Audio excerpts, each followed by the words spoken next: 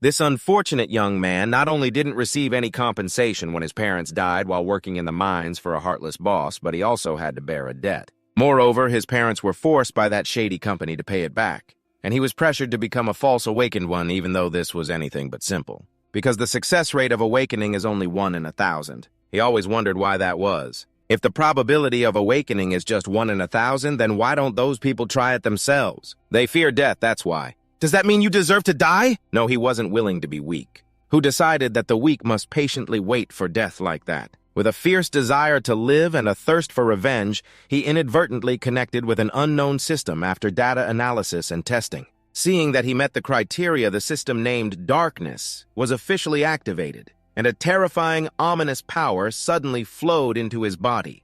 Transforming his already battered body into one filled with energy, he stood up and soared high, looking down with disdain at the mutant that had just torn him apart. The one who had trampled on his statue was nothing but a lowly insect. Right, I'm very long-winded. As he spoke, he stomped down hard, instantly crushing the mutant's body to pieces. The shrill screams attracted more of its kind. But now, these mutants couldn't even get close. He casually let them slice and peel him, but that wasn't enough to satisfy his rage. After dealing with the mutants, he moved towards the miners who had stolen the battery from his energy suit earlier. These scum deserved to face proper punishment as they saw him approach with terrifying intimidation. They were truly scared to death, but still had the audacity to threaten him, saying, "What do you want to do? If you dare touch me, I will definitely report you."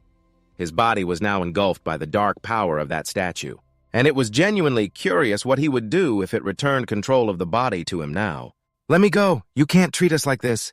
We're just longing to survive." The miners kept screaming even more shamelessly, claiming that if they hadn't stolen the energy battery from him back then, he would never have had the chance to evolve like this. Even though they were cold-hearted and ruthless back then, now he had awakened. They also had a part in it, so should I thank you? He asked back, his voice so cold it sent chills down their spines. No need for thanks, just pretend nothing happened. Lai's voice was so cold that it sent shivers down people's spines. There's no need to thank me, just pretend nothing happened. Let us go, shall we? Those bastards really have no shame responding to me not only by letting you go, but also offering to help you out. Li Giat snapped his fingers, and as soon as he finished speaking, he removed the masks from those guys just like they had done to him earlier. As soon as the masks were off, they were bombarded by intense radiation. They finally felt the pain they had inflicted on Li Giat earlier, and now he didn't even need to lift a finger. They would quickly succumb to the radiation, just sending them off to sell salt. There were still 2 miners left alive, and when they saw Li Giat approaching, they couldn't help but tremble, begging for mercy since they hadn't done anything to him earlier. Moreover, they were 2 of the ones who almost had their energy cells stolen, so he wasn't someone who couldn't tell right from wrong. Thus, he handed over the energy cells of those heartless bastards to the 2 of them, putting away his useless pity. The power from that statue whispered in Li Giat's ear, saying it would only lead him into trouble. But Li Giat didn't want to hear it. He just wanted to take revenge on the right people and didn't want to harm the innocent. After that, he left the cave and immediately faced a large group of mutants. There were so many that he himself hadn't anticipated there would be this many outside. Either you give up control of your body to me, or you deal with this trash yourself. That shadow whispered in his ear, facing off against this trash. Why are your limbs so weak? Think carefully. Without my power, you are nothing, it said. Li Giat was trembling, but the part about being nothing without its power was wrong because he quickly regained his composure. First, he performed a beautiful flip in the air to dodge the first attack from the mutant, and at that moment, Li Giat realized his body had suddenly become weightless. It allowed him to control his movements with ease, enabling him to gracefully counter the mutant's strikes, but even that wasn't enough. Because the number of enemies was still too many, Li Giat was ambushed from behind, just as he heard the ear-piercing scream of that disgusting creature behind him. Its claws were already upon him. Normally, Li Giat would not have been able to avoid this blow, but somehow he managed to dodge it. Not only was his body lighter, but his reflexes and speed had also improved significantly. However, Li Giat's recent performance still wasn't enough to satisfy that shadow. It bluntly criticized him, saying, "Is this all the power you have after linking with the dark system?" Truly useless, it openly mocked him.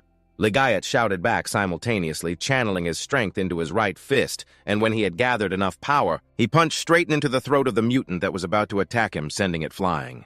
Li Giat himself was surprised by the effectiveness of this strike. He truly didn't understand why. His power had grown so rapidly, but in reality, if he only attacked the mutants with his physical strength, he wouldn't be able to inflict significant damage on them. Lai was thinking to himself how nice it would be to have a weapon in hand. While he was unconsciously thinking like that, his right hand also unconsciously gathered dark power and formed a dagger which surprised another fan of Lee, but the mutants didn't give him time to be dazed. They continued to attack. Moreover, Lee wanted to see if this weapon felt comfortable to use, and the reality gave him the answer right away when the dark dagger in his hand sliced through a mutant's body.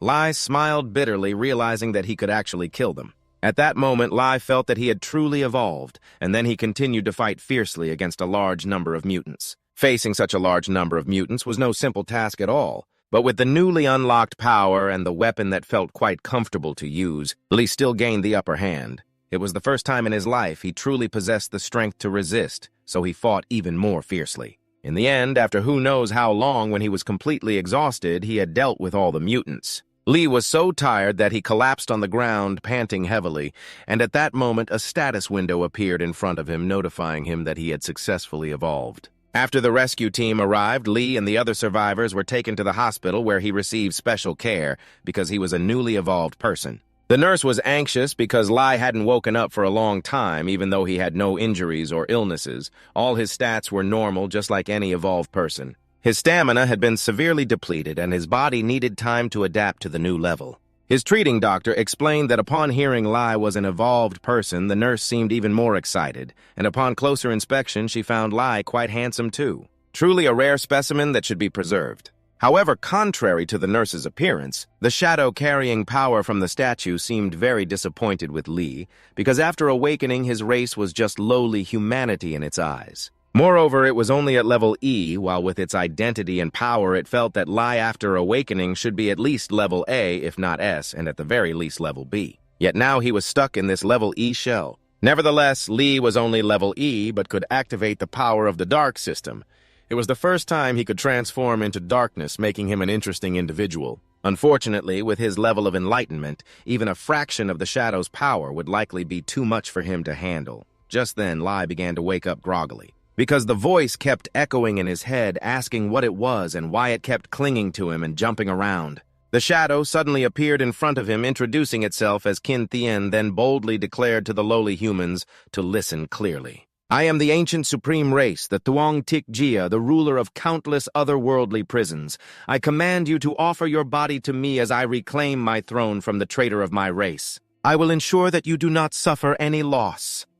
The tone of the shadow seemed very serious, but it only earned a look of disdain from Lai. Lai felt that this thing was definitely just boasting, claiming to be an ancient supreme race or whatever. He had never heard of it before, so it must have just been talking nonsense. Besides, it looked as ugly as a burnt pancake. This only made Lai swear he would never hand over his body, but unexpectedly, all the thoughts in Lai's mind were heard by the shadow, and throughout its years of existence, it had heard them all. This is the first time he has been seriously insulted like this. Kin Tian, suppressing his anger, continued, No need for many words, just offer me your body. That's the only value you have left. Li Giat really felt a headache.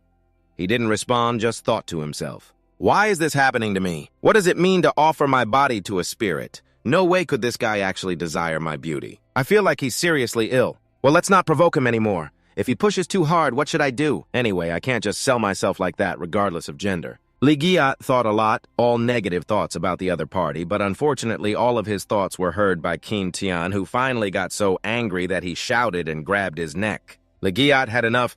What are you thinking about? Are you done yet? You really want to blind me, huh? Why did I have to deal with a human like you?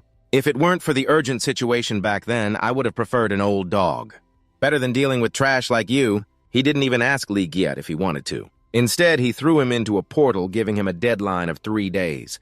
If he couldn't level up from E to D in 3 days, he promised to personally eliminate him. Li Giat was extremely confused. Clearly, he had just been lying in a hospital bed. How did he end up in such a strange space? The shadow explained that this hellish door was the E-level challenge of his tribe called the Insect Nest, and only one person from the tribe could participate in that challenge. After maturing, Li Giat quickly faced his first opponent. Strangely, even though he had never seen this before, he still knew its name, Shielded Armored Insect. The shadow explained that the dark system he provided to Li Giat would automatically read data from his knowledge base. In other words, whatever Kin Tian knew, Li Giat would also know through the dark system status window.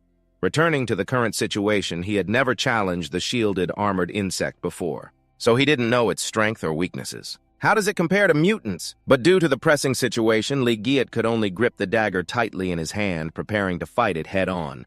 After a few probing attacks, Li Giat realized that there was a weak point behind this insect. It was easy to attack, so he used his familiar technique of jumping high planning to approach it from behind. However, that shielded, armored insect was not easy to deal with at all. Each of its legs was hard and sharp as blades. Just one hit would be fatal. Li Giat had to defend while looking for a chance to slip in and strike. The weak point of the prey was just the outer shell of this thing, which was harder than he imagined. He had tried several times, but still couldn't pierce through it. This is useless. His strategy was just a desperate gamble. The weakness of the prey is just the outer shell of this thing, which is tougher than you think. Despite trying several times, I still can't pierce through it. Your strategy is useless. You're just acting out of desperation. That shadow is starting to criticize how I fight again, as if you need to stand outside and judge. Li Giat immediately retaliated against the opponent without holding back. If you can't fight, then don't ask me for help. Li Giat had no intention of begging for assistance from Qin Thian. He tried to charge in several more times, attacking various points on the opponent's body. But it still didn't do anything at all. At first he thought its weak point was on its back, but after a few attempts he felt like this bug had no weaknesses at all. Moreover, Li Giat kept attacking relentlessly like this. Not only did it not cause any harm to it, but it also drove the shielded bug into a frenzy. After a while, he was the one who got thrown back with his body crashing straight into the rock wall. His bones hurt so much it felt like they were shattered. He coughed up a mouthful of blood, but that shadow showed no mercy whatsoever. Instead, it scolded him harshly, telling him to get up, calling him weak and pathetic. At the same time, Li Giat also noticed that something sticky was on his right shoulder. When he looked at the shielded bug, he discovered that the substance was oozing from its leg joints. It seemed like this was the monster's blood, and at that moment, it seemed like Li Giat had found the key to defeating this seemingly invulnerable creature. Just as the shielded bug bared its fangs and claws, glaring ahead, Li Giat held something dark in his hand, looking back at it with a challenging gaze. Let's see who's really the agile one here. Qin Thian remained silent, but realized that what was in his hand was a shadow clone. In the blink of an eye, he saw Li Giat charge forward using the shadow clone to attack the shielded bug. He delivered a slash right at its mouth, causing it to roar in pain, mocking him for wasting half a day just to cut off a leg. What good would that do? Li Giat thought that with one front leg missing for defense, the shielded bug would know to retreat a few steps, but instead it charged forward, pushing the enemy into a corner. At the same time, he noted that hitting its weak point was much simpler than he thought. Qin Thian asked again about the weak point, and although Li Giat spoke with certainty, when he looked at the weapon in his hand, he realized he needed a more effective weapon right after that. The shadow clone in his hand transformed into a long spear, and he thrust it forward. This was it. The spear pierced straight into the shielded bug's abdomen, causing it to cry out in pain. Li Giat commanded it to go. At that moment, his face clearly showed determination. This bug lay still, not moving, because Li Giat's spear was pointed straight up, confirming that its weak point was in its belly. He leaned on the spear, panting, cheering in victory. I did it! Qin Thian beside him mocked, saying that killing a low-level shielded bug made him breathe so hard. At the same time, a glowing green stone appeared in Li Giat's hand. What is this? It felt like a powerful force surged into his body. He scolded himself for being foolish. This was an energy stone. It had a certain probability of enhancing his ability level. He realized, experience points, but suddenly strange noises echoed in the dark space of the basement. He was surprised that something was approaching, but he couldn't see anything. Qin Thian had appeared beside Li Giat, reminding him that he could use the shadow clone to see. He asked back, what kind of skill is this? The kind-hearted man guided him, saying that he just needed to gather dark energy into his eyes to activate the shadow clone skill. Suddenly, one of Li Giat's eyes lit up and the shadow clone at level 1 activated. He didn't know what he had seen, but he shouted, I've got it!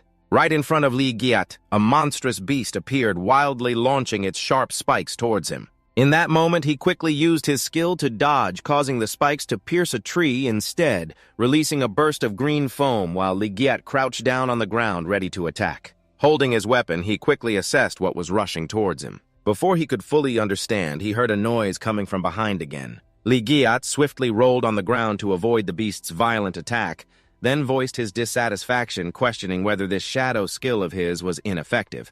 Why can't I see clearly, he wondered. It's not that the skill is ineffective, it's just that your strength is too weak. After hearing this, La Giat showed a confused expression, one hand resting on his eye, repeating the essence of the man's words, "If I'm weak, then I need to gather even more energy." The man was somewhat surprised, realizing that such a small creature could control dark energy so proficiently. It seemed to be getting more interesting. The monsters attacking Li Giat were the Duok Tien Koai Trung, known as the human harvesters skilled in launching poisonous spikes from a distance. Hearing him speak like this earned him some praise. "Looks like you're getting used to the basics." In that moment, one of Li Giat's pupils lit up. "Wait this number!" He was surrounded by countless Duok Tien Koai Trung and the Tik Cham Daoja Jia, when suddenly a voice echoed from somewhere in the space. Humans have a saying. But before he could finish, Li Giat interrupted. "That's enough already!" Kin Thien tried to finish his thought. "It means there are cockroaches everywhere in the dark." At that moment, the monsters fixed their fiery red eyes on him, making squeaking noises, and Li Giat quickly retreated. Kin Thien then opened his mouth to praise. "Not bad, you even know how to find a position to avoid being ambushed from all sides." His determination to take down these monsters was evident. "I won't waste any more time!" Li Giat immediately unleashed his power, creating a powerful shockwave, shouting, "Get out of my way! Show me your energy!" The energy radiating from his body surprised Kin Thien. Wow, has he awakened to the second level of shadow form so quickly? The aura from Li Giat's body at that moment made Kin Thien exclaim in amazement. This level E group was truly a significant surprise. The display showed the second level of shadow when the darkness became your pupil. Each heartbeat of the enemy was like a death knell, and after leveling up, Li Giat's movements became faster, wielding two shadow blades as he ruthlessly slaughtered the monsters before him. The movements of the insects seemed to slow down. They slowed down by at least half. To his surprise, from the body of one monster, he saw several glowing spots and wondered if this purple color was the weakness of the insects. The system then recorded it. "The weakness of the spike-launching creature," Kin Thien spoke up. "This is the benefit of breaking through to level 2 of shadow form." At that moment, Li Giat's pupils became even sharper. He guided Li Giat after seeing through the weakness, stating that the attack could break through their defenses. At the same time, he confirmed that the weaknesses of these creatures were all located underneath. Li Giat then crouched down, summoning the Shadow Grand Tomb. Attack the weak points on the bodies of these insects with the Shadow Grand Tomb. This technique can embed shadows into the ground and then pierce upwards, causing widespread damage. After successfully exterminating the swarm of insects, the crystals fell down in unison. Li Giat felt a bit displeased. Each one only provided 0.7% of the breakthrough value. At that moment, countless spike-launching creatures appeared before him again, reminding himself that he had grasped their weaknesses. He quickly resolved to finish them off. After you successfully exterminated the insects, the crystals fell down all at once. Lai felt a bit disappointed. Each one only provided 0.7% of the breakthrough value. At that moment, a multitude of spike throwers appeared before you, reminding yourself that you already knew their weaknesses, so you quickly resolved to deal with them. Li just aimed straight at the creature's weak point and struck, wiping them all out in one go. At this moment, even he couldn't help but feel a sense of wonder. Just a level 2 shadow had already increased his attack accuracy by so much. Suddenly, Li was attacked from a distance, muttering, "What the heck?" In the cave, the voice of Kin Thien echoed, praising his quick reaction, but unfortunately his head couldn't keep up. His pupils lit up as he clearly saw it was a Duok Tien Kwai Trung. Instantly, a long whip appeared in Li's hand. Kin Thien suddenly asked, "Did you just transform your blade into a whip?" Not wanting to waste words, Li directly acted using the whip he just created to catch a Duok Tien Kwai Trung, shouting, "Got you!" But it quickly escaped the bindings. Li used his strength again, wanting to catch the creature, asking, "You escaped again?" Meanwhile, the system had recorded the weaknesses of the Duok Tien Kwai Trung. Several of them, with their heads raised, weren't sitting still and were frantically shooting sharp spikes in this direction. Now Li had vented his anger, questioning, "You think you can just shoot at me?" He immediately rushed towards them, losing his temper. "Let's see how you shoot now." With his agile techniques, Li struck accurately, and they all fell to the ground while he shouted, "And you too!" Countless bindings appeared in his hands, and in the blink of an eye, he had captured all the Duok Tien Kwai Trung. Quickly observing from the side, Kin Thien crossed his arms and commented, "Finally, you're starting to look a bit worthy of me." Although his posture was a bit off, the kind old man explained that the gift from the Shadow Chi could significantly enhance his reflexes, strength, and ability to control darkness. That's why it's called the Chi La Shadow. While Qin Thien was rambling on, Li was still using all his abilities to fight against them. A lot of crystal shards fell, but his face suddenly began to change.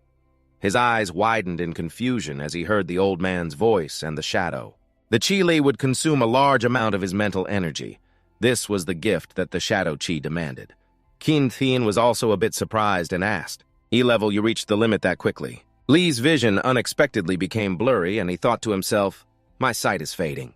It was so hard to gain this power. While Li was lost in thought, a Tik Dao Cham flew from behind him and launched an attack that made him spit blood, a power that could seek revenge. Li's eyes revealed determination. "How can I fall here?" At that moment, he remembered the creatures of the NG group who dared to hide the truth about his parents' death. His eyes radiated hatred. "You dared to force me to dig for debts." At that time, he poured his hatred into every strike. "Is it just because I'm an ordinary person? Now I have the power to change everything. I will never give up. I must take revenge." Li looked at the pile of corpses on the ground and swore, "I will drag all those arrogant beasts down to hell." At this moment, he was like a dark monarch stepping over the insect corpses, ensuring they would kneel before his parents' graves in remorse. Even Qin Thien couldn't have anticipated this. The hatred of a human could resonate so well with the dark system. It even nurtured dark energy. He reminded him that the time was drawing near. "You need to hurry up." Li didn't respond, only fiercely unleashing his power. Seeing him like this, the old man worried that he really intended to unleash all his dark power at once. "Aren't you afraid of exploding and dying? Your eyes shine with determination. Just a little more and you'll break through. As long as I can get stronger, I'll confidently charge at the swarm of bugs in front of me, ready to bet everything I have." Li Giat jumped up, sword in hand, preparing to strike down with full force, causing everything around him to tremble as he shattered the ground. After finishing the battle, he was exhausted, sweat pouring down, and he reluctantly spoke. Now you can call him a little brat. Suddenly, Li Giat glanced to the side and saw a shining sword lying next to the shield, curiously asking what it was, and he explained. "This bug training ground used to be a place for our clan's trials. If we were to use human ranking systems, it would probably be rank A." Li Giat lifted the sword to examine its blade. "Isn't this a giant sword? Could it be that all your clan members are giants?" Qin Thien scoffed confidently, saying, "Compared to my dark energy, these weapons are nothing." As he put away the short swords, he replied, "Well, that's not certain." "Short swords, huh? Black gold short swords." Hearing this, he was surprised. "Could you possibly use them for something else?" Li Giat calmly walked away, snapping his fingers and smiling. However, only those who advance to rank D can sell equipment, so the first stop is the registration hall. At the exchange counter, many people were bustling about, and Li Giat loudly questioned how he could be rank E. The female staff raised an eyebrow, coldly pushing out his personal information. Although his physical stats were quite good, no energy fluctuations were detected. Therefore, it could only be confirmed as rank E. He was shocked picking up the information sheet, feeling like he had fallen into a deep pit. The female staff continued saying that he had registered as a minor. Leveling up to rank E would increase his salary by 15%. Exiting the registration hall, Li Giat was still happily singing about the dark system while Qin Thien looked at him in confusion. "It's due to the poor perception of your kind that you can't sense the existence of dark energy." Li Giat pondered seriously, unable to check it. "Perhaps it's a good thing, it's just that selling equipment might be a bit troublesome." In a quiet, filthy place, he quietly made his way to the night market. All transactions that cannot be brought to light are conducted here. He seemed to enjoy the night, which suited the dark system.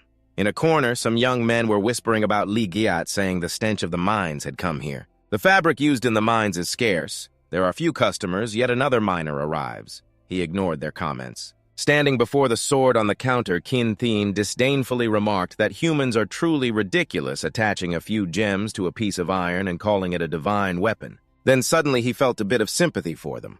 The shopkeeper saw Li Giat and shooed him away. "What's so exciting about a miner? You can't mess up our stuff here." He frowned, slightly angry.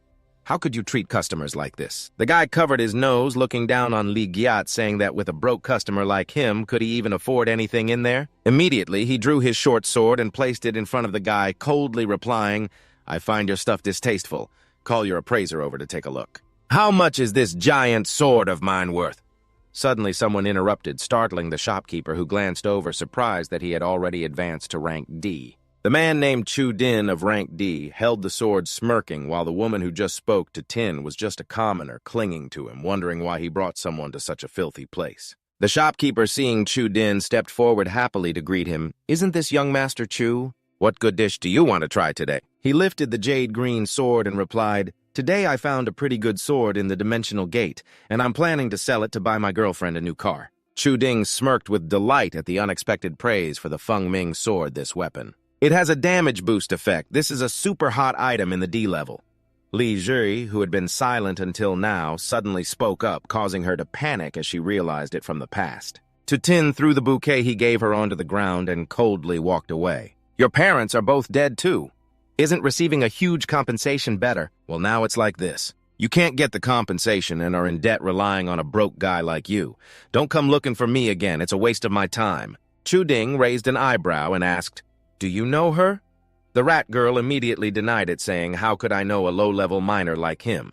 Maybe he's a fan of yours." "That's right, a fan. After all, he's a well-known person online. Being recognized is normal." He believed Tu Tin's words and angrily brandished the sword, threatening her. "Can you call him? I mean, you guys are getting more and more low-class. Do you really want to mix with trash and lower the reputation of this place?" Chu Ding leaned in, ready to attack, continuously mocking the scrap collection station at the end of the street. "Since it hasn't closed yet, hurry up and take your trash away." He struck a powerful blow towards Li Ji, and the sword shattered unexpectedly, leaving Chu Ding in disbelief. "How could this happen?" "You smiled mockingly. Looks like your sword is the real piece of junk." Tu Tin, confused, asked him, "How could this be? Didn't you say this sword cuts through metal like it's mud and is very valuable?" Her words only fueled Chu Ding's anger. "Damn it!" He furiously threw a punch at the kid, his eyes filled with rage as he gritted his teeth. "Isn't this guy a miner worse than level E?" He punched straight at Li Ji, but you quickly dodged. This made Chu Ding look at Li Ji suspiciously, wondering why he at level D couldn't hit you. You wrapped a magical thread tightly around his wrist. Chu Ding angrily shouted, "Miners should crawl back into their caves." Li Ji smirked coldly, "So should dogs lie on the ground." Then you grabbed the thread and yanked it down, causing him to fall painfully to the ground. Tu Tin rushed over. "Hey, Chu Ding," he cursed. "Damn it." Li Ji angrily looked at him and sneered, "Looks like you're really eager to be a dog, huh?" The provoking words made him even more furious as he charged to attack. "Damn it, are you tired of living?" Suddenly, a guy leading some subordinates appeared, shouting, "Stop right there!" Chu Ding had to stop replying, "Boss Wang." The guy was Wang DFA, a level D, with a fierce look as he threatened Chu Ding. "Although you're a regular customer of mine, it's a bit too much for you to act up in my place." Hearing this, Tu Tin pointed at Li Ji, saying, "That damn miner broke Chu Ding's precious sword, that's why he acted." "Your identity," made DFA raise an eyebrow, pondering. The miner looked at the two in front of him, curious if Chu Ding's weapon was really broken by the sword in your hand. You casually asked him back why he was so aggressive with his sword. "The sword of his was broken, so it's not my fault, right?" He turned to ask Chu, "Is that really the case?" Duke slowly glided past him, grinning wickedly as he revealed the plot about the sword in that kid's hand. "It must be something special." Old rules, Chu proudly replied to him. "All right, the money will come back to me and the goods will be delivered to you." After that, Duke pretended to stroll over to Li as if nothing had happened. "All right, if Chu trusts me, then I'll be the mediator." He smiled politely and asked, "Can I see the sword in your hand?" You calmly lifted the sword and handed it over. When Duke held the item, he couldn't help but be amazed. He pondered, this sword weighs 100 pounds, yet he can wield it so effortlessly. Could he be an evolved human? I need to probe him first. In front of Duke, he asked, "Where did you get this weapon, a miner like you?" Ali frowned, looking at him in confusion. Since when did black market transactions require checking the identity of the seller and the origin of the goods? Duke smiled and replied, "I'm just asking to know. If you don't want to disclose, that's fine too." You glanced and immediately guessed his intention. This was a probe. Li calmly fabricated a story. "I found this sword while mining."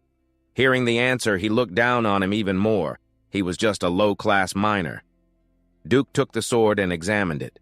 This sword is indeed quite sturdy, but it has no additional attributes. At most, it's worth a few hundred coins. As for Chu's sword, if it hadn't broken, it could be valued at over 2 million. Then he boldly made his decision. "In my opinion, being a miner isn't easy either. I'll take this old sword, all right. You just need to compensate Chu 2 million, and I'll cover the rest." Duke's words increasingly dismissed Li, treating him as if he were nothing. "Consider it my kindness to help you out. How does Chu feel about this?" Chu appeared generous. "All right then. Since Boss Wang has stepped in, let's do it this way." Tu Tin looked at him in surprise. "No way, that damn miner. How could he possibly come up with 2 million? You promised to buy me a car, so..." Before he could finish, he turned and stroked the chin of the girl, coaxing, "Don't worry. Selling your organs would be enough to exchange for 2 million. Tin grinned wickedly. All right, then. Lai remained silent, observing, and finally spoke up. "You guys really know how to calculate." Duke signaled to his subordinates. "So do you have any objections?" You darkened your face, your sharp gaze fixed on them. Someone with objections suddenly appeared behind, exuding a dangerous aura, not just me, but those fierce subordinates wielding weapons. They charged towards Lee, intending to take him down. Duke turned and scoffed. "This fighting and killing is really not interesting at all. Let's go to the tea room and wait for the results." Chu smiled in satisfaction. "That's good." Suddenly, one of the subordinates was sent flying forward, crashing into the wall, startling the three of them. He angrily shouted, "Abby, be careful! If you break his stuff, he won't be able to compensate." Behind Lee used his feet to take down each person. The tavern owner was knocked near Chu, causing him to grit his teeth in anger. He immediately kicked the guy away and fiercely remarked, "Looks like mining has its benefits. You've built up some strength." Meanwhile, Tin, frightened, dodged his cold gaze looking at Chu. "It's your turn now." He immediately kicked the guy away and aggressively thought that mining a lot also helped build some solid strength. Meanwhile, Tin, frightened, avoided your cold gaze looking at Chu Ding like prey waiting for its turn. I can't help but wonder when this miner became so skilled. He smirked arrogantly, admitting that your skills aren't bad. You could take on a few useless guys, but immediately Chu Ding charged madly toward Li Zhe, standing in front of the low-level progressor, saying, "You're just a useless piece of trash." You raised your hand, looking annoyed at him. With just a bit of strength, Li Zhe could have knocked Chu Ding back a few meters. He quickly steadied himself and began to use his power. "My dad has never hit me, and yet you dare to strike my face." Then Chu Ding launched a powerful attack, unleashing destructive energy. "I want to kill you!" But Li Zhe managed to use a shield to block the damage. He was stunned, unable to believe what was happening. How could this be? It was like there was an invisible wall. You coldly took a slow step forward, saying, "If your father can't beat you, then I'll teach this ungrateful child a lesson in his place." Chu Ding, frightened, stepped back. "Don't come any closer." Tin panicked and shouted, "Ding, aren't you a progressor? Now you can't even beat a miner." Li Zhe snapped his fingers, and immediately magical threads wrapped tightly around the two of them. "What the hell is this?" He looked at you in disbelief. "You're not a miner. You're a progressor of level C, level B." You shrugged and smiled. "I'm certified as a level E miner." But he still couldn't believe it. "No way." Seeing you about to strike again, he trembled and threatened, "Wait, I'm from the Black Hawk Gang. If you touch me, you're going against the gang." Li Zhe, with a fierce look, asked, "Is that the loan-sharking Black Hawk Gang?" Before Chu Ding could answer, you punched him repeatedly in the face, reiterating each word, "The Black Hawk Gang right." "The gang right!" Tin dodged in fear as Li Zhe kicked Chu Ding far away, causing him to fall, his face pale from pain, spitting out a mouthful of blood. You frowned and smirked disdainfully. "What I hate the most is those damn loan sharks with high interest rates like you."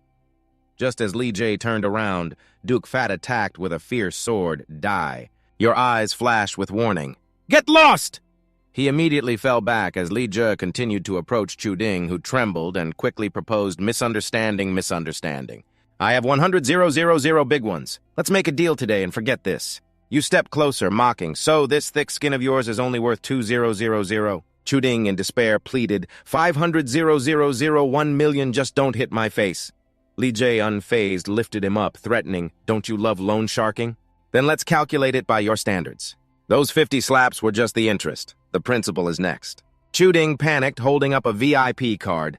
5 million, 5 million, I'll give it all to you. Is this enough?" Li Zhe glanced at the card, pondering, the VIP card of the NG Corporation. "So it was you guys who forced me to mine and then went to collect debts for NG. If that's the case, let Chu Ding go ahead so he can lead the snake outside. Seeing that you're still not moving, he groans and explains that even if he kills him, there won't be any more left. I swear over the past few years, the Black Gang has exploited me for hundreds of thousands. This money can be considered a return to its rightful owner." You calmly took the VIP card and then let Chu Ding down, rushing to support him. "Chu, are you okay?" Chu Ding's face was grim as he looked at you. "Didn't you say he was a miner?" He hesitated to respond. "I also want to know how he suddenly became so powerful." He angrily slapped Tin. "If you hadn't said he was a miner, I wouldn't have been careless and fallen into someone's trap." Chu Ding gritted his teeth. "Even the news from my side isn't easy to handle like this." He cursed silently. "Just wait." On the other end of the line, there was a recent battle. The leader answered, "Speak." The person Chu Ding was calling was his superior in the Black Gang. Hey, can you take charge of this for me? Just now, a thief stole the precious sword I intended to present to you and arrogantly declared he would wipe out our black gang. The black gang leader smiled sinisterly. Send me the information about that kid. Blood report, he respectfully asked from behind. What should we do with these people now? His gaze was both sharp and wicked. Is there anyone here? Blood report immediately understood, smiling dangerously, and swiped his hand down. Of course not. The people behind him seemed to be cut into 100 pieces by an invisible weapon.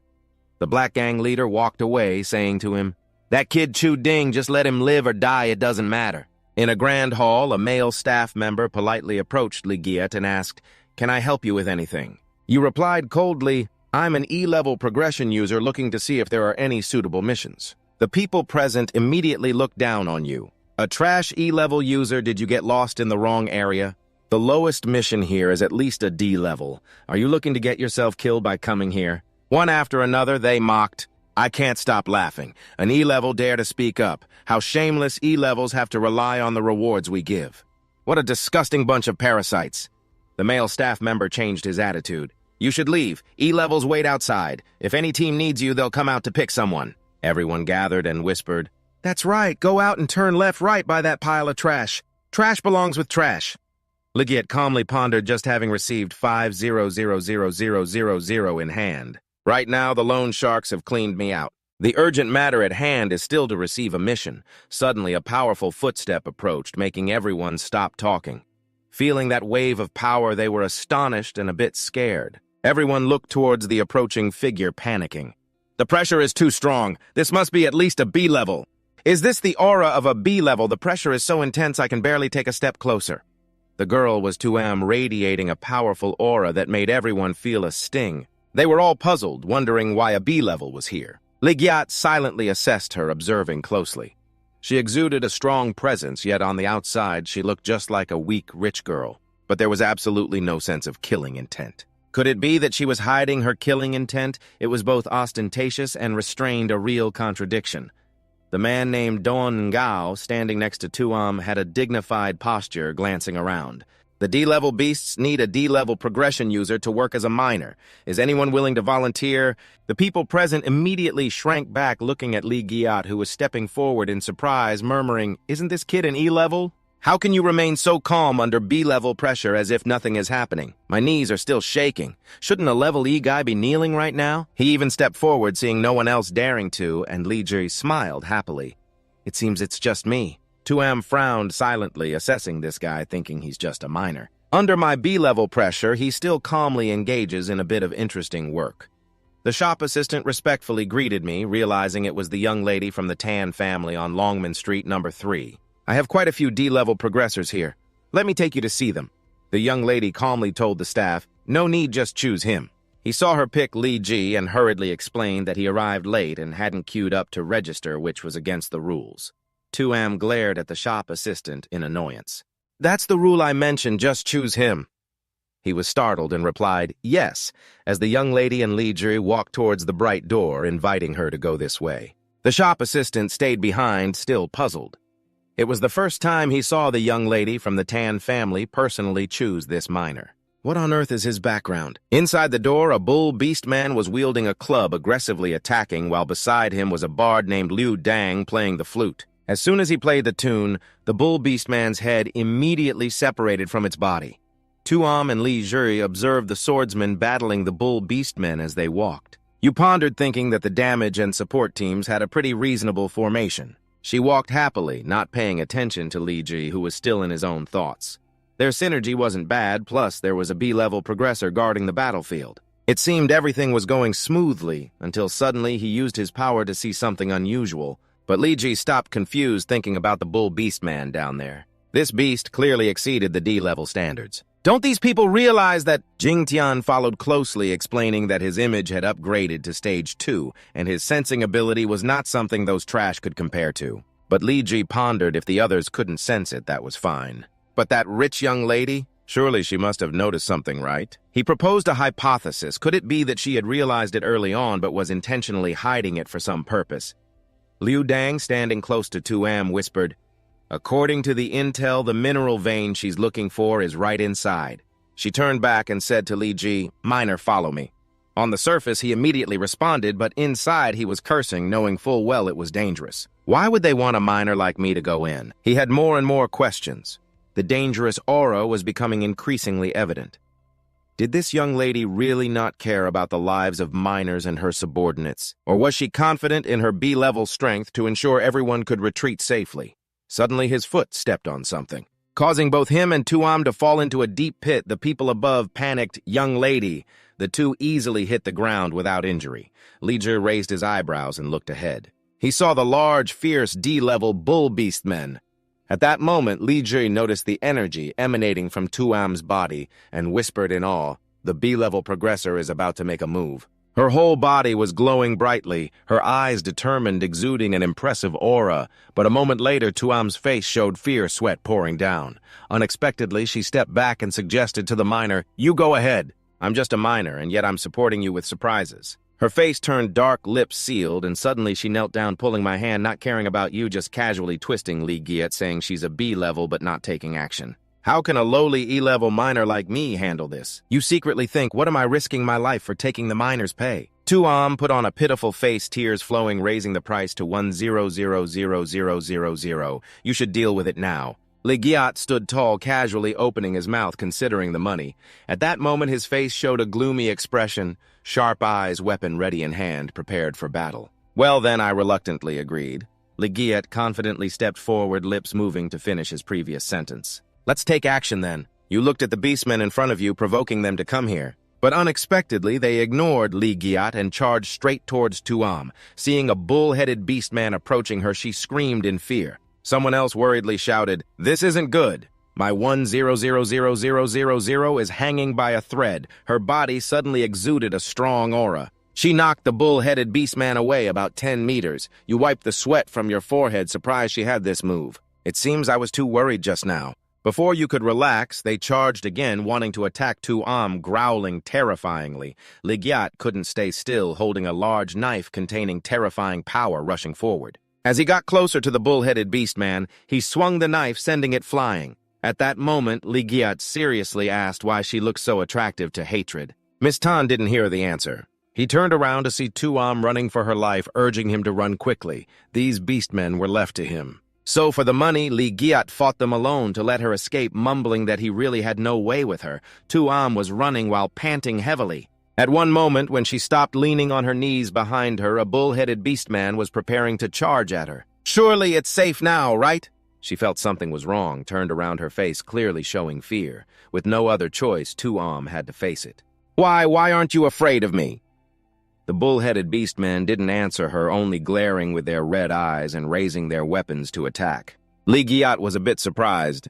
It was strange. Clearly she had a way to counterattack. Why was she scared? At that moment, she raised her hand to wear a protective ring, her whole body trembling to the point of shouting.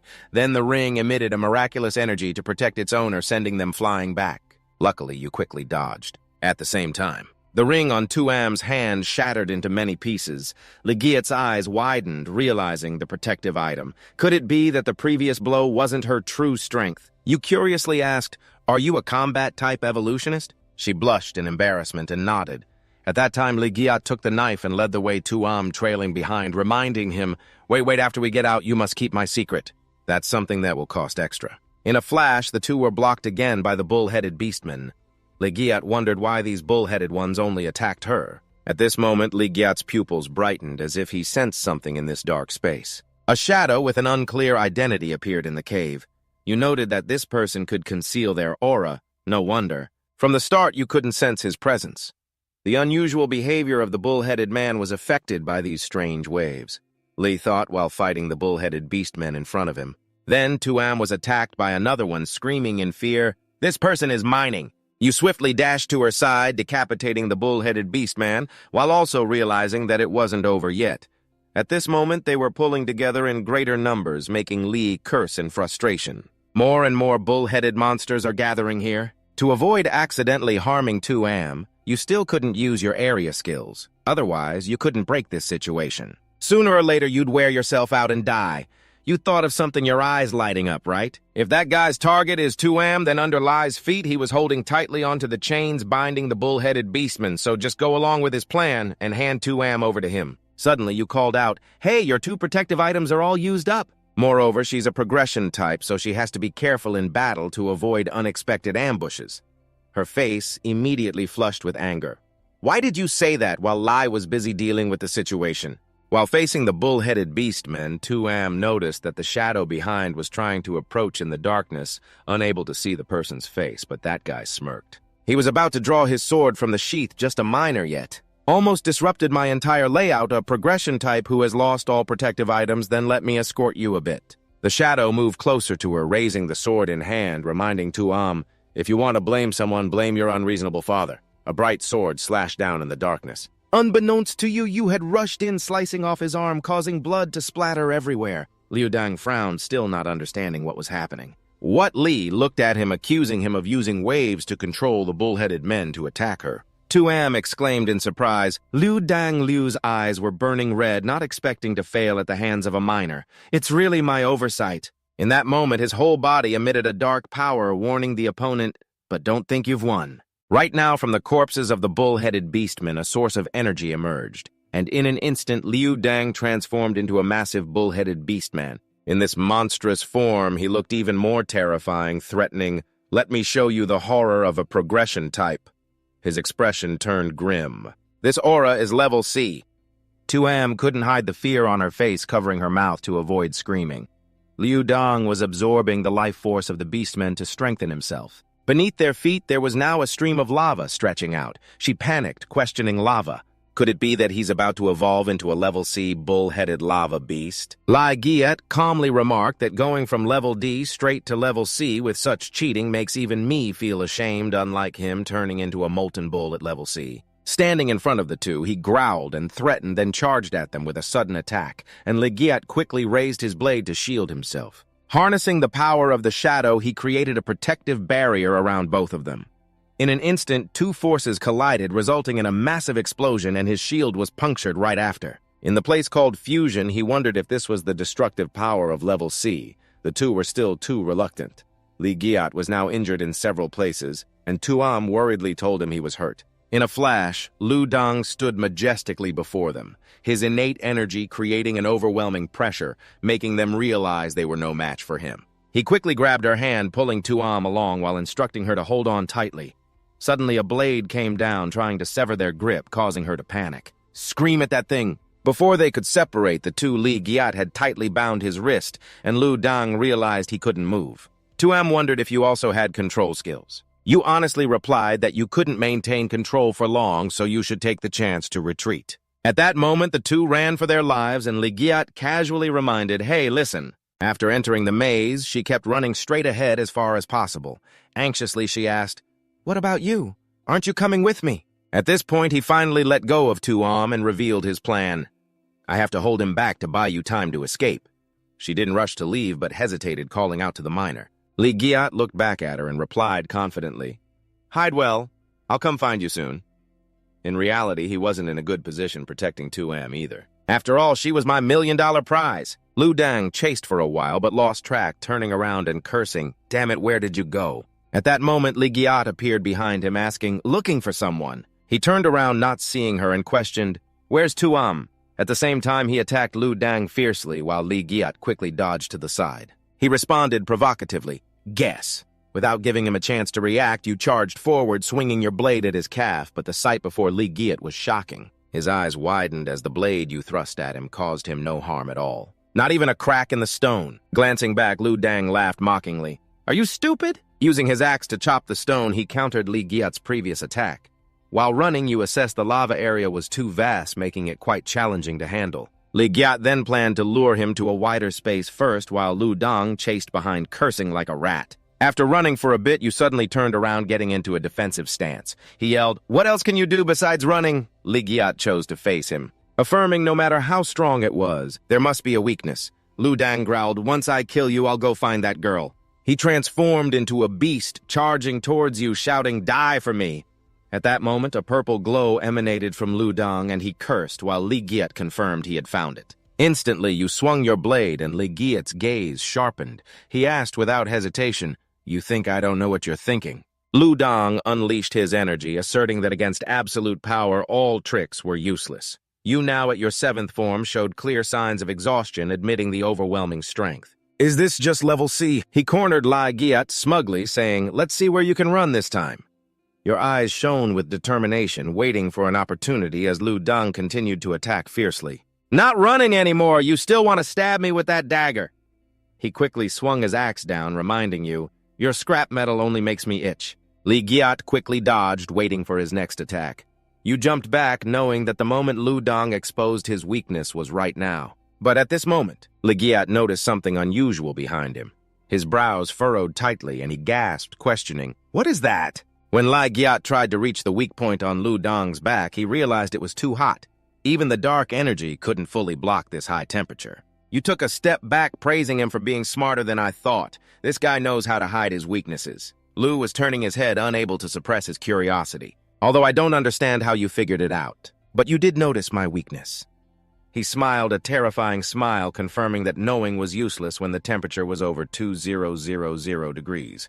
Now tell me, where is Tantuam? I could spare your life. You, Sam, with that expression, scolded the guy who bites the hand that feeds him. I don't trust you. Li Giat's words successfully provoked him. You're asking for death. Lu swung his axe, challenging, take this axe of mine. If you're tough, don't dodge. In that moment, Lai Giat dodged the attack while launching a shadowy strike, thrusting his weapon forward, mocking his opponent. You act like you won't dodge. At the same time, Li Giat transformed his weapon again. In that moment, shadowy ropes emerged, trying to reach the weak point on his back. Unexpectedly, all the ropes couldn't touch that spot. Instead, they melted away. Lu laughed loudly. Useless, you clicked your tongue. What a hassle. He swung again, advising, just give up struggling. Li Giat stepped back, preparing himself. The dark energy was depleting too quickly. Continuing like this would be very dangerous. Was there no choice but to call for Qin Thien? You tiptoed, jumped up, and shouted no. Li Giat charged toward the enemy, determined that even if it meant risking everything, he wouldn't let Qin Thien control his body anymore.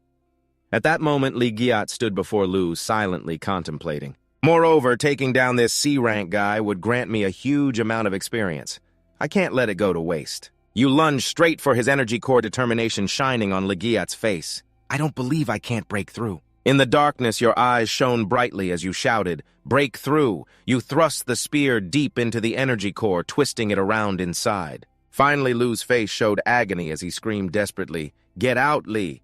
Giat Innocent wondered why this guy suddenly went crazy. At that moment, you were thrown hard to the ground, feeling immense pain. Lu turned to look back at Li Giat, his eyes filled with resentment towards a lowly miner. And you dared to push me to this point. You were on your knees wanting to stand up, but it was difficult. It was too hot. His attack had a burning effect. You still wanted to finish your sentence, but Lu's gaze was somewhat disdainful. That's all there is to it. Suddenly, Lai Giat showed a surprised expression. From his body, dark energy erupted fiercely, leaving Li Giat bewildered, wondering why he felt this way. The dark energy was many times stronger than before, surging from his body. When did Qin Thien come close to Li Giat? These energies had always existed within him. It's just that before, his body had never been tempered by high temperatures, so he couldn't channel them out. He continued. I didn't expect you to accidentally hit the key to unlock a new form of dark energy. Lai Giat extended his hand into the air, feeling the currents. This dark energy is healing my wounds. But he said it's not just simple healing. Seeing what was happening in front of him, Lu was extremely astonished. How could this kid's wounds heal so quickly? How could it recover so fast? How can this kid's wounds be like this? How can he recover so quickly? Moreover, the aura radiating from his body was even more eerie than before, making him feel a sense of urgency.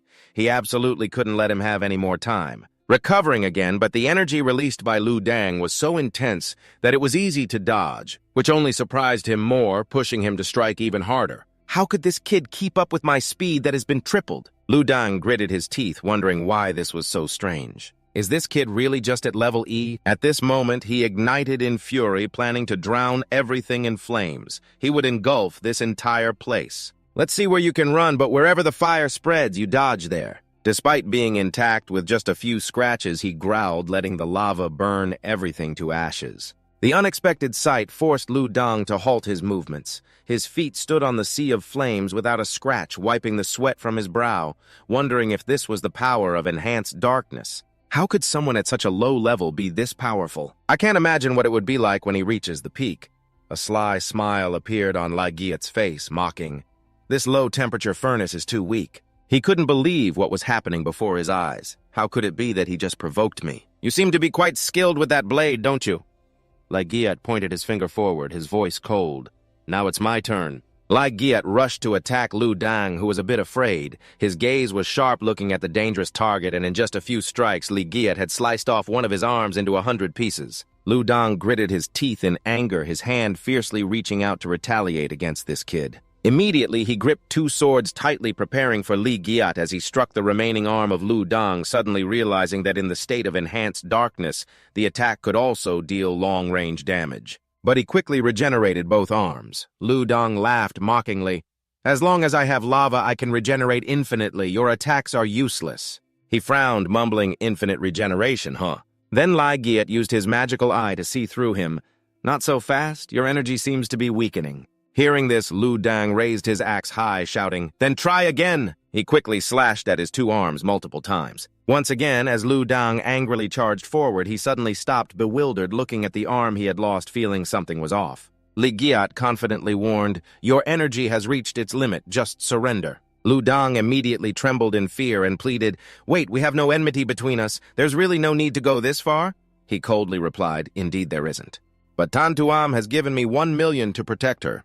He began to negotiate with Lai Giat. "Money is easy to talk about. You hand over Tan Tuam to me, and when I return to Dongtan, don't think that 1 million or 5 million is too much for you," he said with a sinister smile. "Just wait until I get back to Dongtan. You don't plan to turn your back on this, do you? You might even lead people to take revenge and lose your life," he warned. Lu Dang glared back, rebutting, "No way, how could I be such a treacherous person?" Lai Giat smirked. "You just reminded me." His gaze was cold and disdainful as he looked at him. "Handing over a person like you, a traitor, to Tan Tuam's father, Tan Thieu Thuong, I'm sure he would be very interested. For the one who has hurt my daughter, saving her from the hands of Tan Thieu Thuong and catching the mole could earn the head of Long Mon 3 Nai a favor that is worth much more than 5,000,000. Liu frowned in contemplation. If he fell into the hands of Tan Thieu Thuong, he would likely suffer more than death. The organization wouldn't spare my family either. Suddenly, he became frantic. Grabbing a shard, he shouted, "If it's come to this, don't blame me!" Kin Thien was shocked. "How does he have a piece of the Hell Gate?" he immediately reminded Lizit. "Once the shard is destroyed, the only link between the beast realm and the outside world will be severed. The portal will vanish, and everyone will be trapped here forever." "What are you observing?" Liu Dang smirked. "You forced my hand." As soon as he finished speaking, the shard in his hand quickly vanished. Lizit had taken it. Liu Dang looked at his empty hand in disbelief. Seizing the opportunity, he thrust the sword straight into his chest. Liu Dang screamed in pain and collapsed. Behind him, the stone was hovering right over his chest. Unable to resist, he absorbed it into his body.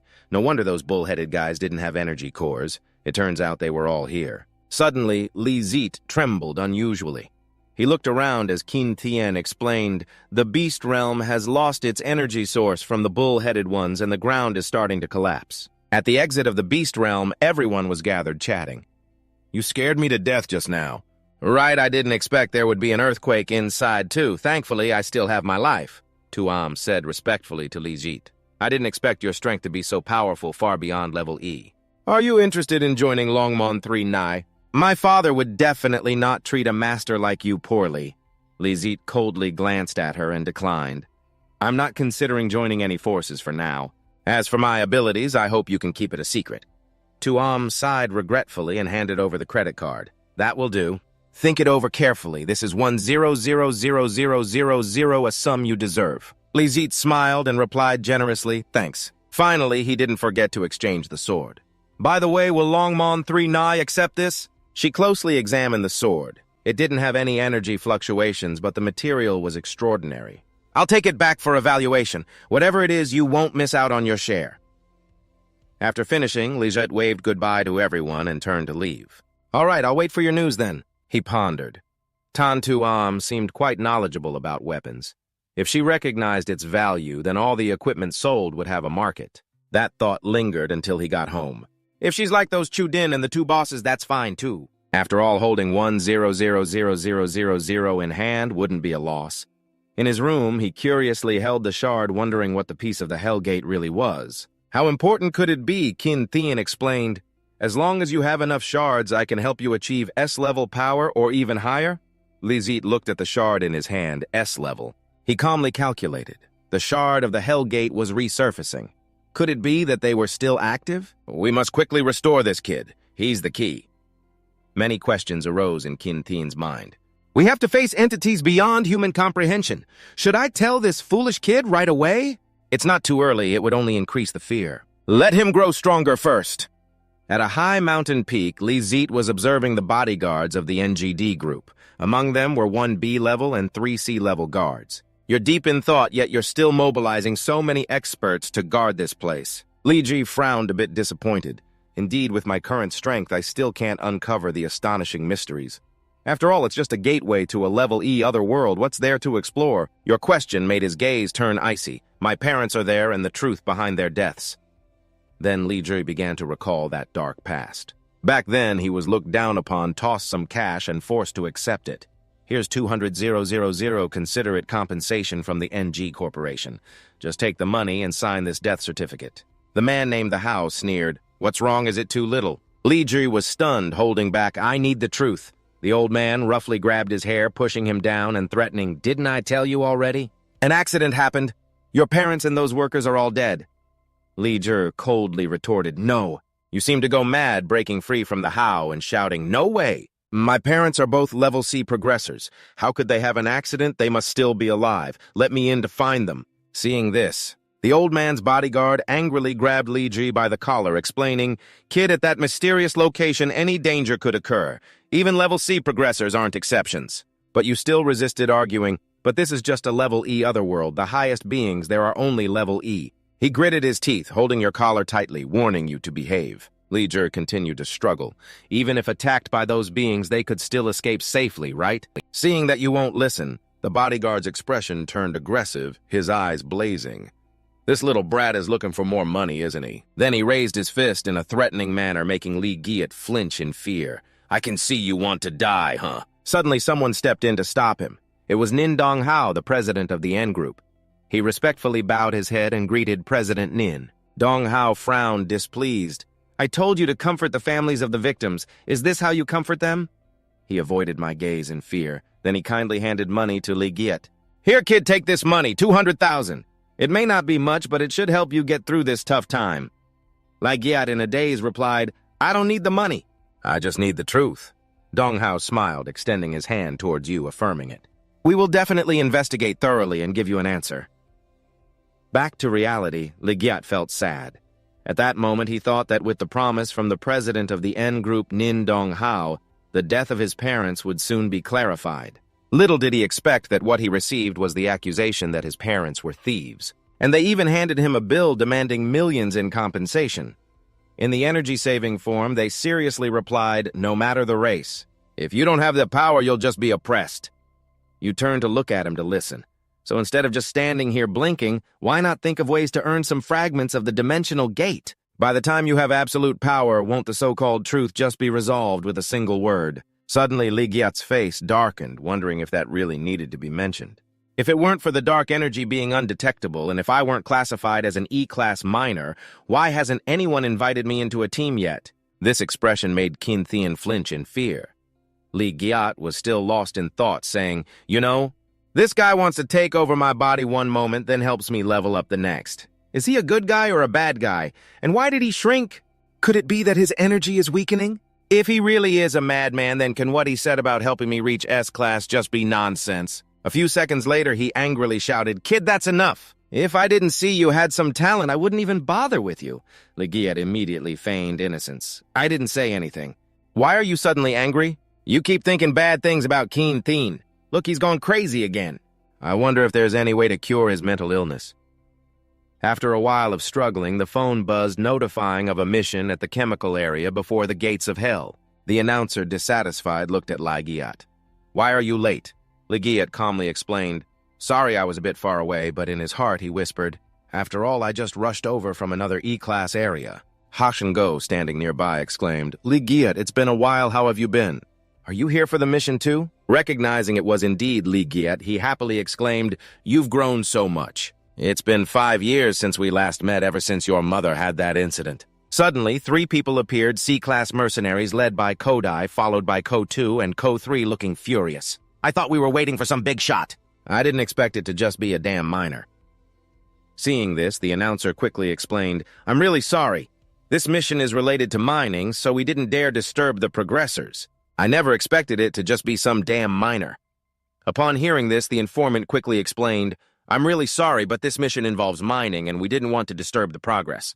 So the boss pointed straight at him and ordered him to stop wasting time and clarify the mission for us. The informant, trembling with fear, immediately replied that this time it was a D-level demon, and our task was to find the ice crystal ore and extract 60 kilograms of samples from up ahead. Ligiat, eavesdropping on the information, thought to himself that inviting 4 advanced practitioners for a D-level demon was really unnecessary. He then carefully observed each person to assess the aura emanating from these 4. They definitely weren't the kind of people you'd consider good-hearted. Moreover, he vaguely sensed something. There was also a C-level demon lurking somewhere else, quietly watching everyone.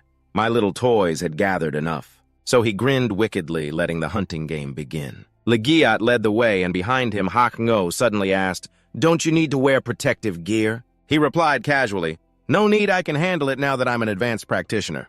The others behind, hearing this, burst into laughter. An advanced practitioner who's also a miner, huh? That's a rare combo. The boss pretended to remind Lao 3 to keep his mouth shut. After all, he was the king of the garbage dump, worried and advising Lai Gayat not to provoke them. He assured him, Don't worry, I'm not the impulsive type. At this moment, Ligiat was still focused on something else, the vegetation here. It seemed to have been deliberately altered for easier hiding. He walked cautiously, appearing calm on the surface, but he felt an unsettling aura around. Suddenly, a wave of killing intent struck. Ligiat couldn't help but wonder if he was about to take action. He glanced back, realizing that the sea-level demon seemed to have noticed too. Was he planning to hide in the shadows to spy, or did he have other schemes? Lao 3 spoke up, urging, You useless bunch, hurry up, what are you dawdling for? Haching-o quickly responded, We'll speed up right now. Ligiat's face turned grim as he calculated in his mind that he could use the terrain here to shake them off. Then he quietly observed what was going on. Suddenly, he grabbed the old man's hand and ran ahead, urging his brothers to hold tight. Seeing them dash away at an astonishing speed, he shouted, Damn this speed and your miners! Lao 3 yelled, Stop, let me catch up! The boss blocked him. Forget them, those 2 trash over there. Leaving them would be like asking for death. Currently in the trees, the shadow of the blood demon was faintly visible, and he kindly thought to himself that the 3 of them should hide quickly. Are you sensing danger now? He licked his lips hungrily, thinking that would be good if everyone was as foolish as those 3 idiots. Then the 3 brothers huddled close together, meticulously observing their surroundings. Ko too spoke up. Big brother, I feel like something's off about this mission. From the moment we entered, it felt like someone was watching us. Kodai advised him not to be paranoid. It was just a D-level mission, and the 3 of us at C-level couldn't handle it. Ko 3 also sensed something and insisted, No, big brother, I feel something's wrong too. It gives me a chill. He suggested, How about we head back? The old man seemed furious. Lao 3, why are you joining in on the chaos? Suddenly, the brows of the elder furrowed, and with the elder 2, there was a kind of expression as they watched the elder 3 being grabbed by the shadow, still laughing with a savage bloodthirst. Wrapped tightly from head to toe in red threads, he questioned, The game has just begun, and you all want to back out already.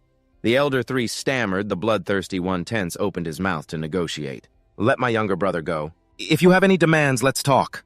The elder 3, frightened, pleaded, Please save me, tightening the threads around his hands, more indicating to talk. You 3 brothers keep provoking our Black Panther gang time and time again. The bloodthirsty one yanked the threads hard, causing the elder 3's head to separate from his body. What else is there to say?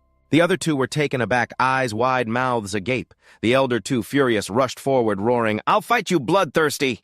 The elder one raised his hand to stop him. Don't go. But before he could act, his wrist was tightly bound by the red threads of the bloodthirsty one. Soon, the elder 2 was wrapped tightly. He could only watch helplessly as another younger brother fell into danger. He smirked, mocking, You think you can match up? Before he could deny it, the red threads of the bloodthirsty one took his life. The elder one, drenched in sweat, his lips trembling, immediately turned and ran like crazy with him cheering from behind. Run faster, the prey in fear is the most delicious. The elder one was so scared that he shouted for help. Meanwhile, Ligiat found a place to sit and suggested, Uncle Hatch, let's take a break for a bit. Hakan-go sat down, unable to hide his curiosity. Why did you leave those few words behind, Ligiat?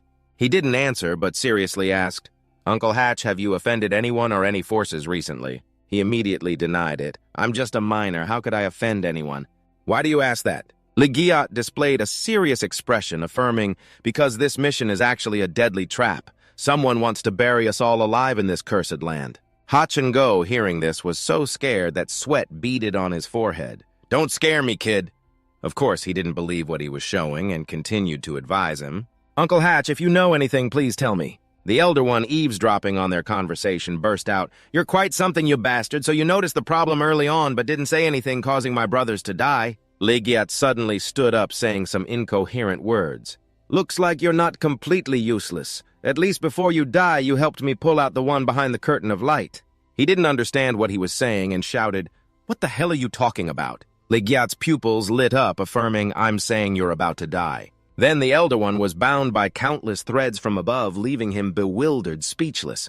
Since when had the bloodthirsty one started licking the blood still clinging to the threads, assessing the situation? I didn't expect a miner like you to be so interesting. Just then, Ligiat activated his high-level projection, looking at him. Hachengo stepped forward, pleading, Please, bloodthirsty, don't kill us. I beg you, spare us. We're just miners. We have no grudges against you. He brought his fiery red pupils closer to the two, questioning, You and I have no enmity.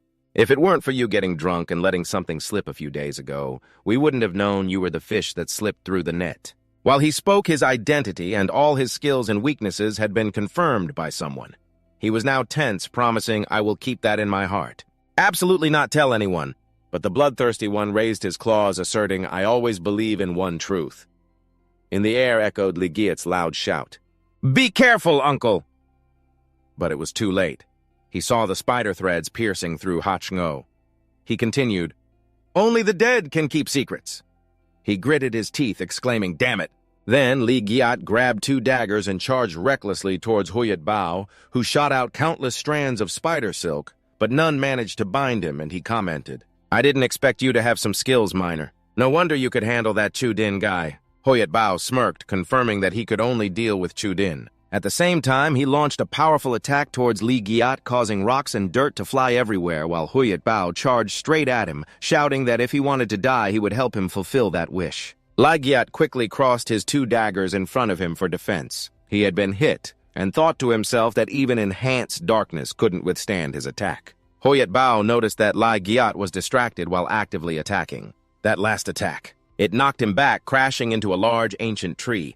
Hachengo shouted in panic, and Ligiat warned him not to come closer. Ligiat began to calculate that fighting him head-on was too disadvantageous and needed to change tactics. He licked his fingers, still smelling of fresh blood, and said, Don't rush. Both of you are going to die today. Meanwhile, he activated his top-tier shadow clone and taunted, Who knows who will die first? After that, Ligiat hung suspended in midair. Countless daggers appeared, stabbing towards Huyet Bao, who easily used his silk to counter the daggers and disdainfully asked, Is that all? Unbeknownst to him, Ligiat had flown above him. Swinging down his dagger, he replied, Of course that's not all. Huyet Bao remained calm, a wicked smile on his lips, evaluating the miner's diverse tactics. What a pity. He used his spider silk to slice horizontally at Ligiat's dagger, causing it to fall to the ground. Just then, a head suddenly emerged from the ground, roaring loudly. Huyet Bao go die. The next moment, that head broke through the surface, its body coiling around him like a giant serpent, and Huyet Bao showed no sign of fear. Instead, he seemed very pleased. I thought you would try to survive until the end before making a move. It's a pity that your skill is your greatest weakness. His eyes glowed with a fierce light, revealing that close combat was indeed his area of expertise. The bald-headed one was stunned, his face twisted and wrapped in spider silk, incredulously asking, What?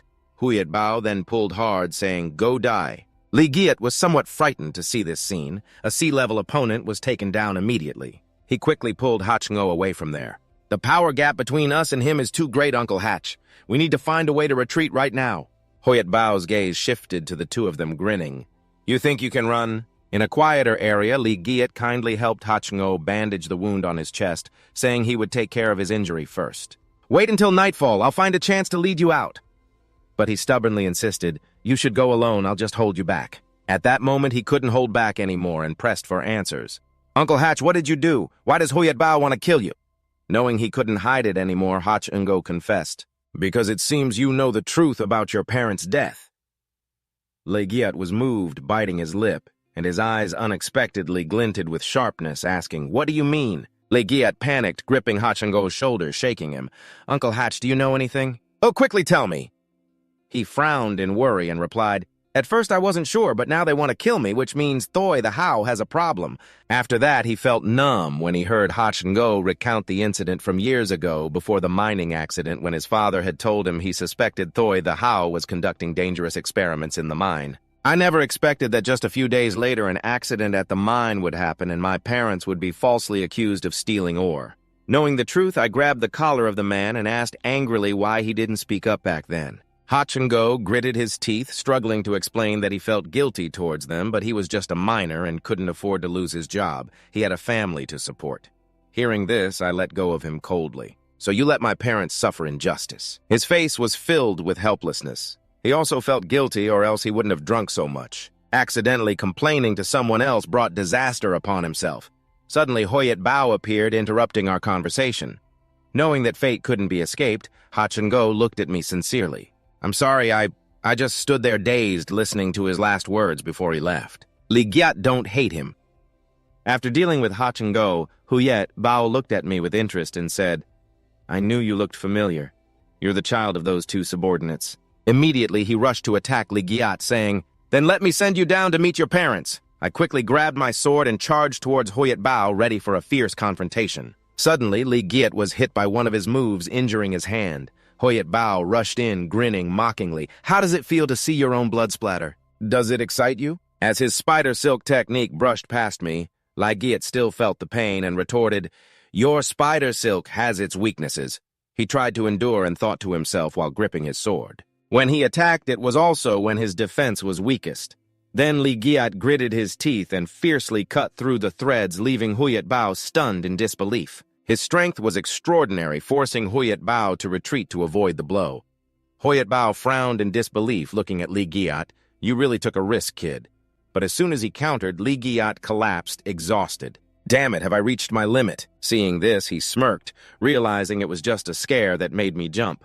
Hoyt Bao threw spider silk towards the motionless Legiat, gleefully saying, "If you weren't just a rookie, I would have been done for." After lifting his body high, Hoyt Bao stepped forward, excited. "Come on, kill me." Legiat's eyes were filled with hatred, making him sneer. "Are you still trying to use your gaze against me?" Hoyt Bao laughed maniacally. "Every time I see a bug like you show that unwilling gaze, it excites me." Then he maliciously pointed at me, saying, "To make your unwillingness even stronger, I'll tell you a secret." Hoyt Bao tightened the noose around Legiat's neck, and Hachango guessed half right. "But your parents didn't die in the mine accident." His expression became even more terrifying as he bared his sharp teeth. "They died at my hands." This statement shocked Legiat's mind, and Hoyt Bao observed his expression, calmly speaking up. "Yes, that was the look your father had when I killed your mother." Remembering these things made him even more excited. "I chopped your mother into pieces while you looked on with that unwilling gaze." Suddenly, Legiat coldly called out to Hoyt Bao. He glanced at me in confusion, wondering why his threads were burned through. Suddenly, my strength surged, and each step I took echoed with tension. Legiat stood there silently, followed by Kin Thien. At that moment, my eyes were filled with murderous intent and extreme hatred. "I will kill you." Hoyt Bao looked at Legiat, his whole body shrouded in darkness, and understood. Indeed, this kid could wooze his hatred to activate the dark energy within him. Soon after, I transformed back to my original form, feeling the dark energy within me grow. Mutation level adjustment complete. I upgraded my dark energy from level 1 to level 2, awakening a new skill shadow body, allowing me to merge into any darkness. Witnessing this scene, he couldn't help but exclaim, "Such severe wounds healed completely. Does he have healing skills?" Thinking this, Hoyt Bao couldn't help but speak up, "Exactly." Just a moment later, he immediately launched an attack towards Legiat, shouting excitedly, "The prey writhing in agony is the most interesting." I looked at Hoyt Bao with a sneer filled with disdain. The prey had just finished speaking when Li Jui suddenly appeared behind him in the darkness. "You're the blood leopard prey." Upon hearing his voice from behind, he panicked. Turning around, he felt a surge of chaos inside. How could this kid's power have increased so rapidly? But the blood leopard still held its ground. Its speed was indeed quite fast. As he thought this, he turned to strike, but unfortunately it wasn't enough to kill me. The kid nimbly dodged and immediately counterattacked. Then let me try this shadow transformation. The blood leopard smugly deflected the flying daggers, thinking this move was useless against me, but what he didn't expect was that right after, Li Jiri had used shadow teleportation, throwing his weapon to execute a sudden shift. In an instant, he appeared right in front of him. So Li Jiri kept attacking with this move. But those attacks were completely useless against the blood leopard, who was now feeling quite pleased. Your toys can't break my defense at all. At this moment, the kid suddenly changed tactics, catching the blood leopard off guard. Li Jiri suddenly appeared from above, saying, "Who said I would break your defense?" His gaze at that moment was filled with intensity, his tone furious. You can't attack while defending because the speed of controlling your blood threads can't keep up with your reaction speed. And that's your weakness. As soon as he finished speaking, Li Jiri used his knife with incredible speed, launching a series of attacks at him. The blood leopard screamed in pain. No way! He knelt on the ground, his face showing defiance, his voice trembling.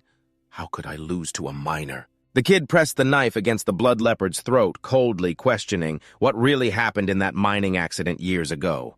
He showed no signs of surrender, saying, "Screw you." Just as he finished speaking, Li Jiri slashed down, cutting off his hand. The blood leopard screamed in pain, "My hand!" He looked utterly defeated now. Li Jiri coldly stared at the blood leopard. My patience has limits. Finally, the blood leopard couldn't hold out any longer and confessed, "It was all because of Toy the How. His experiment was discovered by your dad, and fearing the incident would be exposed. He ordered us to kill your parents and disguised himself as a miner."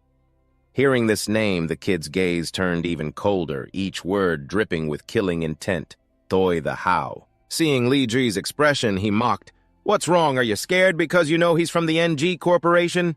But just a moment later, the blood leopard's head was no longer on his shoulders. "I suggest you better behave and let me go." At this moment, the kid also coldly walked away. "You killed my parents. Don't even think about me letting anyone go." After a while, the rain poured heavily at the NG Corporation headquarters. Li Jiri hid behind, observing them. Now he finally saw his target, Toy the How, with Qin Tian beside him, reminding him, "Even though you've reached C rank, I still have to remind you not to seek death. Be careful. You probably sensed an A-rank evolver nearby." Li Jiri chased after that car while saying, "I know the founder of the NG Corporation, a rank Nin Dong Hao, is also in the car." Saying this, he reassured Qin Tian, "Don't worry. I won't recklessly act against Toy the How here." At that moment, Li Jiri suddenly jumped higher, realizing he couldn't fully trust the blood leopard's words. His whole body hovered in midair. "I need to investigate clearly about my parents to see if it was just Toy the How who ordered it, or if the entire NG Corporation is involved." Li Jiri was now observing them from above, hoping that Nin Dong Hao wasn't involved. Otherwise, even if he was an A-rank, it wouldn't matter. Blood for blood. After a long time of watching, they finally stopped at a warehouse quite far away. Li Jiri hid behind a cargo box, carefully observing the Black Leopard's warehouse. "What's Toy the How doing here in the middle of the night?" At the same time, inside, the Black Leopard was angrily scolding his subordinates. "Be careful. This is all experimental equipment, Toy."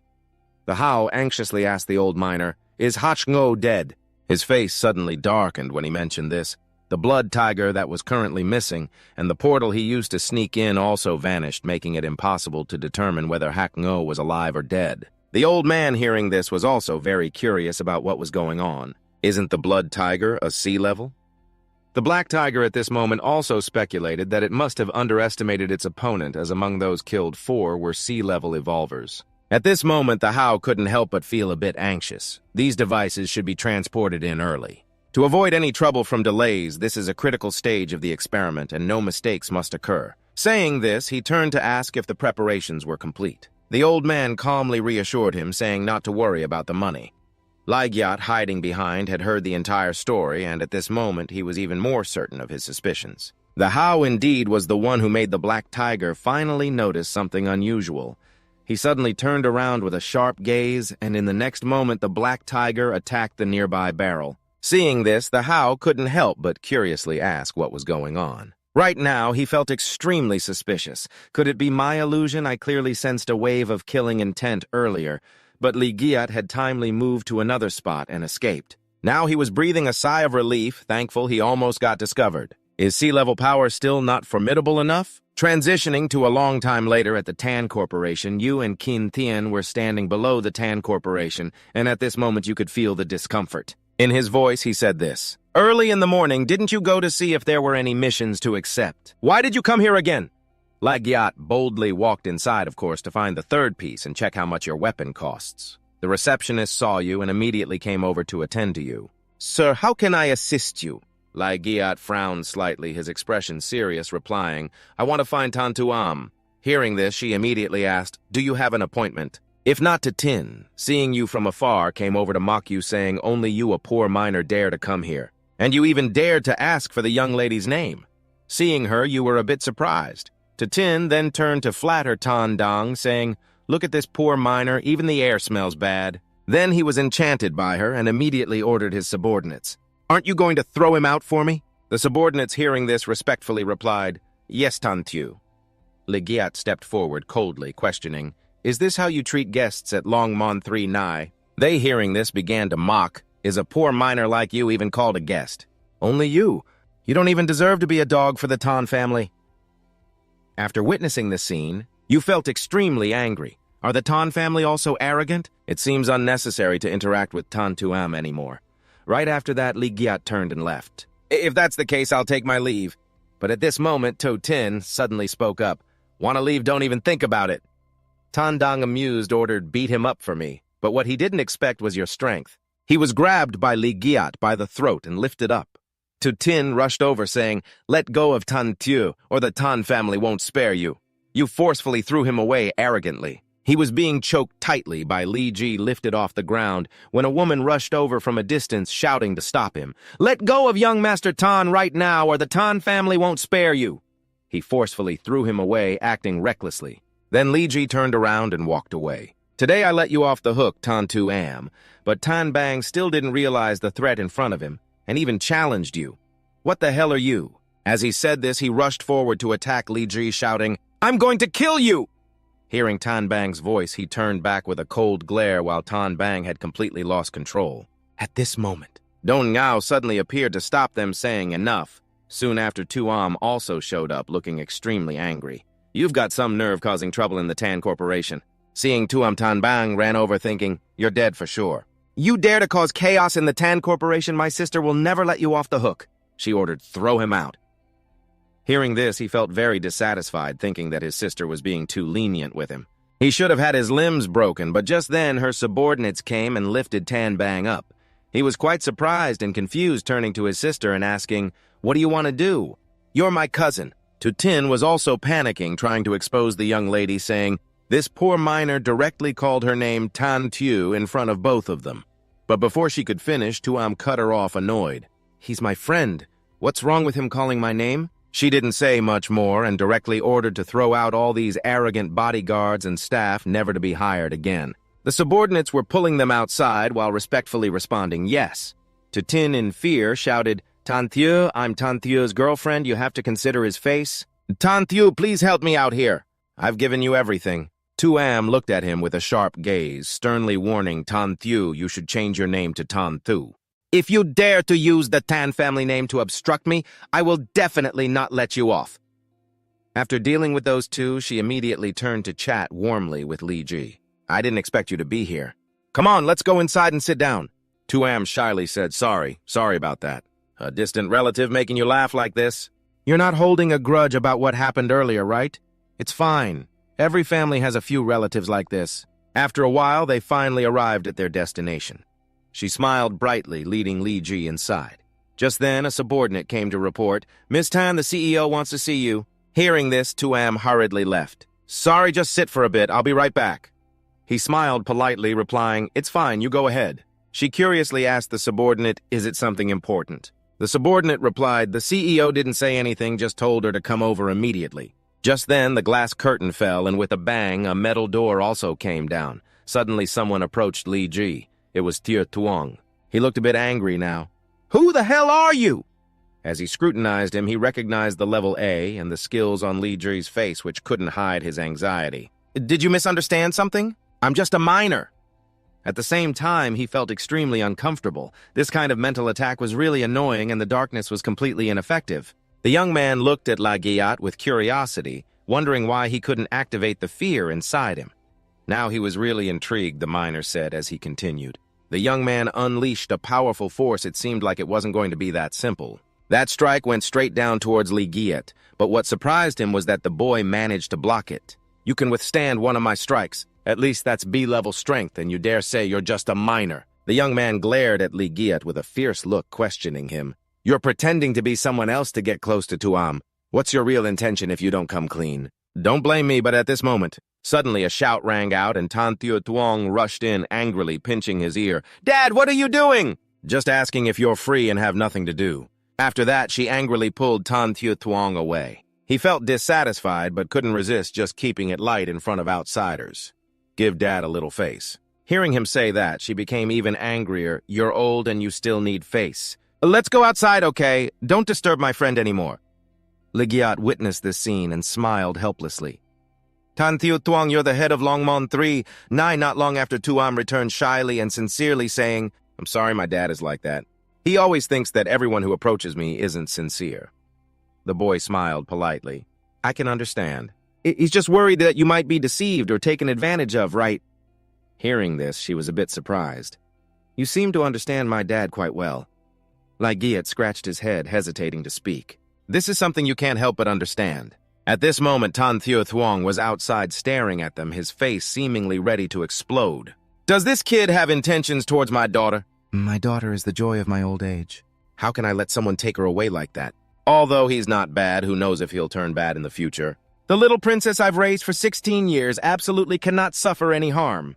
If it really comes to that, then it has to be like this." The boy helplessly added, "He's said everything he needs to say." Tu Am, seeing this, became even angrier, shouting, "Tan Thieu Thuong, roll away a bit for me."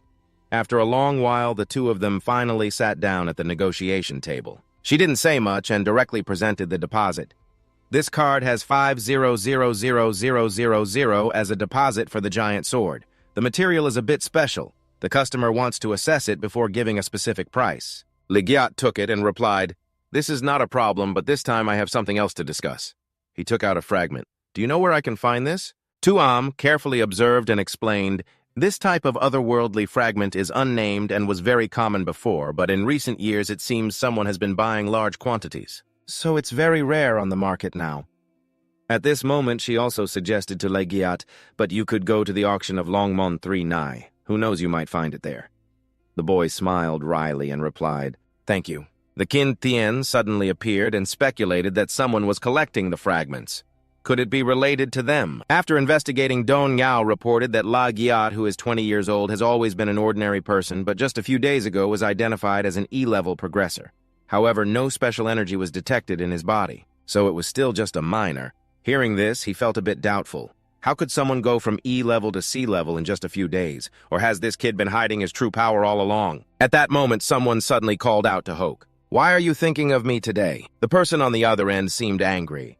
"That old man with the sword that my daughter sent over, where is he?" He replied, puzzled, "I don't know what's going on." The person on the other end hurriedly urged him to ask if they still had it. "We took everything we could." Speaking of which, it made the miner chuckle. That old fox. "You care so much about it. Is that sword really special for some reason?" "I can't reveal much more to you. I can only tell you about the material the sword is made of. It could enhance the overall strength of our army after this conversation." His curiosity grew. With such strength and status, even a random weapon couldn't be ordinary.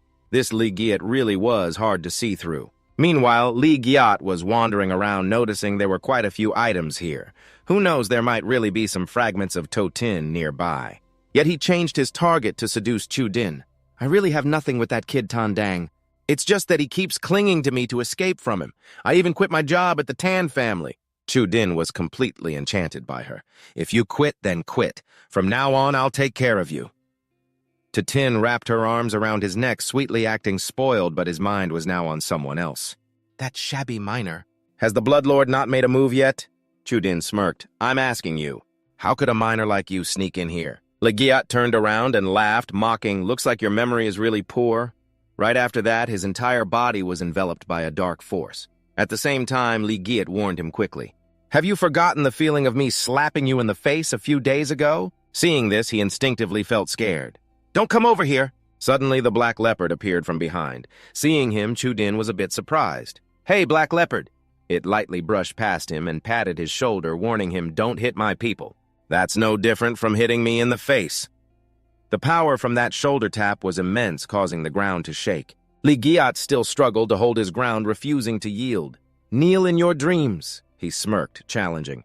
"I didn't expect your bones to be so tough." Chu Din chimed in, mocking. "You shabby miner, don't you check how heavy you are? How dare you offend the Black Leopard?" At that moment, a warning sound came from a distance, cautioning the Black Leopard. "This is Long Montam Nai. If you come to spend money, we welcome you." As she said this, her eyes revealed a killing intent. "But if you want to cause trouble, we can handle that too." The Black Leopard at this moment also showed some respect and stopped. "Today I'll give you face, Tan." Then it turned and left. "Let's go." The Black Leopard decided to show some respect and stopped. "Today I'll give you a break, Miss Tan." Then he turned and walked away. "Let's go. We're going to auction," and Tuam turned to ask Li Giat if he was okay. Li Giat calmly replied that he was fine, but after leaving, Hakbao spoke up in a low voice asking what kind of background that kid had. "Why did you make an enemy of him?" he said, irritated. "He's the one who stole the treasured sword I offered you and even threatened to wipe out the Hakbao gang." Hearing this, he was extremely furious. "What are you sure about that?" Chu Din, in pain, forced himself to say. "That's right," to Tin next to him immediately chimed in. "It's him, I can testify to that." The Hao, seeing them from afar, approached and asked Hakbao what was going on. Hakbao calmly explained, "That kid is one of the targets that Huyet Bao hunted last time. He's still alive." At this moment, the old man immediately guessed, could it be that Huyet Bao was killed by him? But he quickly denied it. "No way. He's just a useless E-level waste. How could he be a match for the two leaders?" Li Giat over here also realized what was happening, and the Hao noticed the strong killing intent radiating from him. He immediately recognized that this kid was the one. At this moment, the image of his past self appeared in the old man's mind. The name of the cowardly waste from back then made the Hao feel increasingly confused about how he was related to Tan Tuam. Switching scenes. Li Giat was strolling with Tuam, and he curiously turned to ask, "Why did you come back?" She immediately explained, "Because my dad suddenly said he wanted to meet you." Li Giat couldn't help but feel scared, thinking he doesn't want to take action against me again, does he? Tuam smiled brightly, reassuring him, "Don't worry, he won't dare with me here." Just then, the Hao suddenly appeared in front of them, unexpectedly meeting his good grandson here. Seeing the old man he'd just brushed past, "I'm just a small fry forced to work to pay off debts. How could I dare associate with a high-ranking leader like you, the Hao?" Now he was talking about Li Giat's parents. "The handling of your parents' matters is decided by the higher-ups. I want to help you, but my lowly status means my words carry no weight." Hearing this, Li Giat sneered, "So you're just washing your hands of responsibility, huh? What's the real story behind this?" "Well, you know in your heart." Li Giat fell silent for a moment before speaking again.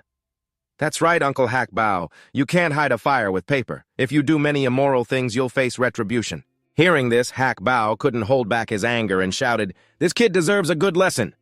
But the old man raised his hand to stop him. "This is Tan Thieu Thuong's territory. We can't act here." "Let's stop here." The Hao smirked coldly and said, "Since this kid knows things he shouldn't, let's send someone to eliminate him." Hearing this, he immediately understood and replied, "I'll arrange it right away." Tuam led Li Giat to the office of Thieu Thuong. "Dad has invited Li Giat," she said. "Ladies and gentlemen, the auction is about to begin. Tonight's auction officially starts." Seeing this, she turned to remind him, "The auction has started. You can talk to my dad first. If there's something you need, I'll let you know." Li Giat smiled and replied, "Thank you." He then approached to ask, "I wonder what Tantong wants to see me about." He didn't want to beat around the bush anymore. "I'll get straight to the point." Thieu Thuong directly asked, "About the weapon you entrusted Tuam to sell last time, do you still have it?" Li Giat could guess his intentions. It seemed Tan Thieu Thuong was very eager to obtain the weapons from the Kin Tien clan. Li Giat also had his own considerations. But he still needed to hold back a portion. Taking out too much at once would not only be unsafe, but also affect the price. Thinking this, he spoke up, "I only happen to acquire this weapon." "I still have 2 left." Thieu Thuong understood Li Giat's hint and offered a reasonable price. "How about this? Including the previous one, I'll pay you an additional 40 million, totaling 45 million. Is that okay?" But he had no intention of selling at that price. 15 million for one is indeed not low, but I'm sure Tantong knows that weapons are crucial for me. They are life-saving items. He didn't say more, but directly asked Li Giat for his opinion. "A weapon worth 15 million is definitely not cheap, but I'm sure Mr. Tan knows that weapons are what keep me alive." He didn't say anything more and directly asked Li Jui for his opinion. "So what do you mean?" He didn't hesitate to state his desired price, 25 million. Hearing this price, young Master Tan was shocked, and he slammed his hand down on the table in anger. "You little brat, you dare to shout a price like that?" At that moment, Zhu Yin arrived to report that the item Li Ji wanted had appeared. The woman behind had a terrifying gaze and warned young Master Tan in a low voice. Hearing this, he immediately compromised. "I'll transfer the remaining 70 million to you right away."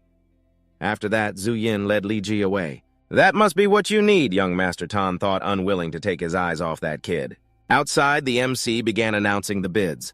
Lot 14 starting at 6.5 million, Lot 17 starting at 10 million. When the MC mentioned Lot 6, which started at 15 million, he immediately realized that was what he needed. "There really are fragments here. Now that I have over 70 million, I should be able to get it." In the next moment, he immediately bid 30 million. On the surface, he appeared calm, but inside, Li Ji felt like he was bleeding. Although it was to intimidate the other bidders, 30 million really hurt his wallet. The MC immediately shouted, "Bidder number 9 offers 30 million. Is there anyone willing to bid higher, Black Leopard?" Seeing him bid for this item made Li Ji curious. Why is that kid bidding for this? The MC began the countdown, 30 million first time, 30 million second time. At that moment, suddenly, Sure Hao raised his paddle. 50 million, I want to see how much money you have to compete with me, kid. Just as the MC started the second countdown, Li Ji raised his paddle for 50 million. Bidder number 2 offered 50 million. 60 million inches. Young Master Tan laughed mockingly, reminding the kid that this item isn't worth that much. "I advise you not to shout anymore. Don't let your money disappear just like that." Zhu Yin beside him also advised, "That's right. That guy is deliberately inflating the price. 10 million was already an outrageous price before." But in his heart, he was blinded by hatred and completely ignored their advice. "Fine, Shi Hao, if you want it, I will definitely compete with you." Thinking of this, Li Ji suddenly turned to ask, "I wonder how the Tan Corporation compares to the NG Corporation." His gaze was now incredibly intimidating. Anyone with stronger financial backing would hear Li Ji's question. Young Master Tan smirked confidently. "Of course it's the Tan Corporation. But why should I help you right now?" Suddenly, the MC's voice cut in. 70 million bidder number 2 offers 70 million. In the next moment, he took out 2 swords, "Because I have these." He sternly reminded Li Ji, "These 2 swords I bought at the previous price, but your money isn't enough to compete with others." Li Ji stepped forward confidently. "Mr. Tan can rest assured. If I say I can do it, then I can definitely deliver." Hearing this, young Master Tan's expression darkened. Could it be that this kid still has a lot in hand? At that moment outside, the MC began the countdown, 70 million first time. While he was deep in thought, suddenly Zhu Yin approached and pinched his ear angrily, scolding, "You only have this much money and you're still dragging it out. If Li Ji can't come up with it, then let me pay for you." Young Master Tan had no choice but to comply with his daughter's wishes. The MC continued the countdown, 70 million second time. Hearing this, she immediately pulled him away. "Hurry up, Lai. If you don't, that wicked guy will steal it away." Lai felt helpless and thought to himself, "I really can't understand my rich world. 100 million is just a small amount of money." At this moment, he started bidding 100 million. Seeing this, MC immediately stopped the countdown while the buyer of number 9 offered 100 million as well, but it seemed like the other side had no intention of backing down. "This item will be very useful for the secret operations of my corporation. I must win it." Thinking this, he immediately raised the bid to 200 million. No one was willing to give in, so the price kept rising, 300 million, 400 million, 500 million. People below started discussing the two of them. "Are these two people crazy? Just because of this fragment, they're fighting over it. Is this fragment really that valuable? Maybe these two big shots are clashing for reasons unrelated to the value of that Black Leopard fragment." Watching this unfold, it's no wonder the little brat is furious. He's clearly opposing us. The look in the Hao's eyes is now radiating a killing intent that's truly terrifying. He still doesn't have the right to act like this. In the next moment, the old man firmly raises the sign and calls out an outrageous price. 1 billion. Everyone below reacts to this price. Everyone is stunned. 1 billion. Tuam glances at them, her voice filled with dissatisfaction.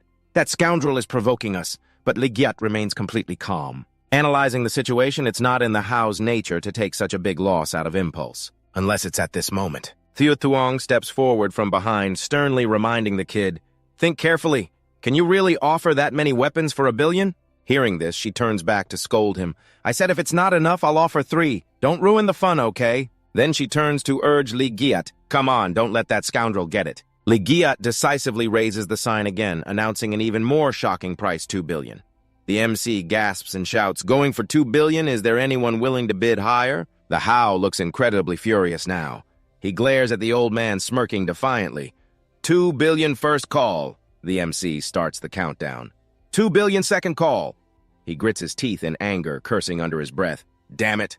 Where did this kid get so much money? The How grinds his teeth, his voice low. If not, how could he offer 2 billion in the end? That item still belongs to me. 2 billion third call. The MC now announces congratulations to bidder number 9 for successfully purchasing. The unnamed fragment has Tuam excitedly running over to hug Li Giat. Great job. She looks at him with a gentle smile. Why are you so excited? I love seeing the bad guys get slapped in the face. After a moment of silence, Tio Tuong finally speaks up. You really went all out with 2 billion. His voice drops. Even after deducting the previous amount, you still have to come up with over 70 weapons. Can you really gather that many? Hearing this, Li Giat remains calm. Rare items are precious, so of course the price can't be calculated like before. As soon as he finishes speaking, he snaps his fingers, and in the next moment, countless swords appear. There are over 100 swords here, estimated to be worth around 2 billion already. Tio Tuong is very satisfied with the number of swords. You really are straightforward. His thoughts about Li Giat change. This kid has both character and strength. If we can utilize him at this moment... Suddenly, Tuam approaches Li Giat. She looks at him with a very gentle gaze, reminding him, next time you have something interesting, remember to call me, okay? Seeing her expression, Tio Tuong feels helpless. Let it be. I shouldn't let this kid get too attached to my precious daughter. Thinking this, he calls Tuam back home with him. After that, the two of them leave. Tio Tuong coldly leaves a remark, you can just go directly to collect what you've won. Hearing this, Li Giat replies, thank you, Tong Tan. Before he can walk far, the old man turns back with a serious expression. Oh, right. Before you go, I want to give you a piece of advice. You may have some methods I don't know, but the NG Corporation isn't simple. It's not something you can shake up alone. Tan Tio Tuong looks at him and adds, sometimes collaborating with allies who share the same goals is necessary. If you're interested, you can contact me. At the same time, the Black Leopard is now on the phone, and I already know about it. After hanging up, he turned to report that Tan Tio Tuong and his son had left. The one going to get the fragments is that kid Li Giat, or is it the How? Hearing this, he immediately ordered to wait until he leaves the influence range of Longmon 3 Nai before taking action. Don't let anything happen. The Black Leopard is very excited right now. Rest assured, this time I have Chu Din leading 3 level Sea Masters for absolute safety. A long time later, Li Giat was on his way back. He now understood the old man's intentions. It seems Tan Tio Tuong had gathered quite a bit of information about me. That last statement was clearly trying to pull me in. Li Giat was considering this option. If he wasn't bound by him, then adding another ally to Min wouldn't be bad. Kin Thien beside him looked a bit disdainful. After all, it's just a level A. As long as you have enough fragments, I guarantee you can easily become a level S. Seeing your expression, the old man looked a bit uncomfortable. What's with your look? You don't believe me? Li Giat calmly replied, I believe you. I'm just looking for a place to start the trial. At this moment, a pile of mocking messages came in enough to crush Kin Thien's head. You think level S is like a cabbage? Just take it if you want. There are only 9 level S in the world, and it's not that easy to become one. Try transforming then, but don't say it out loud. It seems you've seen something. Your house was burned. The apartment I rented is now in chaos. Everyone around is panicking. Run fast, honey, where are your parents? Suddenly, Li Giat's phone vibrated. As soon as he answered, a voice from the other end said, Li Giat, I just received news that the Black Leopard wants to take action against you. He helplessly looked at the fire in front of him and replied, I think they've already taken action. The person on the other end hurriedly reminded Li Giat, you should hide first. I'm bringing people over right now. Stay calm, I can handle this. Chu Din led a group of people charging in. Quick, kneel down and beg me. Maybe I'll show some mercy and spare you. Li Giat looked at them, smirking. The Black Leopard is underestimating me. You guys are just sending a few people to die? He said while raising his hand to command his subordinates. If you die, then let me see how a level E like you can face 3 levels C like us. You calmly began to threaten them. So why do you think the Blood Leopard hasn't killed me yet? The subordinates hesitated a bit. He was confident and unafraid. Could it really be hiding its strength? But Chu Din shouted, Don't be fooled by him. He's just a minor. They obeyed him and charged in without any combat ability. That guy actually chose to ambush, but when his knife came down, Li Giat in front of him suddenly vanished. Then you ambushed him from behind. You're right. I'm just a miner. The other two witnessing this couldn't help but feel scared. How did he appear there when Chu Din was running away while commanding his subordinates to charge in? You two charge in together. But Li Giat easily took them down and quickly rushed to grab his neck. After all, he was also part of the underworld. Why fear a miner like me? You smirked, enjoying the game with fire. Chu Din looked panicked, his voice trembling. Li Giat, let go of me! Upon saying this, Li Giat threw him into the fire. Then let you play to your heart's content. The total and the report won't spare you, Chu.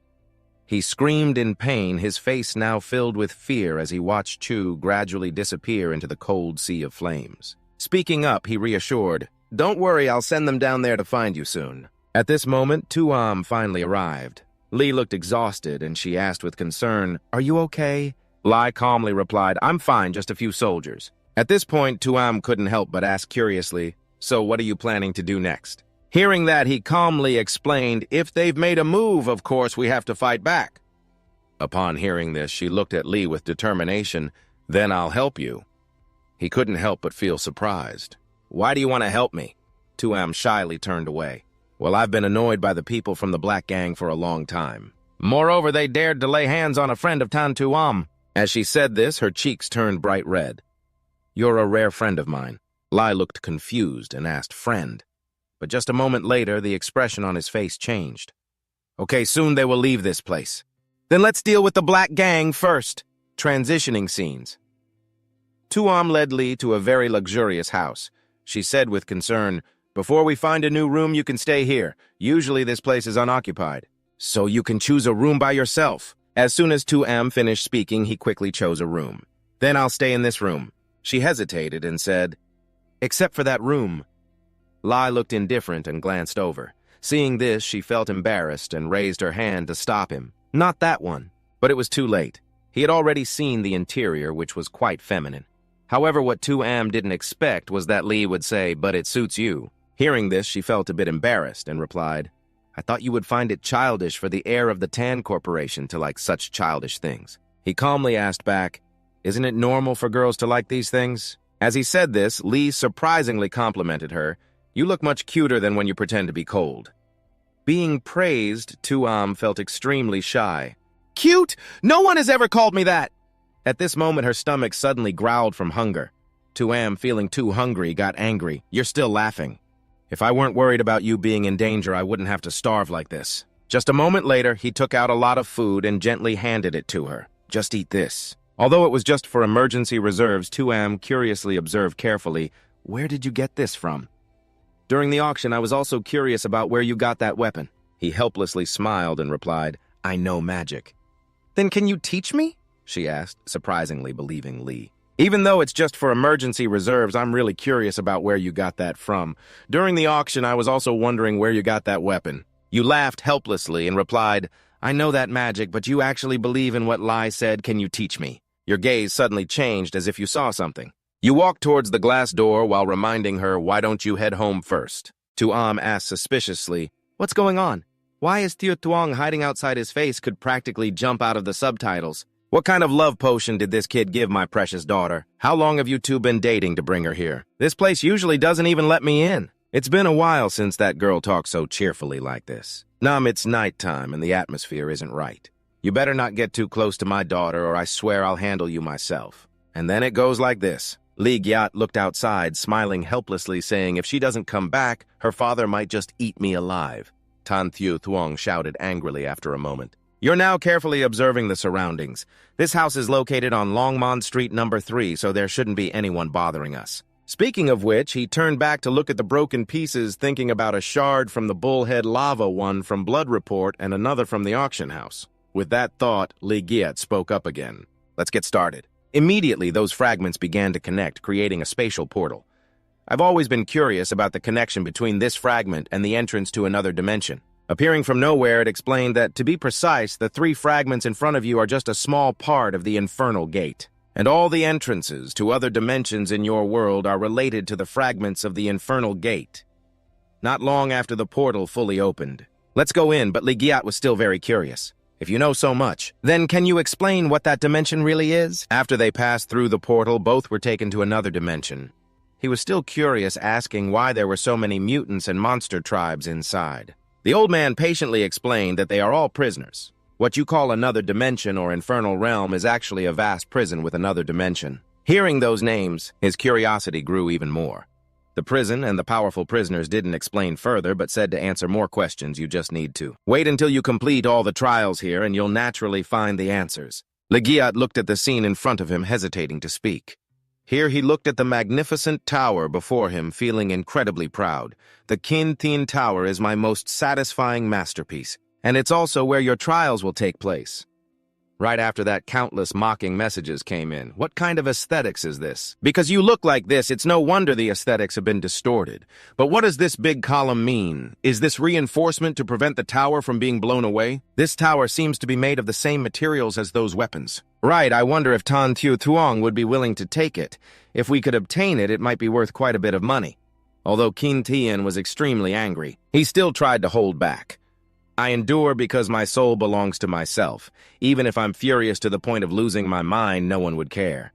When they entered the tower, Li Giat asked what the trial content was. He carefully explained to him that the Kin Thien Tower has 6 floors, and with your current strength, defeating the Dark Flying Dragon on the first floor would already be quite impressive. Hearing that name, Li Giat felt even more confused. The Dark Flying Dragon. Is that what you mean? And when he reached in front of a room, he felt an immense pressure. Why don't I feel any pressure at all? At that moment, the image of the Dark Flying Dragon gradually appeared. Le Giat seemed to not believe his words and cautiously asked again, "Is this the Dark Flying Dragon, isn't it, guarding the palace?" Right now, still quite smug, he hadn't even teased me yet. If I fought, it wouldn't count as bullying the weak. Seeing this Kin Thien reminded you to keep laughing. Let's see if you can still laugh in a bit. Li Giat still didn't realize the seriousness of the situation and was quite amused by Fai Long, that cute little boy. But he wouldn't wait too long before getting slapped in the face. Its eyes suddenly lit up, and in the next moment, Fai Long unleashed an incredibly powerful force that sent him flying. Despite being knocked back, Li Giat quickly regained his composure. The system also sent a notification about new information being added to the Dark Knowledge Repository. The different dimensional prison was actually a type of hell, a prison located in another dimension. Each prison holds prisoners of different races. The Kin Thien Tower is one of the hells built by Kin Thien himself. The tower has 6 floors housing Kin Thien's servants. At this moment, Fai Long's status board appeared before them, Dark Fai Long Level C Dark Enhancement. After enhancement, its physique speed and strength increased by 600%, and its weaknesses were marked. This information made Li Giat doubt himself. A 600% increase is 3 times my Dark Enhancement. Could it be that I got a fake Kin Thien? Hearing this immediately corrected him? It's because your physique isn't as good as the pet I raised. At that moment, it rushed towards Le Giat, and hearing what he said, Le Giat felt a bit embarrassed. What kind of joke is that? Just a moment later, he jumped up and dodged Fai Long's attack, his gaze icy as he thought, doesn't it understand that the larger the physique, the more blind spots there are? As soon as he finished speaking, he immediately threw out countless daggers which pierced straight into Fai Long at that moment. It seemed like Li Giat had discovered something. From his voice, one could sense the confusion. Why? Its Dark Enhancement has such strong defense. Kin Thien carefully observed their battle and then spoke up. Are you still holding back your strength? With that little bit of strength, you're just scratching its itch, right? At this moment, Li Giat attacked and the marked weakness was targeted. Kin Thien outside gave him a piece of advice. If you can't tame it, you won't be able to complete the first level of the trial. But Li Giat completely ignored him and charged straight at Fai Long. He saw it was completely unharmed after the recent attack. He felt a bit surprised that it was unscathed. Kin Thien outside was still observing. Li Giat had already mastered the Dark Enhancement and the Shadow skill very well. He needed to increase the intensity for him. Thinking about this, the Sky Beast immediately sent a message saying, "You must be hungry, right?" You really gave the Sky Beast a little extra motivation. This guy can definitely eat. Not long after, it charged wildly, but you quickly dodged. The Sky Beast looked at you with a greedy gaze, and seeing it like that made you a bit scared. Had your pet been vaccinated yet? It looked just like a ghost. Hearing that, the Sky Beast replied, "You've exhausted it quite a bit. It probably sees you as a source of energy now." You were feeling quite annoyed. It didn't know anything about martial ethics. How could it fight and then bite? Suddenly, your expression darkened. If you're hungry, then try this. As soon as you finished speaking, you threw out a pile of chicken legs. Watch my special move. As soon as it saw the food, it couldn't help but stare. The Sky Beast continuously grabbed the chicken legs you tossed. Seeing this, you smiled with satisfaction. That's the stuff. It's delicious. By the time it realized what was happening, you had already tied it up. You looked at the sky beast coldly and said, "Success." At the same time, the system sent a notification. Detected the trial use rights for the first level of the Dark Sky Beast have been opened. Witnessing this scene, the Sky Beast held its head in despair. This guy's notifications from the system were coming in again. You have received the gateway to the abyss, and the connection rights have been activated. You turn to ask, what do these connections and rights do? The Sky Beast carefully explained to you that each fragment, once energized, would become a connection to the abyss. Hearing this, you understood that it meant you just needed to connect with the fragments from the other world. Then you could freely open the entrance. At this moment, you were playing with the Sky Beast while saying, "The first level has received such good skills. Then the rewards for the 5 levels above must be even richer." The Sky Beast beside you smirked, thinking, "Relying on cheating to claim the first level, huh? Feeling pretty smug, aren't you? Well, then let's see you experience the second level and taste the bitterness." It said this while laughing slyly. "Go ahead and try. After all, the guards there are just the overseers and servants of the Sky Beast." At the same time, a mocking message came in, feeling like this guy was both foolish and ugly. Could it be that inside there was something that could transform? They were now starting to move to the next level. The pets in the first level were all at level C. The second level surely wouldn't be that simple. Hearing this, the Sky Beast didn't explain much. If you didn't believe it, just wait and see, then decide.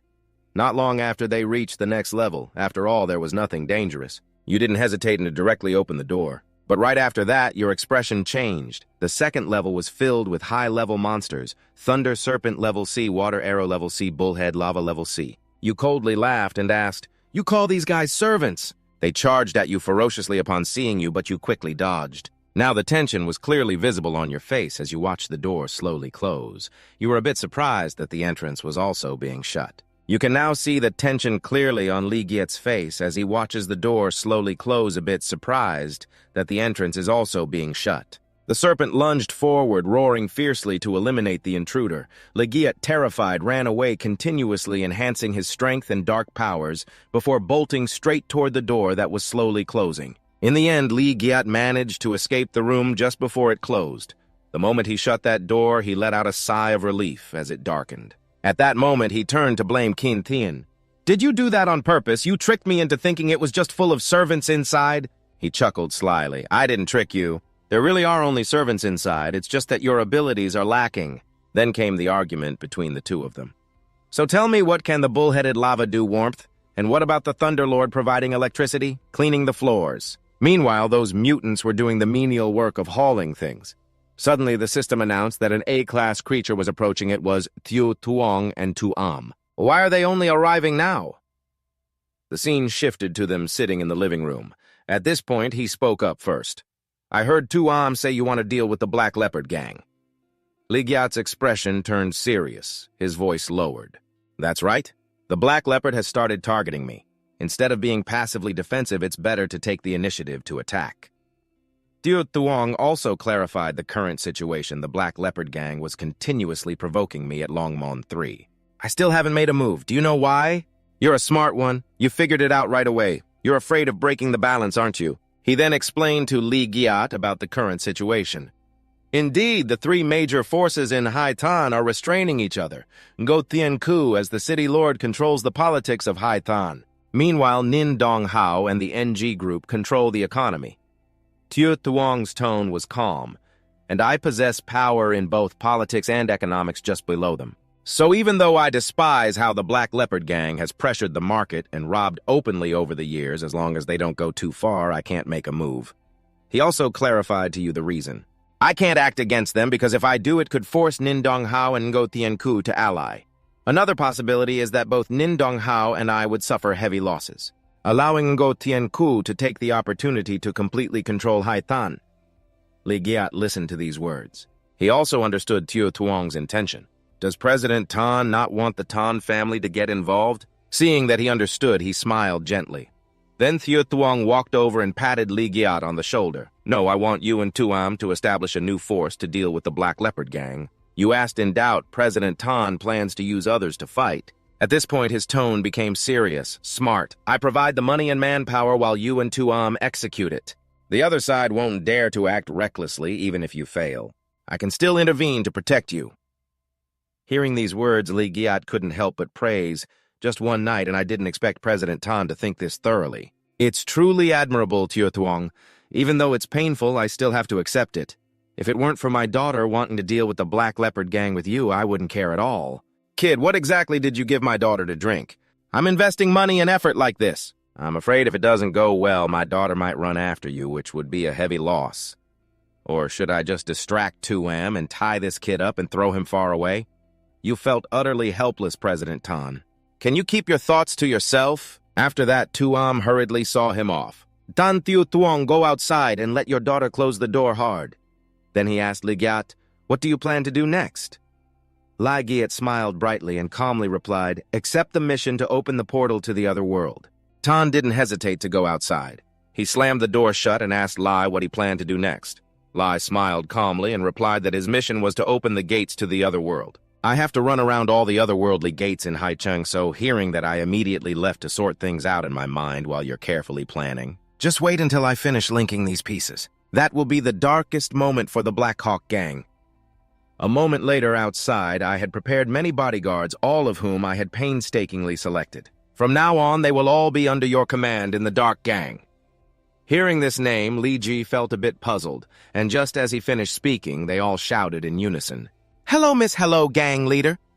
She turned back to Li Ji, smiled gently, and explained, You kept hesitating to name them, so I used your skills to come up with this name. Don't you like it? He helplessly replied, It's not that great. At that moment, Li Ji used his probing skill, and upon looking, he immediately realized they were all level C. These people, no matter where they were placed, formed a considerable force. However, Li Ji soon voiced his confusion. Why are they all wearing masks? Tuam frowned slightly and explained seriously, it's to conceal their identities, to avoid being threatened by others. At this point, her expression was very proud, and she added, Don't you think that's really cool? He forced a smile and replied, It's probably because the artist was too lazy to draw so many people. Tuam then changed the subject. So what should we do next? Hearing her question, Li Ji replied, Of course we need to take on the tasks. He said with a cunning expression, I have to take all the entrusted tasks of the Black Hawk gang into my hands. Tuam felt a bit worried. With so many tasks, do you think we can handle it? Hearing this, Li Ji smiled smugly and reassured her, It's fine. We only need to handle the valuable tasks. I'll arrange the rest. Transitioning to the Black Hawk side, they were furious, throwing a stack of documents at Chi 6 and shouting, What a bunch of useless people. I can't believe a newly emerging dark gang has snatched all the tasks. He was extremely enraged. Do I need to teach you how to deal with this? If they're looking for trouble, just send someone to handle it. He replied helplessly, I can't handle it. The Black Hawk was furious, grabbing Chi 6 by the collar. His face darkened as he shouted, What did you say? Chi 6 was completely dominated by fear regardless of what entrusted tasks they were. They also sent 5 or 6 level C agents. He spoke fearfully, We don't have enough level C people. Inside, the Black Hawk was so angry he cursed, Where the hell did this force come from? Finally, he released his grip and decided to spend money to buy an expedition for someone to go in and find the target. Chi 6 anxiously recounted the recent expedition situation. It has also been covered by some people with unclear identities. Upon hearing this, the Black Hawk completely lost control, exuding a murderous aura, and shouted, I don't care if you steal, rob, or pay a high price to buy it. You must send someone in for me. If I miss this opportunity to get rich in these days, I will only hold you accountable. He panicked and ran away. After a long while at Tuam's villa, she had just finished a phone call and said, I got it. Tuam carefully explained that the Black Hawk gang had paid a high price to buy quite a few expedition slots.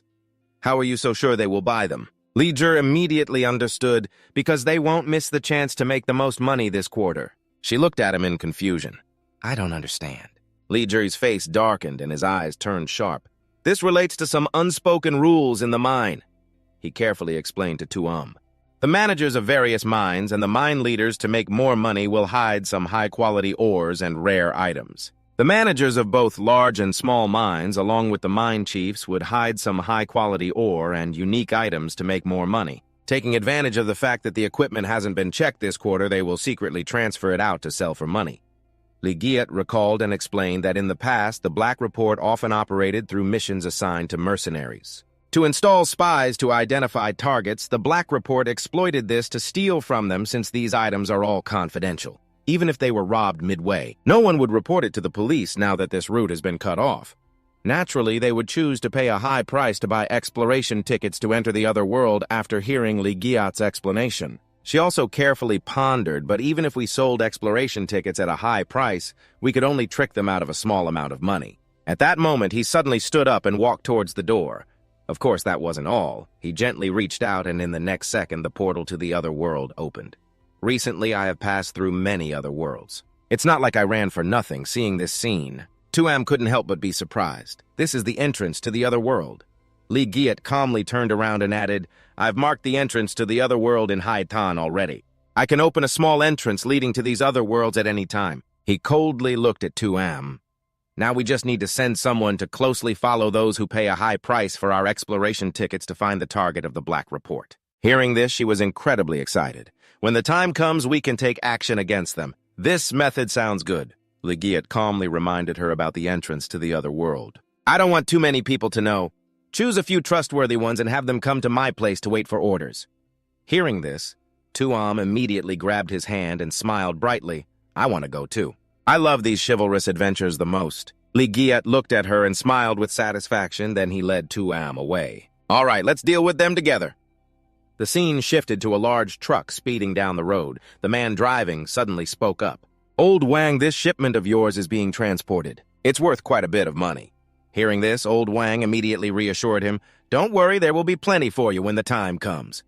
Just as he finished speaking, a sharp rock fell straight to the ground. At the same time, a large piece of stone suddenly fell from above in front of their truck. "On behalf of everyone, I thank you for witnessing this scene." Both were startled and cautious. "What's going on?" They drove past a dozen sharp rocks, and the people sitting in the back of the truck screamed in fear. Not long after, the truck crashed hard into the wall. They panicked and got out of the truck. "What's going on? Is the cargo okay?" Ngu Hong suddenly approached them, smirking slyly. "The cargo is definitely fine." Saying this, he used his power to lift the sharp stones, but what about the others? As those large stones were thrown out, they immediately ran away in a panic. The evolved people ran fast, and Ngu Hong laughed maniacally. "Don't run. This lord hasn't had enough fun yet." At that moment, Li Giat suddenly appeared. "I'll play with you." He used shadow movement to instantly appear behind Ngu Hong, who was now extremely furious, and raised his voice. "Where did this dog come from to ruin my fun?" Li Giat smirked slightly and rushed forward. It was one thing to steal, but this was the first time he witnessed someone with such speed. "So fast, I have to quickly use the stone to counterattack before Ngu Hong realizes." He was directly pinned down, treating human lives like weeds. That's not good.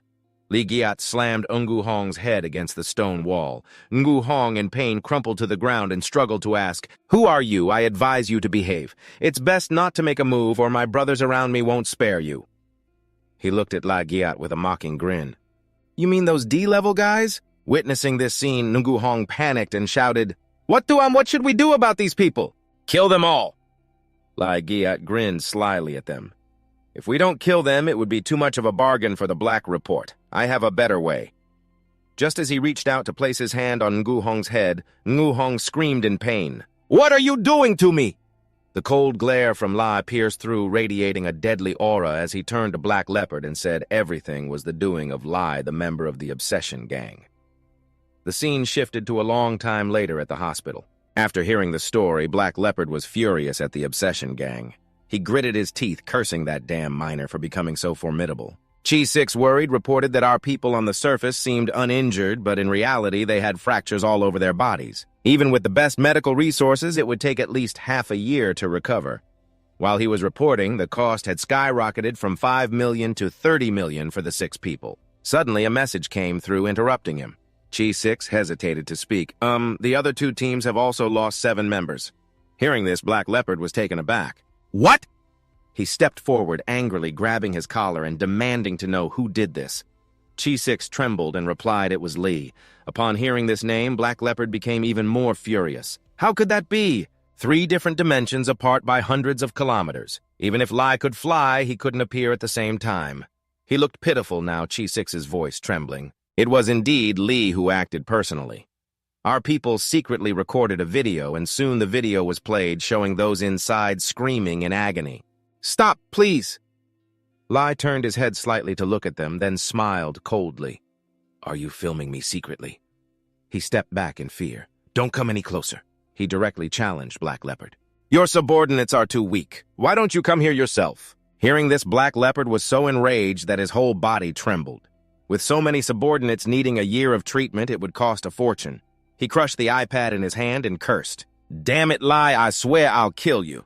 The scene shifted to the warehouse where Tuam was observing the surroundings, puzzled, asking what they were doing at this warehouse. Lee calmly explained, I was just monitoring before. Then by chance I discovered that Black Leopard's warehouse is right next door. We've been continuously sabotaging his good plans these past few days. I guess he'll lead his team here soon. Hearing this, her expression turned intrigued. Are you planning to steal his warehouse while Black Leopard is away? He smiled gently and replied, exactly. At that moment, Lai's phone rang. As he answered, the voice on the other end said, Boss Lai, the Black Leopards are heading to the third dimension. Upon hearing this, Lee immediately ordered, let them. Everyone keep monitoring. He then turned to Tuam and said, sure enough, Black Leopard is leading his team here. To ensure safety, I'll go distract him a bit. To save time, she thought it over and still felt uneasy, so she suggested, Black Leopard is a B-level, how about letting Dao Now go with you? But Lee immediately refused. No need, I don't intend to confront him directly. Sending Dao Now would only complicate things. However, Tuam still felt uneasy. But before she could finish, Lai cut her off and left. Don't worry. Even if I encounter danger, I can quickly return through this door. Seeing this, Tuam didn't advise him further. Be careful then. Meanwhile, Black Leopard was having his men transport goods and they were all eager to get rich. This time it's all good stuff, right? After a while, a man with blonde hair approached, praising him. You're still the boss, so formidable. Your move is Lee. They didn't dare to move an inch. Black Leopard was pleased with these words. Those ordinary miners, even with sea-level support, can't cause any trouble. Just then, his expression suddenly changed. Black Leopard turned and shouted, Who is it? But before he could realize, Lee used his shadow power to grab one of Black Leopard's subordinates. He looked at him with a smug smile. B-level observation skills are really not bad. Black Leopard was still furious. He shouted at Lai, who then mocked them. Why worry, I'm just a small miner. As for the subordinate, tears streaming down, he pleaded for his big brother to save him while you coldly warned them that they better not move or else. I can't guarantee that he won't be missing something. The Black Leopard actually went ahead and eliminated that subordinate directly. Then let's die together. Even at this moment, he still felt suspicious. Just a second later, that subordinate was completely incinerated by his flames, and it seemed like Li Jie would be burned along with him. But when the subordinate came to check, he screamed in panic, Big brother, I can't see him anymore. At that moment, you had already used your shadow shift to teleport behind them, not sparing even your own subordinate. Big brother, you really are amazing. The Black Leopard, furious, shot a fireball straight at Li Jie while the rats scurried away. At that moment, he glanced at you. Those guys attacked, but it wasn't Li Jie. That subordinate in pain blamed him. Big brother, you missed. Not long after you finally spoke up, your subordinates really are a risk, Sao. What do you think? Seeing this, the younger brothers tried to calm the Black Leopard down, but he had completely lost his composure. As long as he could eliminate you, the deaths of a few subordinates meant nothing. The Black Leopard roared in rage. This time, let's see where you can run. Just as he finished speaking, a huge explosion occurred, and the subordinates scattered in panic. Don't run! Each of them was engulfed in flames from the Black Leopard. Faced with the current situation, Li Jie immediately used his shadow shift and escaped. Shadow shift, he roared in anger. Li Jie, you little bug, all you know is to hide, come out. You are now hiding in a corner, carefully observing and analyzing the situation. Level B really can't be underestimated. It must be almost time. Thinking of this, Li Jie smiled slyly, wondering what expression he would have when he returned. The scene shifted to the warehouse where an angry scream rang out. What on earth is happening? The younger brothers tried to explain that it was the Phantom Gang and Miss Tan from the Tan family. They brought 2 level B and over 10 level C. We were helpless. Hearing this, the Black Leopard became even more agitated. Helpless. The younger brothers trembled at this, Big brother, spare us, but just a moment later he was incinerated over here. After venting his anger, he left. No wonder Li Jie suddenly had so many helpers. It turned out to be Tan Zuyin. The Black Leopard's eyes now looked like a wild beast out of control, so don't blame me for being ruthless. After a while, the Black Leopard reported this to Shi Hao, but he calmly said to let it go. Before Shi Hao could finish, he interrupted. Let's leave it at that. In that warehouse was all my wealth worth hundreds of millions. Now the old man was feeling very helpless, so what do you want? I'll lend you a few people to deal with the Tan family. Shi Hao explained sternly, even though Tan Shao is temporarily not in High City these days, Tan Zuyin is not someone we can touch. Saying this, he stepped forward and patted the black leopard's shoulder, reminding him that now is the crucial moment for our experiment. No matter how wronged you feel, you must endure for me. But he angrily swatted Shi Hao's hand away. I can't hold back anymore at this point. Let's kill Tan Zuyin and Li Jie and then leave High City. At this moment, the black leopard's gaze suddenly changed. In his eyes was a clear caution. The old man exuded an immense pressure. If you really want to seek death, I won't hesitate to shut you up right now. In the end, he couldn't hold on any longer and collapsed. Shi Hao coldly warned him not to ruin the big plan over a small amount of money, as long as the experiment succeeds. In the end, he couldn't hold on any longer and collapsed. Mr. the Hao coldly warned him not to ruin the big plan over a small amount of money. They just needed the experiment to succeed. I'll be the first to help you take down the Tan family. The black leopard's face clearly showed fear, and he couldn't help but curse under his breath. Damn it. The money lost isn't yours. For so many years, I've never had to endure this humiliation. The black leopard gritted his teeth, his face filled with rage, thinking to himself that he really believed it wouldn't end here. Then how can I deal with Tan Zuyin? A long while later on the main road, Zuyin was happily chatting with Duan Nao. She smiled and turned to ask, Li Jie, am I really that clever? Hearing this, he didn't respond, but coldly said, Hurry up, Miss Li Jie. Then Zuyin, feeling embarrassed, shouted, Duan Nao. Her cheeks flushed bright red and her face showed clear signs of panic. I said I remember you at all times. Duan Nao, who was beside her, explained, Since you woke up today, it's only been an hour and you've mentioned Li Jie 24 times already. And just as he continued speaking, a large truck came barreling toward them. What do you mean Li Jie is one of my few friends when I mention him? Duan Nao immediately turned around to protect Zuyin. Be careful. He hugged her and jumped out of the way while the truck was also knocked away. The water hose was damaged due to the collision. Water splashed everywhere, and soon after the bodyguards rushed over. Miss, are you okay? Duan Nao, concerned, asked, Miss, are you all right? Zuyin replied, I'm fine. At that moment, a familiar figure slowly approached from afar. She immediately recognized his presence and turned around in shock. The black leopard smiled at Zuyin. Tan, how have you been lately? Seeing this, he immediately ordered his subordinates to protect the young lady. She wouldn't back down either and directly challenged the black leopard. You're getting a bit too arrogant. A few of your men think they can take me on. But just a second later, Zuyin began to feel dizzy, struggling to speak. What's happening? Duan Nao also realized something was wrong. Seeing the black leopard looking at them weakly, he felt very pleased. How could I possibly take action against you if I'm not sure? He then explained, What's on you isn't ordinary liquid, it's spider venom. Even a Class A would faint for 10 hours if it got on them. While Duan Nao turned back to remind her to hurry, the black leopard suddenly attacked him, grabbing his neck and lifting him up. You're quite loyal, huh?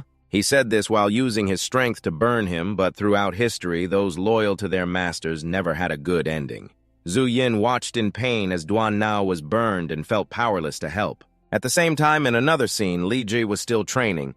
As soon as he started, he used his shadow movement technique, quickly gliding past the wooden beams. He effortlessly sliced through the wooden beams, and in the next moment, they were all chopped into pieces. Jin Tian, behind him, reminded, Your skill application is quite mature now. Hearing him call him that, Li Jie felt a bit dissatisfied. I'm already a Class C, you know. Can't you use a different way to address me? Just then, the phone on the table rang. Jin Tian curiously asked, Is that Tan Zuyin calling? So you're still mocking Class C, huh? Pretty strong, are you? Just an ant a bit stronger than usual. After reading the message, he seemed to be greatly affected. On the other end, the black leopard held Zuyin's head, grinning smugly. Look who I'm with now, kid. Li Jie recognized Tan Zuyin immediately and growled angrily, What do you want, black leopard? The black leopard began to threaten Li Jie. What I want depends on how Tan Zuyin feels. Li immediately recognized Tan Zuyin and angrily shouted, Black leopard, what do you want? Black leopard began to threaten Li, saying, What I want depends on how Tan Zuyin feels about you. How important is it? I'm giving you two choices. Either you pay 1 billion to save her, or you watch me torture her to death. As he said this, he squeezed Tuam's face and she trembled, trying to make a sound. Don't listen to him. This is a trap. Witnessing this scene, you felt furious, but you still compromised. I'll bring 1 billion for the deal, where hearing this, hack boss smirked with satisfaction. Within an hour, bring 1 billion to my warehouse. You come alone. If you inform the Tan family, then Tan Tuam won't survive. Qin Thien beside him also reminded.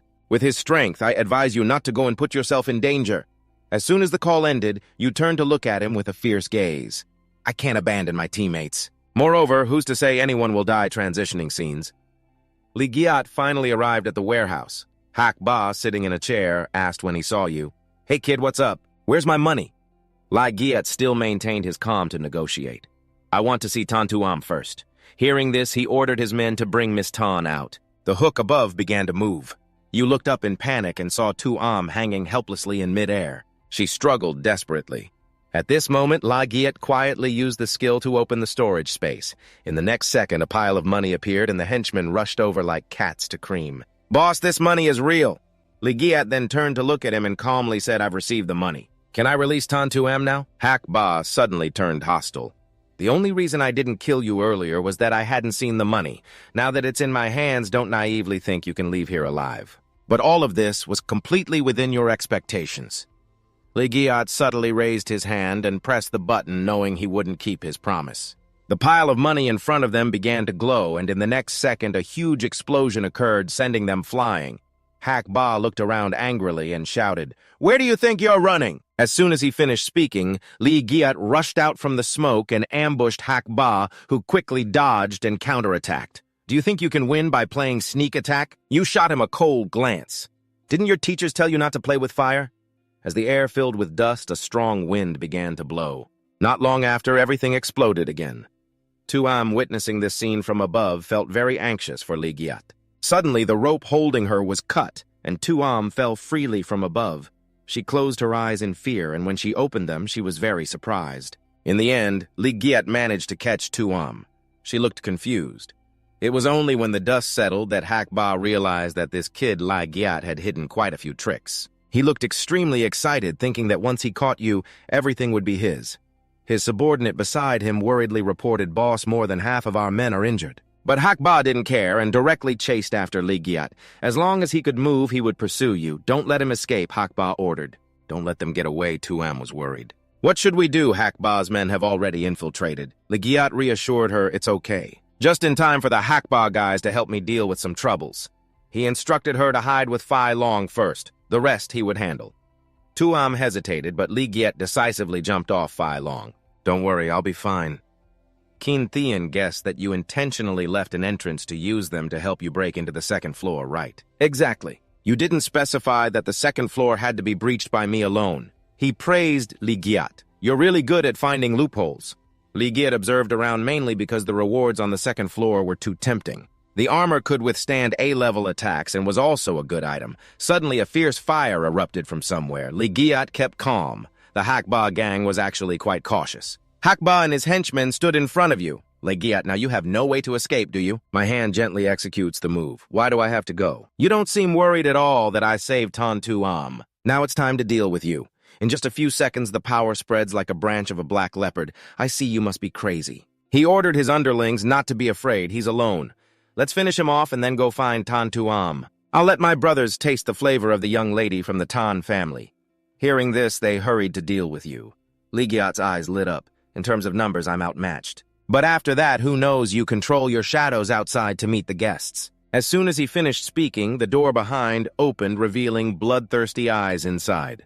Li Giat opened the door for his friends to come out and welcomed them to overcome the challenge with him. The moment they saw the numbers, everyone went pale. Seeing the monsters rushing towards them, the black leopard warned his underlings to be careful. He angrily shouted your name, but the mutant managed to rush in. Li Giat, stop. Let me handle this. The black leopard unleashed fire towards it. Under the fierce flames, the mutant became a roasted dish with all the flames targeting Li Giat. It charged straight at you. Li Giat laughed at the opponent's ability, throwing a big move. You raised your hand to grasp the darkness, transforming it into a giant mace. Li Giat lifted the mace he just created high. Then let me pull the value of hatred to explode you. The moment we collided, it created a violent shockwave. Li Giat struggled to withstand the strong force. A level B attack is indeed not to be underestimated. Both sides were affected. At this moment, you knelt on the ground with your weapon while the black leopard felt smug. You could actually block one of my attacks. That's quite impressive. But in this state, how many more can you block? Li Giat lowered his head. Once was enough. Your pupils lit up. If you don't believe it, look around. The black leopard realized he had been surrounded by this complete opposition. He didn't dare to move strongly. Li Giat seized the opportunity. The best strategy is to retreat. Just take it slow. I'm going ahead. He couldn't help but curse, damn it, I'm being set up by this kid again. The black leopard raised his fist, telling the beasts to get lost. He chewed lightly, leaving no traces after taking down a few monsters, but the numbers were increasing. He couldn't handle them all alone. Li Giat, I will definitely tear you apart into 100 pieces. As he spoke, the black leopard's eyes radiated fury. In the core area of the second floor, Li Giat stepped out from the gate. You're not lying to me, are you? Li Giat looked straight ahead. Is there really armor that can withstand level A attacks? Qin Thian replied, why would I lie to you about that armor? Consider it a reward for passing the second floor. While walking suddenly, something appeared before the two of them. You wondered what it was. Qin Thian explained, this is the manager Tik Min of the second floor. He must have found peace now. He approached the old man, waiting for the matter with the black leopard. Can you help me arrange the funeral for him? Li Giat agreed, leave it to me. Qin Thian stood before his old friend, thanking him. His gaze seemed to contain many unspeakable emotions, but Qin Thian brushed it aside and walked away. Let's go. The armor is ahead. Li Giat saw something floating in the air and was startled. That must be the armor Qin Thian mentioned. Li Giat asked, is that the armor you were talking about? You can take a look, it's not bad. It's not as bad as I imagined. It's a pity this kid only has level 2 dark enhancement. If it were level 3, Qin Thian thought, but even if he were level 3 before, this armor that can withstand an A-level attack might not let you off easily, huh? Li Ji turned to look at his uncle, asking, what's up? Jing Tian replied, it's fine, just take your reward. This action left Li Ji puzzled. What's going on? Why are you getting more emotional? Li Ji cautiously approached the armor, not noticing it was moving. Suddenly it grabbed his neck in a flash, and T-Meech spoke. It's been so many years. I thought you wouldn't come back, my master. A mutant with a B-level soul skill, dark enhancement level 2 soul refinement. Li Ji wanted to struggle, but found it difficult. What's happening? Jing Tian realized T-Meech's eyes were filled with hatred. He never expected his master, once so powerful, would now only be able to parasitize a sea-level creature. Like this. You worry too much. T-Meech ordered stop. T-Meech responded coldly, on what basis do you command me my soul is resting in this armor? It's so you can come back and help me extend my life, he said firmly. T-Meech tightened his grip on Li Ji's neck. But you refuse to make an effort to return. You're just a remnant soul now. Then I can only choose to refine you like this. That way I can level up Dark Enhancement level 3 and use the domain ability to turn this armor into my soul container. Li Ji was horrified when he saw his master's figure suddenly vanish. Jing Tian, Li Ji asked, if I give you control of my body, can you defeat this guy? Jing Tian looked confused. Aren't you afraid I'll take full control of your body? It's tough to resist at this point, and you're still joking around. Come on! With that, he quickly merged into Li Ji's body. His pupils changed color and the power grew increasingly intense. Just moments ago, he could barely hold his ground against the opponent. Now, with just a flick of his hand, he sent T-Meech flying. The old man laughed. Your remnant soul only has A-level power, why struggle in vain? Even at A-level, it's enough to deal with you. At this moment, Jing Tian was in a parasitic state, A-level, unable to use the parasitic skill. T-Meech was puzzled by the dark domain. Dark level 2 Shadow Abyss. Every step Jing Tian took radiated overwhelming power, making T-Meech realize it was just a facade of level 2. I didn't expect you to hide a trick. You didn't fully teach me how to use the dark skill, the dark transformation sword formation. Jing Tian replied, I have more than one trick up my sleeve. T-Meech didn't want to waste words anymore and charged straight at him. Then what? The old man raised his sword. This body couldn't withstand it. When you use a level 3 skill, Jing Tian didn't evade. He used Shadow Shift just before the tip of the sword reached him, quickly appearing behind his opponent. T-Meech was puzzled. What skill is that? Just as Jing Tian struck, the old man struggled to defend. T-Meech realized, you can't maintain this level 2 state for long. He turned to Li Ji. Can you hold on? Li Ji tried to reassure him, it's okay, I can hold on. T-Meech sneered. With an attack like this, you can't even break through the armor. Suddenly, Jing Tian leaped high, his fist aimed straight at T-Meech's head. Then I will force you out. The old man drew his sword to block the attack. Neither side was willing to give in, but at that moment, T-Meech's sword suddenly snapped in half. Jing Tian seized the opportunity to try to finish him off, pushing hard just a little more. But at that moment, Jing Tian's pupils flickered. Li Ji, I'm fine. Can you feel it? If you keep attacking, the soul and body of Li Giat will be overwhelmed and burned away? T-Meech scoffed at such a worthless creature for missing this opportunity. When did you become so ridiculous? The old man, taking advantage of Qin Thian's moment of distraction, counterattacked, grinding his teeth in anger. T-Meech gathered all his strength into his fist and raised it. Then don't blame me if just one hit sends Kin Thien flying out of Lee Giat's body. Kin Thien was sent soaring suspended in midair. Tich Mitch seeing this felt delighted, gotcha. The old man quickly took control of his entire body.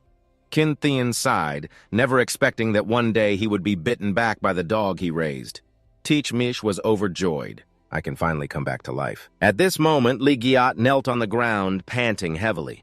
He looked worriedly at his companion Kin Thien, who was being restrained and unable to do anything for him. Kin Thien urged him anxiously to run, but how could Lee Giat abandon him? He rushed over, letting go of him. Tikmi sneered, truly touched that someone was worried about the opponent's soul being burned, so he didn't dare to use all his strength. The old man's gaze at him was filled with anger. A mere ant dares to lay a hand on me. Reality is always harsh. Lee Giat was pushed away just like a fragile object, causing his insides to suffer greatly. Kin Thien used harsh words to protect Lee Giat. With your level C, you shouldn't be here getting in the way. Just get lost. Although his body was severely damaged, he didn't give up. From the very beginning, you had me working like a horse. Lee Giat recalled how he forced him to fight against mutants, pushing him to level up step by step. Now whether I go or stay is up to me. Lee Giat clenched his fists and charged at him, attacking relentlessly. In the past, I could absorb the dark energy around me to fight back against the bloodline. Today, I can also help you eliminate this traitor. Tikmish felt like he was listening to a joke. You think you can eliminate me? Let's see how long your body can hold out. Kin Thien worriedly thought he had to push his body to the point of exploding. Lee Giat could no longer hear anything. He didn't need your management. He was giving it his all in a frenzied state. At this moment, he finally noticed the signs on his body. His body was cracking. In an instant, Lee Giat's body seemed to vanish. Tikmish burst into laughter. What a foolish creature you chose! Are you trying to meet your ancestors early? Over here, Kin Thien wasn't doing much better. Lee Giat, the old man, told him to stop struggling and obediently become my nutrient. Just like that.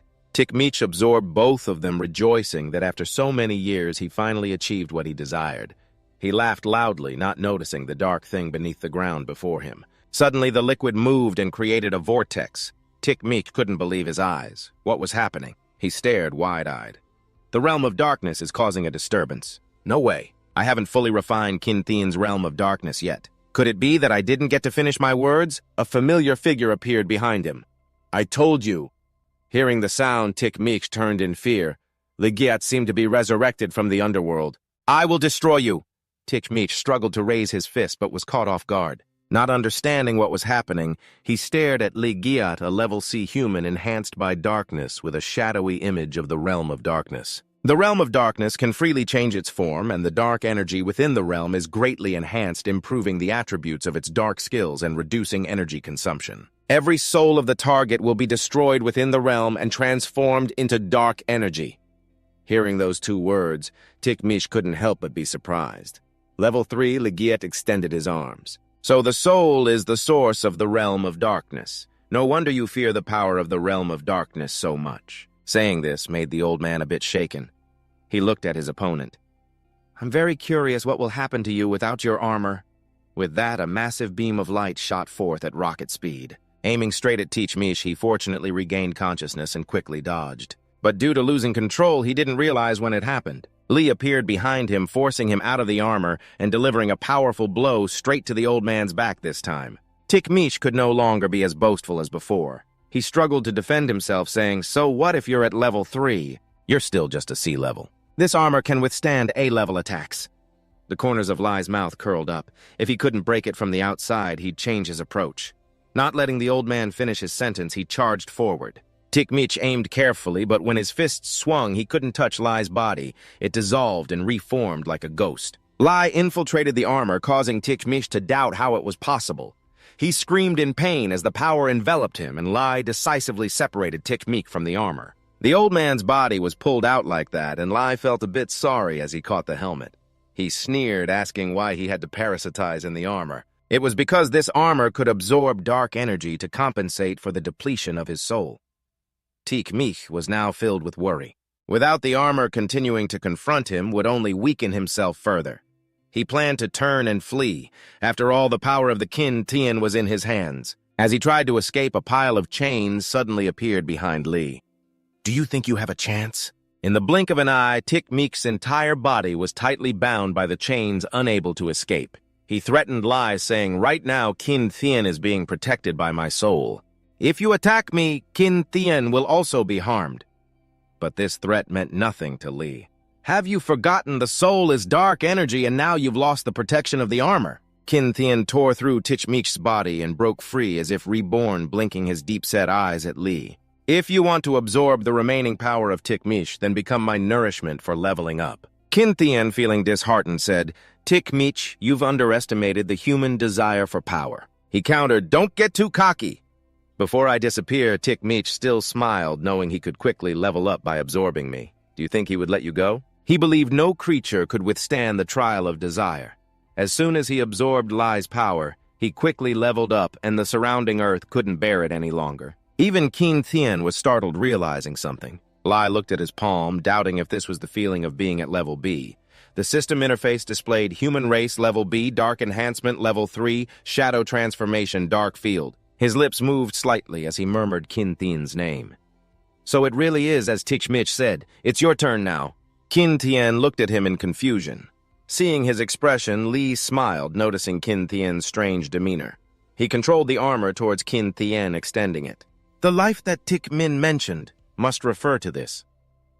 He allowed Qin Thien to wear the armor, utilizing its ability to seal the soul state within the armor. "This way, the armor would become your body," Qin Thien, astonished, said. "Li, the system is notifying you Tich Clan Parasite State Level A Skill Haunting Enhancement Level 3. I casually walked past, saying, "You will be absorbed and your soul will be drained." He put on his own coat. Besides, this armor was both large and ugly. "I don't want to wear this as a way to repay you. Just go over there." The younger members of the Black Panther gang were terrified, constantly begging the boss to save them, while he showed no sign of worry at all. "Just hang in there, the boss will help you get rid of the pain soon." The Black Panther acted ruthlessly, destroying the monster without caring for even his closest subordinates. He despised useless trash like you. Was there really a need to save you? But before he could feel joy for too long, a figure approached from behind. It was Li, strolling with his hands in his pockets. No wonder he was a B-level. Even someone like him couldn't kill you. The moment the panther saw you, the veins on its face bulged and it was ready to pounce on Li Giat without hesitation. Just as the panther was about to charge, Li Giat's eyes lit up. He was blown away like a piece of paper, unable to believe that this was an A-level opponent. He cursed inwardly, thinking that dealing with just one Li Giat was already manageable. But now there was another A-level opponent. Li Giat scoffed. "Isn't it obvious you're just bullying me? You're warming up your body against someone of his level. Leave me out of your training." Hearing this, the panther's anger flared even more. "You want to use me as your practice dummy?" He glared at Li Giat with hostility, thinking, "If I can control you, I still have a chance to win." In the shadows, Li Giat's eyes shone brightly, haunting the panther. It thought you were just putting on a show, trying to act tough. No amount of theatrics could make up for your weakness at D-level. Just as he finished speaking, Li Giat lunged forward like an arrow. "Who said I was still at D-level?"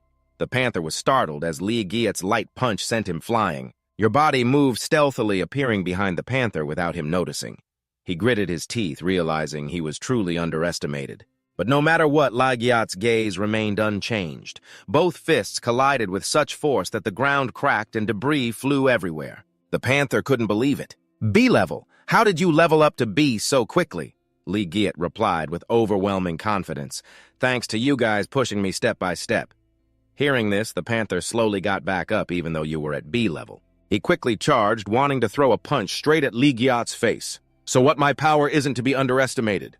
In contrast to his opponent's impatience, you easily dodged. The panther kept attacking, but all his strikes were blocked by Li Giat. From the outside, it looked like watching a play in the realm of shadows. You didn't even need to use your own strength. You instructed every little detail, manipulating the energy around you. Using the environment against you is the true essence of darkness. After hearing this, Li Giat wore a somewhat smug expression. "Got it." You looked at him, but his serious lecture felt a bit off. The panther, annoyed, thought, "You think you're a genius? Do you want to die?" Li Giat quickly manipulated the dark energy around him. As he spoke, his pupils changed color and glowed brightly. Despite the panther's efforts, he couldn't even touch you. Not even a single hair of Li Giat's was within his reach. He couldn't believe his eyes. Li Giat was thoroughly amused. This feeling was truly addictive. You launched an attack with incredible speed towards your opponent. The panther barely managed to dodge just in time. Not only that, but he also took the opportunity to close the distance between them. The panther complimented, "Not bad, but you missed." Ligiat found it amusing. "Missed, I think you're just dizzy from dodging. You swung your fist, saying, 'Earlier I was helping you get your face into my fist. Now get lost.'" With that, the panther was sent flying, his face filled with shock and frustration. How can this kid keep unleashing powerful moves? Not only does he not weaken, but he gets stronger. Ligiat calmly approached. "Is this all you've got? You're disappointing me." Your voice rose with each word. "This game should end now." The panther wanted to charge in for a final showdown, thinking he would die alongside you.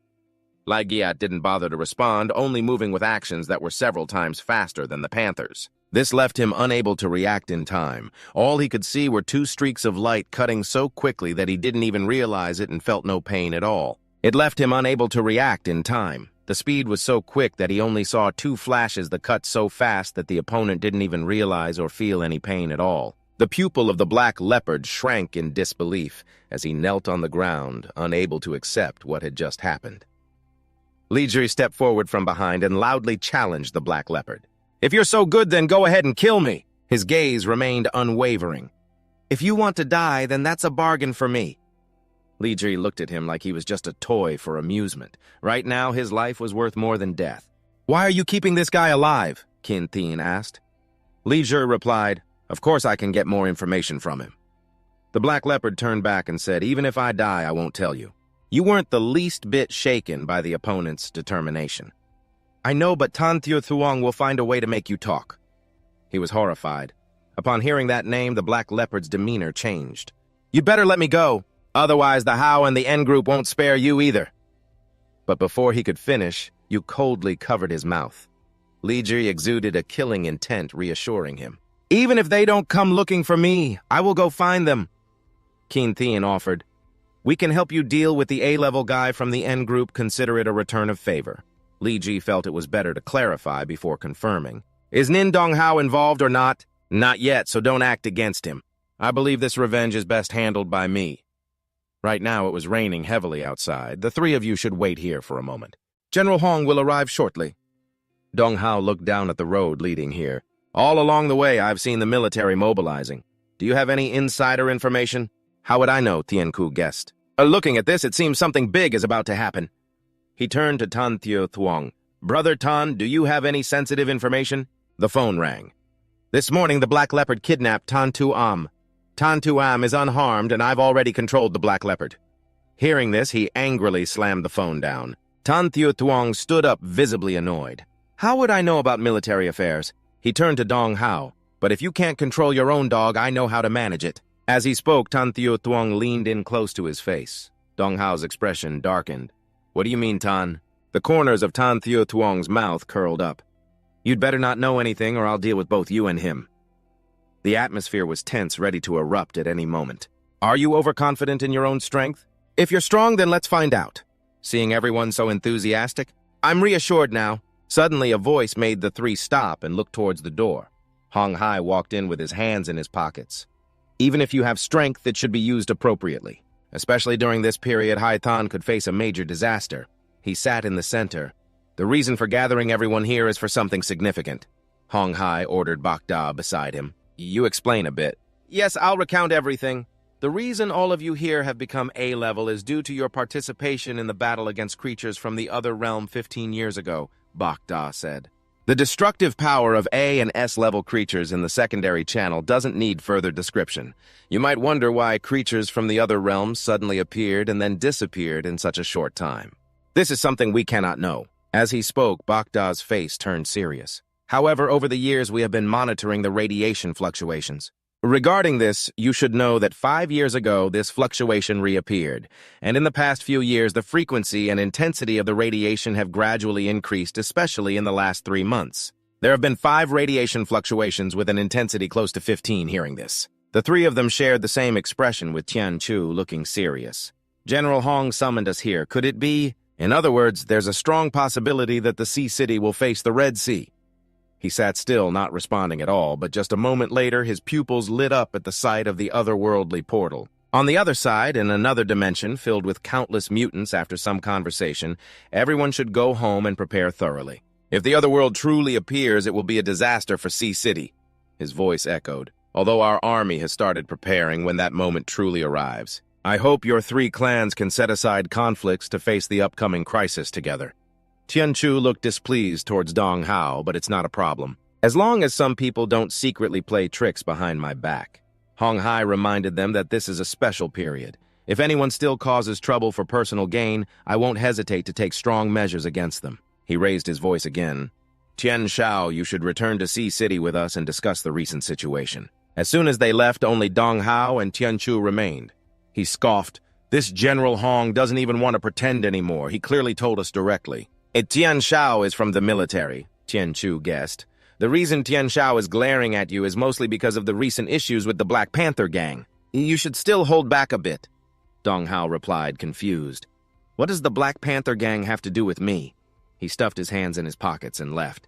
It's best if it's not related. But you should still check the news. Outside the company, a voice rang out. What did General Ning say? Check the news inside. Dong Hao reminded him of the things he usually did with the Black Panther gang. I can turn a blind eye to that, said the Hao.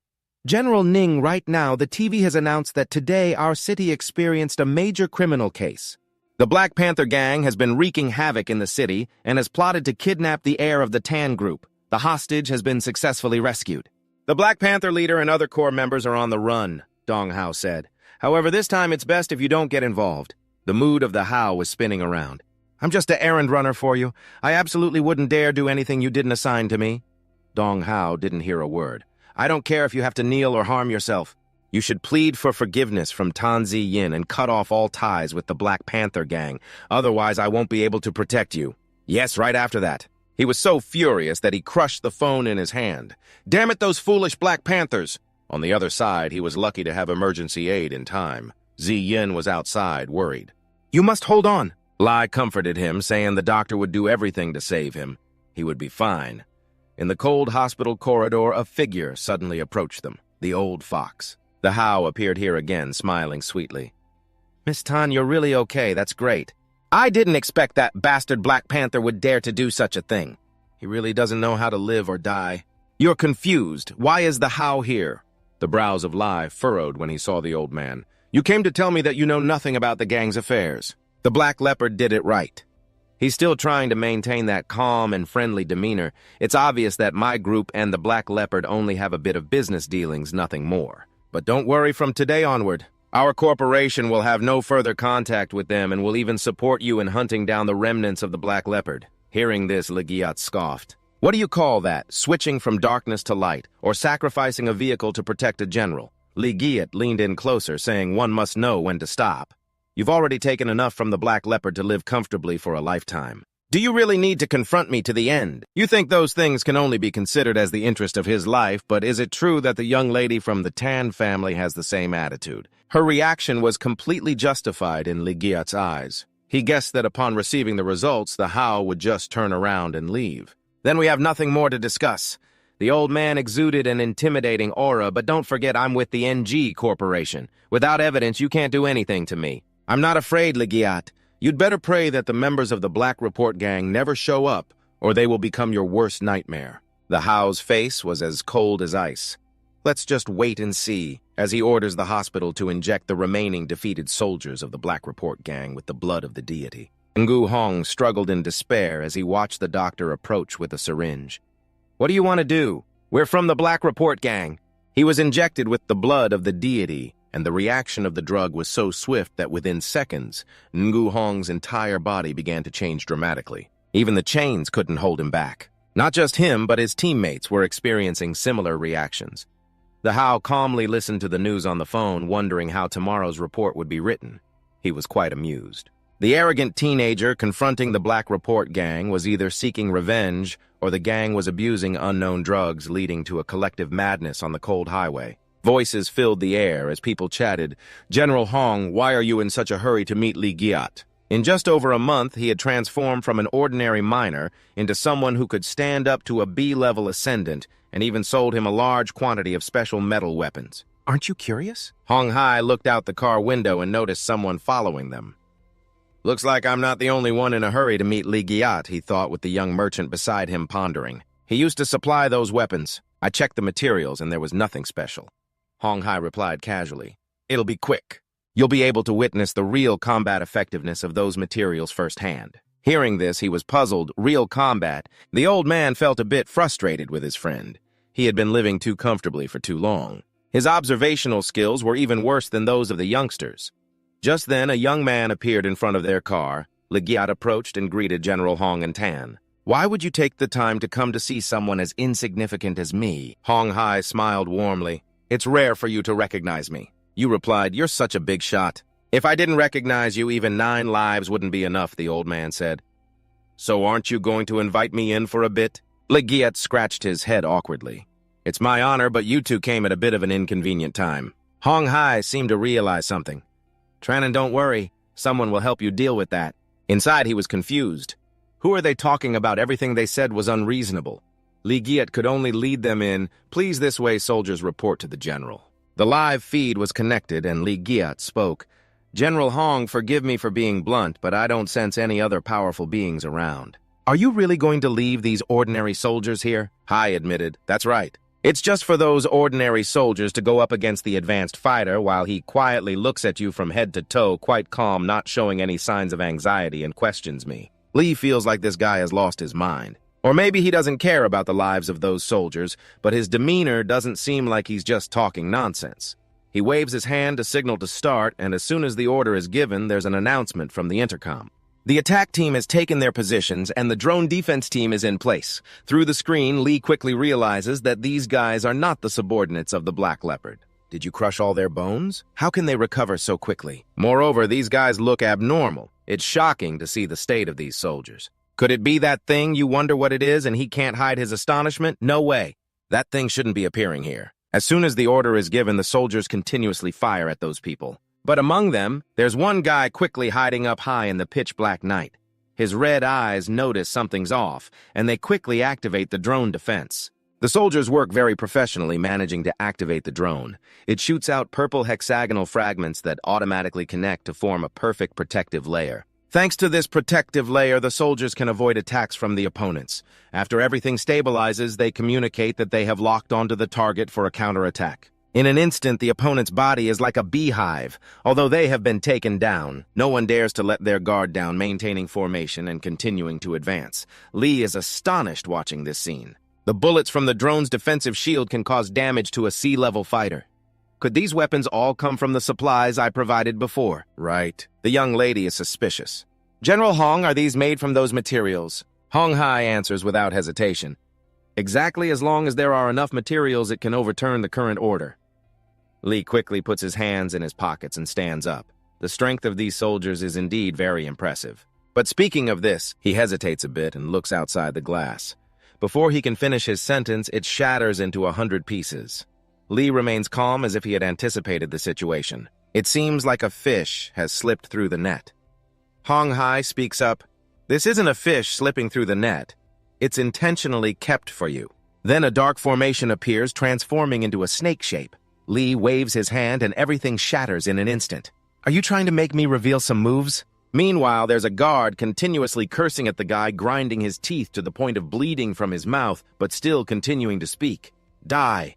The guard flies high, gathering rocks into a large mass. Then he throws it towards Lee. You confidently turn around ready to fight, but it's a pity this villa belongs to Qin Si Yin. Lee's knife touches the tip of the rock thrown by the guard, and then the rock shatters into 100 pieces, but the knife remains pointed at him.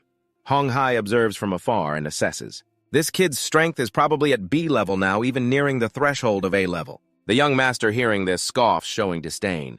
"You're exaggerating a bit." The young master continues, "Look, right now he probably isn't using his full strength over there." The Crimson Guardian had turned his arm into a solid stone shield to block the attack from Ligiat, who now couldn't help but ask, "I'm really curious about this guy. Why did you suddenly level up to B? Did you take some drugs or something?" The Crimson Guardian didn't bother to explain. He just kept cursing, "Die, die."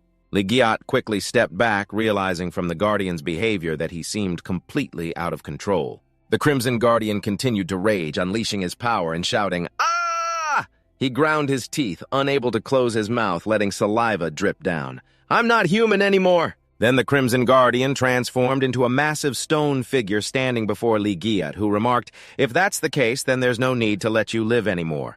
At that moment, Li Giat remained very defensive, holding back his strength in front of those two cunning old foxes. It was better to conceal his true power. He then unleashed a different lighter attack, enhancing his shadow with the first tier of darkness. The first tier's power should be enough. The daggers flew swiftly like lightning, slicing through all solid objects, and the entire body of the Crimson Guardian shattered into countless small pieces, falling to the ground. After the battle ended, Hong Hai and the young master approached to encourage him.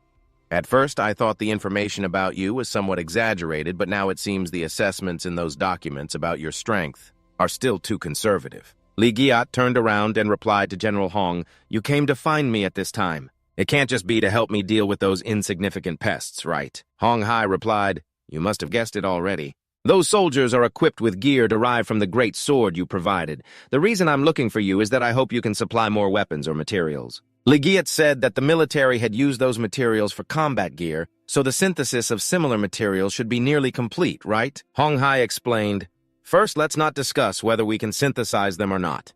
The most pressing issue right now is that we don't have much time left. Old Cao, you need to be serious. I can't disclose too much to you. I can only say that around Haicheng City. At any moment, a level 2 interdimensional tunnel could appear." Hearing this, Li Giat's eyes lit up. With the current strength of the Haicheng military and the advanced practitioners, it might not be enough to handle it, he thought to himself. I can sense it. Hearing about the level 2 tunnel, Qin Thian became extremely furious, and suddenly Hong Hai placed his hand on Li Giat's shoulder, filled with hope, trusting him. "If we want to avoid heavy casualties among civilians, we can only hope you have enough materials on hand to help us make weapons for the military." Li Giat replied, "The weapons you need, I will find a way to get back to you in 3 days. However, I can't guarantee how much I can procure." Hong Hai confidently responded, "I won't let you be busy for nothing." He revealed some benefits for Li Giat to hear. "Although I can't give you money, I can arrange a position for you in the military or have you become the son-in-law of the Tan family taking over the Tan group." Upon hearing this, Li Giat appeared uninterested and awkwardly replied, "That's not really okay." While Hong Hai was negotiating with Li Giat behind them, a burning flame of hatred ignited in his heart. "What do you mean by that? You dare to call yourself a general? If you don't invest any money, then why sell your daughter? Don't think just because you're a general, you're above me." "You dare to hit me, you little brat?" Li Giat said. "If you dare to agree, I'll show you what I can do. Don't even think about taking my treasure away." Li Giat turned around, sweating, and whispered to Hong Hai, "That should be a contribution to Haicheng. It's the right thing to do. As for money, let's forget about that. That's something to contribute to Haithan. It's the least I can do. As for money, let it go." Hong Hai couldn't believe it and asked again, "You really don't want to become the son-in-law of the Qin family?" He subtly declined, thinking that if it were possible, he'd rather handle such matters himself. Transitioning inside the second-level tunnel, Qin Thian thought about the madness of Ngui Hong and reflected on that. Those people earlier must have been injected with the blood of a god. Who would have thought they would find a way to open the second-level tunnel so quickly? At that moment, Li Zat appeared from the spatial door, and Qin Thian questioned why he had heard his voice. Li Zat replied that the second-level tunnel was not something that could be handled at level B, and someone like you could intervene. If you don't want to die, stay as far away as possible. Li Zat continued to ask what exactly was in the second-level tunnel that made you so wary. Qin Thian turned back and replied that there were a large number of A-level creatures, even S-level ones, transitioning at the military base temporarily in High City. Hong Hai stepped down from the vehicle. He ordered the Black Leopard and those guards to leave it to the military to handle. Don't get involved any further. Hearing this, Tiu Tuong asked, "Who is this?" Hong Hai replied that according to the documents, the mining accident related to Li Zat's parents was just a matter of compensation from Group N, nothing more. Why did it have to come to this step of killing to silence? He added that the assassin tonight was clearly under the control of some unidentified drug. The issue with Group N was not small at all, especially if it really involved Nin Donghao. Dealing with him would be a bit troublesome. Therefore, it would be better to leave the next steps to the military. Besides, I also need to use this to make Li Zat owe the military a favor. Transitioning, Li Zat was walking with Qin Thian. So if I complete the third-level trial, my strength could advance a level. He said that above level B, it would become increasingly difficult to improve. The third-level trial couldn't help you level up. It could only allow you to obtain the medicinal items and weapon resources from the Qin Thian Tower. Hearing this, Li Zat asked if there were many weapons. Qin Thian replied that if you wanted to use mineral weapons to help humanity, you could say they would never run out. Li Zat continued, Then what are we waiting for? Let's immediately start the third-level trial. But Kin Thien suddenly stopped, and seeing this, you wondered what was wrong. Kin Thien suddenly became unusually serious. There's something I must tell you, and then you can decide whether to proceed with the third-level trial or not. I previously mentioned that the entire other world is a larger prison than your world. This prison has 3 layers from the outside in. The outermost layer holds B-level criminals and lower. This is also the area where your entrance to the other world is currently connected to the middle layer, which holds S and A-level criminals, and it is also the area where the second-level tunnel connects to the innermost layer, which holds serious offenders. The criminals there have surpassed humanity's assessment, namely the generals, sect masters, and kings, the outer layer B, C, D, E, the middle layer SA, the innermost layer generals, sect masters, and kings. My mission as a member of the Thuong Tik clan is to guard the gates of hell and prevent those criminals from escaping. Li Zat listened intently as he explained. You began to deduce. If that's the case, why did the other world tunnel appear? Kin Thien replied. Because there is a traitor in the Thuong Tik clan, he recounted. He, along with the criminals from the innermost layer, colluded to incite a rebellion trying to seize control of the gates of the other world from there. He, along with the inner circle criminals, colluded to incite a riot trying to seize control of the gate to the underworld from there. Escaping from the harsh survival environment of the abyss, I see an alarm that cannot be extinguished. The only way left for me is to forcefully seal the gate of the abyss and wait for reinforcements. But who would have thought that millions of years have passed with no reinforcements, while my strength gradually becomes insufficient to maintain the final seal? 15 years ago, the outer gate of the abyss shattered. The interdimensional tunnel appeared, and I realized it was a relief. But what does this have to do with me entering the 3rd floor of the Tower of the Sky to pass the trial? The Sky said that once you complete the trial on the 3rd floor, you will bear the soul mark of the Merchant clan, which means you will become an enemy and a target. The pursuit of all creatures in the abyss, I replied. Are you worried about this? So what you mean is that after the 2nd-level tunnel opens, as long as I don't have the soul mark of the Merchant clan, I can just stand by and watch you get attacked by those monsters. Coming out from there. Pursuit! Can I hide in a corner and watch the beings in the Sea City get slaughtered? Saying that, I turned away. Let's go to the 3rd floor. I'm not a god or anything, but I absolutely will not cowardly wait for death even if the opponent is stronger than me. I would also choose to die on the path of charging forward. Seeing your attitude, I can't help but sigh. Wow, you're quite arrogant for a B-level kid. Then I'll be just as reckless as you. Then he spoke up. That's right, this is how you should talk. Being too serious really doesn't suit you. I replied. Did you just call me a B-level kid? I didn't hear you clearly. The Sky happily denied it. You must have misheard. After the two of them talked, they stepped through the spatial gate. This is the 3rd floor, the central area of the entire Tower of the Sky, the Sea of Souls in the sky. Realm gathers the shattered souls of the warriors of the Merchant clan over millions of years. You can only fully control the Tower of the Sky when recognized by them. Although this process will be very painful, undergoing the tempering of these souls is the only way for you to achieve the 2nd skill of darkness. I asked again, what is this 2nd skill? He replied, this is the ability to awaken. After the soul is tempered, each awakening is different. What we receive is the ability to create clones that can split into multiple forms to fight. Even if the main body is destroyed, as long as the clones exist, my consciousness will not disappear. I continued to wonder, what about your main body? The Sky replied, it may still be there or it may have turned to ash. He continued, hurry up and go in. I'm curious to see what skill you will awaken. I confidently said, I definitely won't disappoint you. Looking at the imposing figure of me moving forward, the Sky silently hoped that this B-level kid would never let me down. Perhaps you will awaken a completely different ability compared to us, and then you just walked on alone as I stepped into the 3rd floor. The fragments around continuously appeared and cracked, floating in the air. I reached out, curious, to touch it.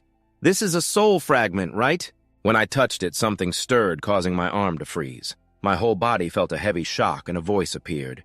Even if no one remembers our Merchant clan, we must also risk our lives to protect the Gate of the Abyss. Although our abilities are the weakest, I am definitely not a coward. Those who stand here are certainly not afraid of death. Absolutely not letting them take a step out. Guard until death, guard until death, guard until death. Those memories suddenly appeared in my mind, causing me to scream in pain. I was stunned and realized this. This is the battle they went through, a battle completely unknown to the outside world. Then a figure of the leader of the Merchant clan gradually faded away. This is the battle they went through, a fight completely unknown to the outside world, as the figure of the clan leader gradually faded away. Lai turned around, feeling that this was a different Lai, one that was bigger. Look closely at those who sacrificed here. Who doesn't have power that far exceeds yours. You're just a regular B rank, not even qualified to join this battle. Why bother wading into this murky water? Hearing that, Lai calmly replied, yes, I'm just B rank, but so what? I have people I want to protect, and beliefs I want to uphold. The shadow reached out towards Lee. Don't you find what you said a bit ridiculous? He got into a fighting stance. If you want to laugh, go ahead. Even if the enemy is 1,000 times stronger than me, I won't run away. I will resist until the end, even if my tiny strength can only stir up a ripple in this great tide. Outside, the giant felt and assessed this intense emotional turbulence. He vaguely speculated whether the illusionary scene would reach out with its massive hand towards him, wondering if he was overestimating himself. Looking up at that overwhelming power descending towards him, he quickly thought that perhaps in the 36 strategies running away was the best option, so he jumped to dodge its lightning strike. Quick-witted, he stepped back to observe the next move of his illusionary opponent, who continued to attack. All my strength came from fear. From within, what could he use to fight back? Was he relying solely on that tiny bit of belief? Now he was ready to counter, gathering his strength and his fists. It wasn't just me, I could feel it. All the souls here were just like me. And then a big fist collided with his smaller, skilled fist as he fought to protect the belief in his heart, not hesitating to risk his life. They were all real beings, while you were just my inner demon. As soon as he finished speaking, the arm of that illusion shattered, and he confidently reached out, saying no. I must say it was just a fleeting thought in my mind. When that illusion disappeared, other souls appeared around him.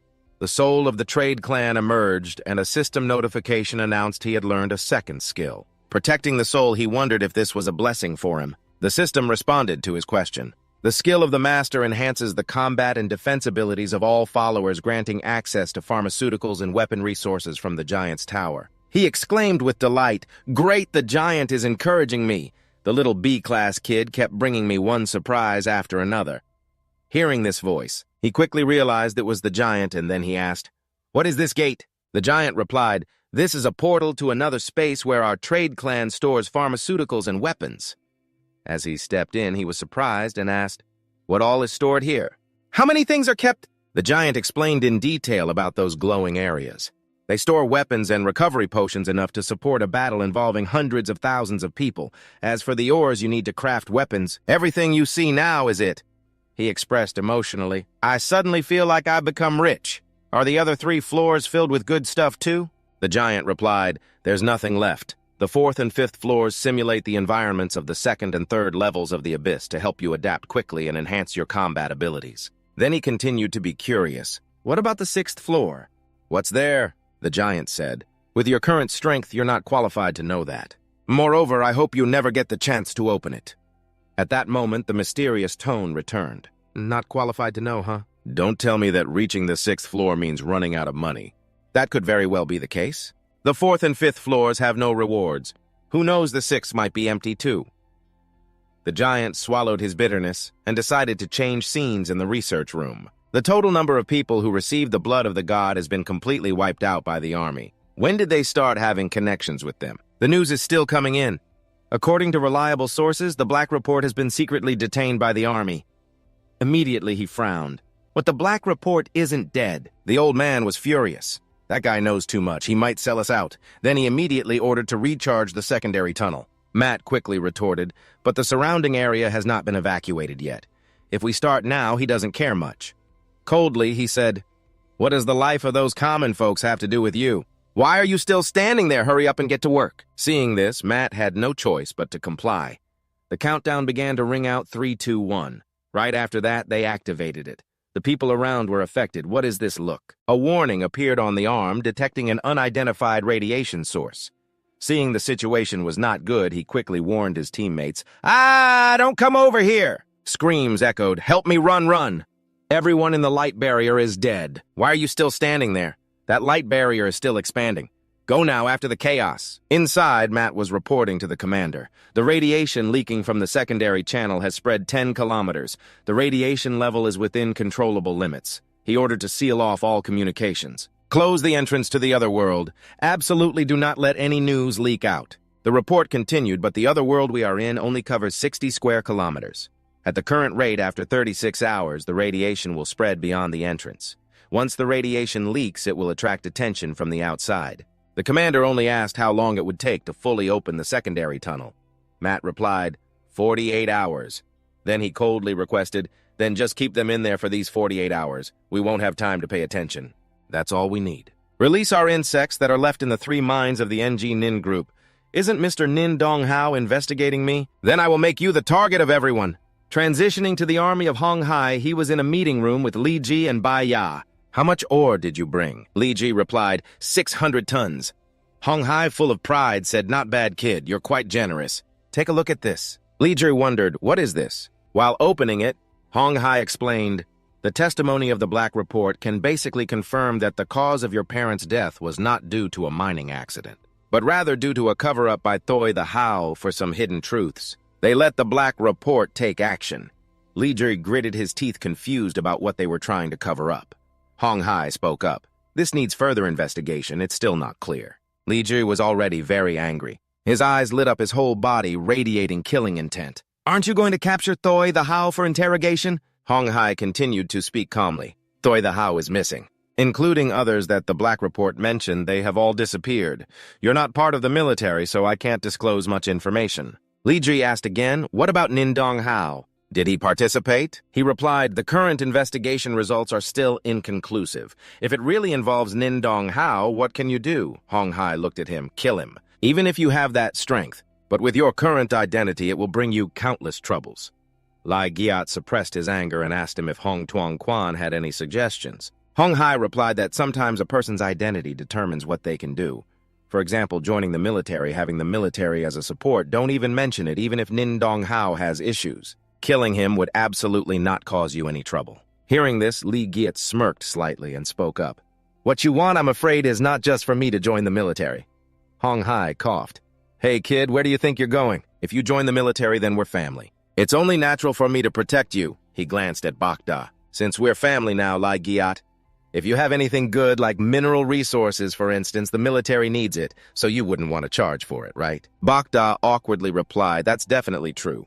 At that moment, the communicator in Bakda's ear beeped, and a voice came through. The military department has detected an invasion report. There are no outsiders here. Connect the communication screen. A screen appeared reporting multiple invasions by the insect race occurring in Haitan. This area is related.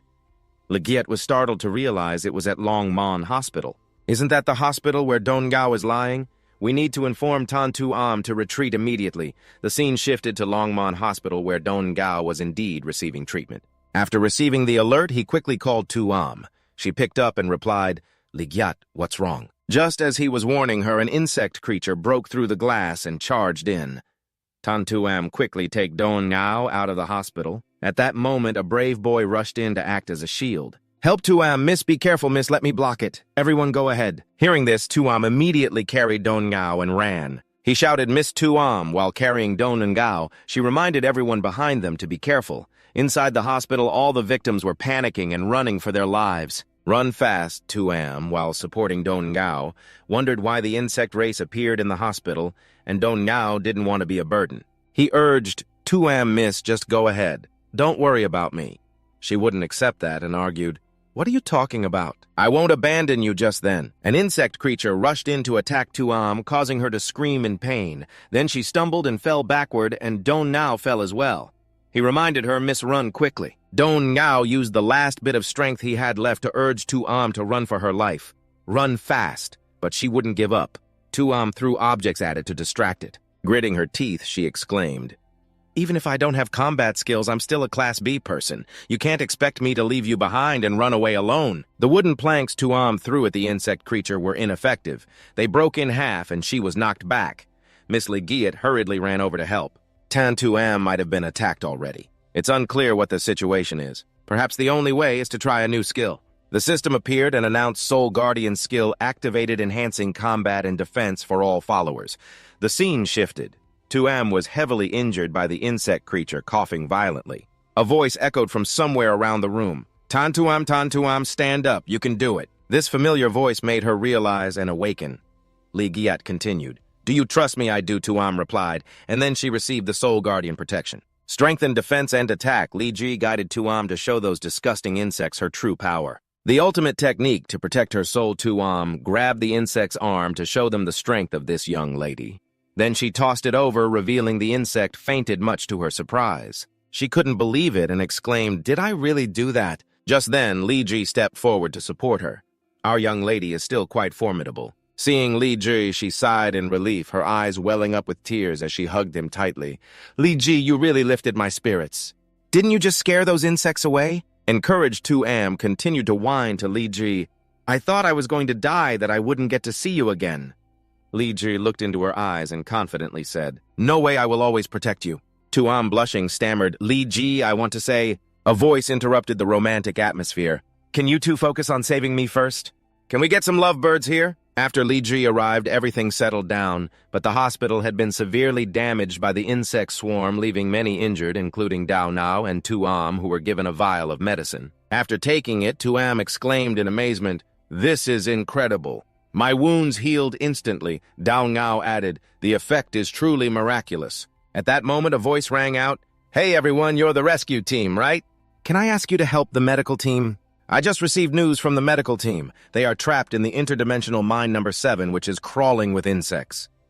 Tuam approached to inquire about the mine's situation.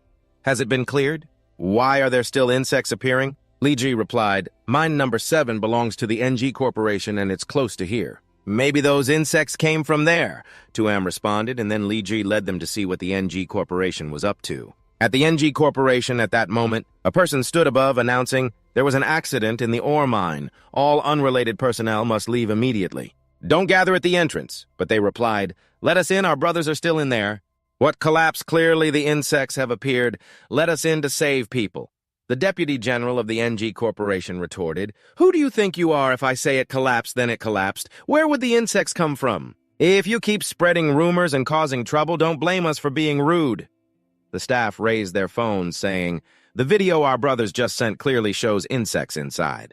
"Why won't you let us in? Even if the mine collapsed, why won't you let us in to save people? The longer we wait, the more dangerous it is for those inside." Seeing this, he immediately ordered to arrest those troublemakers, take them away. Just then, Li Ji and his companions rushed to the NG Corporation. "You guys are really something." The Deputy General turned on the loudspeaker and shouted, "Who dares to doubt the NG Corporation?" Tuam spoke up.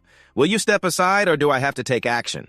He smirked at her. "Miss Tan, this isn't your territory, Longmen Sanai. You're overstepping." Tuam replied, "My Longmen Sanai has people trapped inside. I need to go in to save them. Is that overstepping? My friend is stuck inside the Long Gate 3, and I have to go in to save him. That's not being nosy, right?" The vice president of the corporation threatened that if she intended to barge in, they shouldn't blame them for not showing mercy to the Long clan. Just as he finished speaking, Li Giat had already made his move. He quickly positioned his weapon against the guy. Charging in it would be exhausting otherwise. "Why don't you just tell them to let us in?" The guy panicked. "Who are you? Don't do anything reckless. I'm the vice president of NG Corporation." Li Giat, unfazed, continued to threaten. "I'm just a level E miner with no background, but which of your corporations can intimidate me?" A voice rang out. Accompanied by a forceful attack towards Li Giat, he swiftly blocked that strike. But at least he was affected. His body was pushed back. Li Giat looked up to see who it was, and that person was Dong Hao. "What's going on?" the vice president exclaimed joyfully. "Finally, President Nin has arrived." Tantu Am led people to spread ridiculous rumors, insisting that there were monsters inside and even wanting to storm into our mining area. Dong Hao, with a fierce gaze, turned his eyes towards her. "Tantu Am, you'd better give me an explanation." Tuam stepped forward to stop Li Giat from making a move. "We have a medical team trapped inside. According to them, there are many monsters in there." Dong Hao replied, "This mining area was cleared of all anomalies by my corporation over 3 years before we received the mining permit from the city lord." Hearing this, Tuam fell silent for a moment, then he continued. "Today I'll let you off the hook just this once because of Tantu." But Li Giat wouldn't accept it quietly. He stepped forward and spoke, "Nin Dong Hao, are you being blinded by those below you? Or do you not care about the lives of ordinary people at all?" Dong Hao attacked him. Li Giat hadn't even had his turn. He pointed with 5 fingers, quickly countering with a move. "The mining area is right behind you. If you don't believe me, you can check it out yourself." That was the ultimate technique of Dark Enhancement Level 2. Dong Hao replied, "I don't need to waste time verifying this nonsense." A system appeared. Human level A, gravity control skill can manipulate the magnitude of gravity around the body. Steel body can transform the body into the hardness of steel. Qin Thian stood behind and asked, "Do you need me to step in?" Li Giat replied, "No need, he'll be slapped soon." Just then, a spatial circle appeared right behind Dong Hao. He unexpectedly glanced back, wondering what was happening. In that spatial gate, the monsters appeared. Dong Hao instinctively turned back to attack them using the gravity control technique to crush the monsters right in place. Li Giat spoke up. "Now you don't need to bother verifying anymore. They've shown up right in front of you." A monster was just eliminated and the crowd protested. "Look, there really are monsters inside. Let us in." "Quick look at this evidence. We need to let everyone else know." But the vice president continued to announce to control public opinion, "Everyone be quiet. Confiscate those phones recording videos." But the crowd continued to resist. "Don't stop me. I have to go save my good friend." Li Giat immediately asked him, "Nin Dong Hao, do you still want to stop us from saving people?" Then Dong Hao slowly approached the crowd, surprising the vice president, who exclaimed, "President Nin, he said President Nin can't let those people in." Dong Hao replied, "Wait until I finish dealing with this." "I'll come find you to settle this," the guy stammered in fear. Dong Hao stepped forward and ordered, "Are you still blocking them? Everyone inside, eliminate the monsters for me, protect." Hearing that they quickly complied, "Yes." After that, Tuam approached to check on him. "Li Giat, are you okay?" Li Giat continued, "Tan Tuam, you and Dong Gao stay here. I'm going to save people." Tuam reminded him, "Be careful," transitioning to the inside where people were trapped by the monsters. Upon entering, they were astonished by the scene. Why are there so many? Clearly, there were only about 10 of them before. The vice president spoke up, saying that the number of monsters was too many and our manpower wasn't sufficient. Hao instructed to contact other experts from the group for support. Li Zi followed behind and said waiting for others to come to the rescue is pointless. The longer we wait, the lower the chances of survival for those inside. The vice president saw him and pointed out to remind him of how noble Nin's status was. If he got injured, it would affect the interests of the entire group. Li Zi replied, "Interests, huh? Indeed, living too comfortably for too long has drained all the passion and courage." Dong Hao glanced at Li Zi, who looked back at him without any fear. "I'm going to save people. You don't have any objections, do you?" Dong Hao said dismissively. Li Zi replied, "You're just a C rank. Are you looking for death?" Li Zi confidently responded, "Looking for death, huh? Then you can follow me." And then he unleashed his powers, enveloping himself in a dark aura. So open your eyes wide and watch closely who will die next, as he used the shadow step technique. With each step Li Zi took, the monsters were completely wiped out. While he was purging, suddenly Qin Thian warned, "Kid, this swarm of insects is a bit strange." Quickly, Li Zi summoned his shadow clone. He could feel it too. "That's right, I feel these insects are different from the ones I've encountered before." Then Li Zi became more cautious, using his next move, Shadow Transformation, followed by the Great Blade of Darkness, and he analyzed further. "This is a mining area, so many insects like this. Why has no one discovered them before?" Qin Thian replied, "Because these insects were born today." Li Zi was astonished, unable to believe it. How can that be? Insects grow and develop extremely quickly. "But I've never heard of any that were born as C rank," Qin Thian explained. "That's because someone has used the blood of a deity." Li Zi wondered, what is that deity's blood? At this moment, a notification appeared. Li Zi, Human Race Level 3. Ability Knowledge of Darkness Shadow Transformation Peak Level Darkness Enhancement Level 1 B Body Enhancement. Darkness Enhancement Level 2. A Shadow Step. Darkness Enhancement Level 3. A+ Darkness Domain. Even though they were a bit unusual, Li Zi still wiped them all out. "What exactly is the blood of a deity?" Qin Thian continued explaining. "The blood of a deity is a type of toxin that can enhance the combat power of any creature. It can drive the user into a frenzy until they exhaust themselves to death. There must be a mother larva here that was infected with the toxin. I've seen it before after insects were infected. The next generation born can have some that are even A rank right from birth." Li Zi questioned, "How did this toxin appear here?" Qin Thian didn't know how to explain this. Li Zi continued to leap and attack. "Think slowly. Right now, saving people is the priority." Transitioning to the cave, everyone was desperately treating the injured outside amidst the noise. "Could it be that the insects have discovered us? Why? Is anyone coming to save us?" The victims groaned in pain. "I don't want to die." A doctor held his hand, reassuring him, "Hang in there, someone will definitely come to save us." Just as he finished speaking, a monster fainted and fell. It was trampled by Li Zi, who then said, "Finally found you all. Seeing Li Zi, everyone was overjoyed and exclaimed, "It's the expert, we're saved." Great Where's Lao Vu, following behind Li Zi, Dong Hao wondered, "Isn't that kid a rescue vehicle? How come he dealt with those insects so quickly? Moreover, he alone against so many monsters at his level. But I don't see his energy decreasing at all. Could it be that he's level B or even level A like him?" Suddenly, the sky monitor warned him that there was something unusual behind the left iron gate as he was about to pull it open. If he goes that way, the vice president will stop him. "Why is that kid heading over there? Hey, stay away from that door. That's where we keep the important items of our corporation." With his eyes closed, I sensed that there were monsters inside, while the vice president continued to advance, warning him, "Do you hear me? Get your filthy hands off. Those things inside are damaged, and you can't compensate for them." Li Zi glanced and asked, "Important items, huh?" Then you stepped forward and confronted the NG Corporation guy, asking, "When did you start researching monsters?" The vice president stepped back in fear. "What are you talking about? Don't say nonsense." Li Zi looked at him with a cold gaze. "I'm not talking nonsense. Open this door and you'll find out." Dong Hao calmly said from behind, "Open the door." The vice president turned back to look at him. Nin Dong Hao, without any hesitation, "Open it." Then the vice president continued, "The password is only known by the person in charge. I can't reach him either." Li Zi moved towards that direction holding a weapon. "This is easy. Then let's use a more forceful way to open the door." Li Zi swung his sword, smashing the gate into pieces. He looked ahead. "It's time to unveil the truth. This is what you call an important item." Seeing the people collapse below, Li Zi gritted his teeth in anger, thinking, "My parents were also killed like this." "And what about Uncle Hatch? You spoke up about the lives of these miners. In your corporation's eyes, they really aren't worth a dime, are they?" "Nin Dong Hao, you tell me right now the employees behind him were also in an uproar. The old king's identity symbol was that of the old king. Didn't they say he died 2 years ago in a mining collapse? Why is he showing up here now?" The old man thought he was confused. Dong Hao, not understanding what was going on, asked the vice president, "What exactly happened?" The guy looked troubled. Li Zi pointed his sword at Dong Hao. "Is this still unclear? Someone has been using these miners as food to raise monsters." He continued to question the vice president. "What exactly is going on?" The vice president, frightened and flustered, replied, I did this for the benefit of the corporation. 3 years ago, we acquired this mine, and it wasn't easy. But who would have thought there was a monster hidden underground to avoid affecting the mine's operations? That's why Li Zi couldn't hold back and raised his sword. So you guys took people to feed that disgusting creature." He felt the killing intent and was completely terrified. Dong Hao hurried to intervene.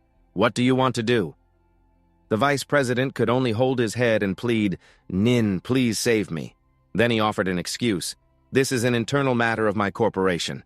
You have no right to interfere. The miners who died here, there were at least a few hundred, if not 1,000. Li Zi asked, "Do you still want to help your vice president cover this up?" Everyone behind shouted, "He's the murderer, our miners, are they not human? Those involved must be brought to trial. Yes, these people deserve to be executed." The vice president saw the crowd in chaos and ordered, "You guys are too idle, aren't you? We have to bring those involved to trial. These guys deserve the death penalty." The vice president saw the crowd getting out of control and immediately ordered, "You guys have too much free time, huh? I'm really at my wit's end trying to get these miners out of Neen, you know. I'm going to take care of this scumbag Quach right now." Li Giat interrupted, saying, "There's no need for you to act now. There's a great opportunity for him to experience what it's like to be treated like food by those pests." With that, Li Giat quietly turned away. The deputy quickly explained that although the creature was only level B when its life was threatened, it would enter a state of frenzy and multiply uncontrollably. By then, our entire mining area would be sealed off, causing irreparable losses to the Dong Hao group. He angrily raised his fist, and I could see he was worried. It would affect his position in the group, and suddenly a loud explosion occurred as a massive monster appeared right before them. The deputy stuttered in fear, calling out, "Trung Mao!" He was terrified and ran away. "No, I don't want to die, but it's too late now," he pleaded. The creature wrapped tightly around him, and the deputy cried, "Nin Tong, save me!" Dong Hao coldly replied, "You living only brings more shame to the group." Then he pointed at the creature, and Dong Hao unleashed a gravity control move, saying, "Go to hell with this beast." The last Trung Mao was finally defeated by him. Li Giat approached from behind, wondering why the creature suddenly charged out. Luckily, Nin Tong wasn't hurt. Otherwise, it would have been a big problem.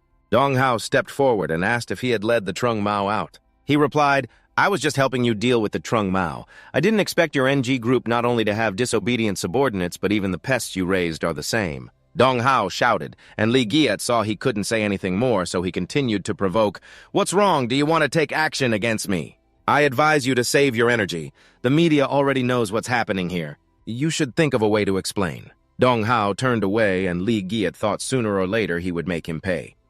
Li Giat calmly replied, "I'll be waiting for you." After settling everything, Li Giat went home to rest and heard the news that 3 otherworldly mining areas belonging to the NG group were in chaos due to damage caused by foreign tribes, resulting in casualties and property loss in many places. They have now ordered the closure of all otherworldly gates belonging to this group and are investigating those responsible. He felt a bit unhappy about it. It's very likely that it would end with apologies and compensation. As for the blood of the god mentioned earlier, he still hadn't clarified what that was. He replied, "The blood of the god only exists in the forbidden zone of the blood tribe. And that forbidden zone is located on the 3rd level, so logically it shouldn't appear here." Li Giat found it strange. So he asked again, "Blood tribe, I've never heard of them before." Tint Tien explained that they are at least level S, so they are all imprisoned in the inner layer of the 3rd level of the otherworldly prison. "Of course you haven't heard of them." Li Giat turned curious. "Is it possible that even their newborns are level S?" Bin Tien recounted. To be precise, the blood tribe is not a single tribe, but a collective term for creatures that have adapted to the blood of the god, those that have come into contact with it. Not all of them die.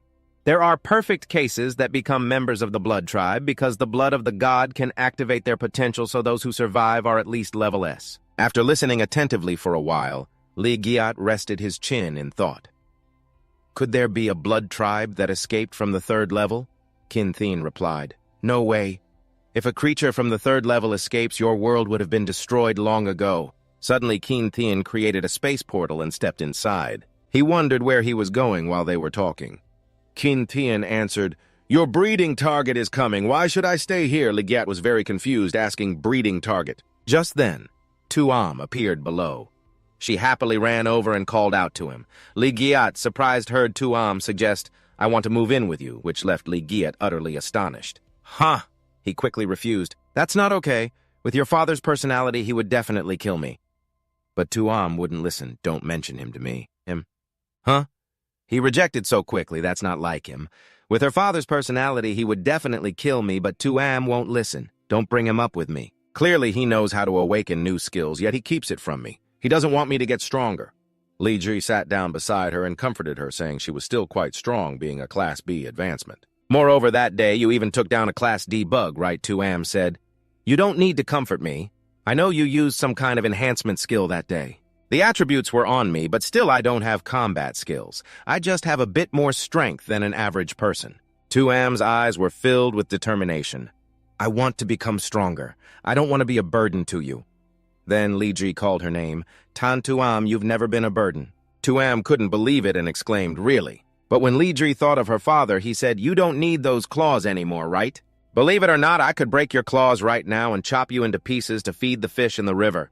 You think you can protect the young lady like that?" "As for your salary," Li Ji said, "but your dad really is a burden." Tuam blushed and looked down, not daring to meet Tan Thieu Thuong's gaze. At that moment, Thieu Thuong pleaded, "Tuam, my daughter, believe your dad." "There's really no way to awaken skills," Tuam replied angrily. "Dad, you dare to lie to me. I've heard you talking to Uncle Hong about this already." Thieu Thuong continued to explain gently. "Sweetheart, let me explain. It's not that I haven't told you, because this is a secret that can't be revealed." Tuam got angry and turned away. "If you won't tell me, then I won't go home. You think about it yourself." Later, she saw him at Li Ji's house. "Is it okay now?" Li Ji looked at him thinking, Tan Tong said it's a secret. "And you can talk about this. Moreover, you and General Hong are discussing secrets without keeping your daughter out of it." Thieu Thuong was now starting to seriously explain to his daughter. There really is a way for people to quickly advance and awaken new skills. Among those who participated in the battle against the level 25 tunnel, there were cases. Advancing twice and awakening new skills. The research results at that time showed it was due to prolonged exposure to high radiation levels from the level 2 tunnel. But that was just an exceptional case in that battle. The survival rate of those who advanced and were forced to be exposed to radiation was less than 1%. That's why your dad doesn't want to tell you. Tuam was half believing, half doubting. "Is that true?" Li Ji spoke up. "Wait, according to you, the level 2 tunnel could have appeared recently due to human creation." Thieu Thuong replied, "Me and General Hong also suspected. That the experiment that Toy Hao is conducting is to open a level 2 tunnel, but the likelihood of that is low. Even if Toy Hao is crazy enough to want to level up this way. This experiment still requires a large number of people to cooperate. Are you saying all those people have gone mad?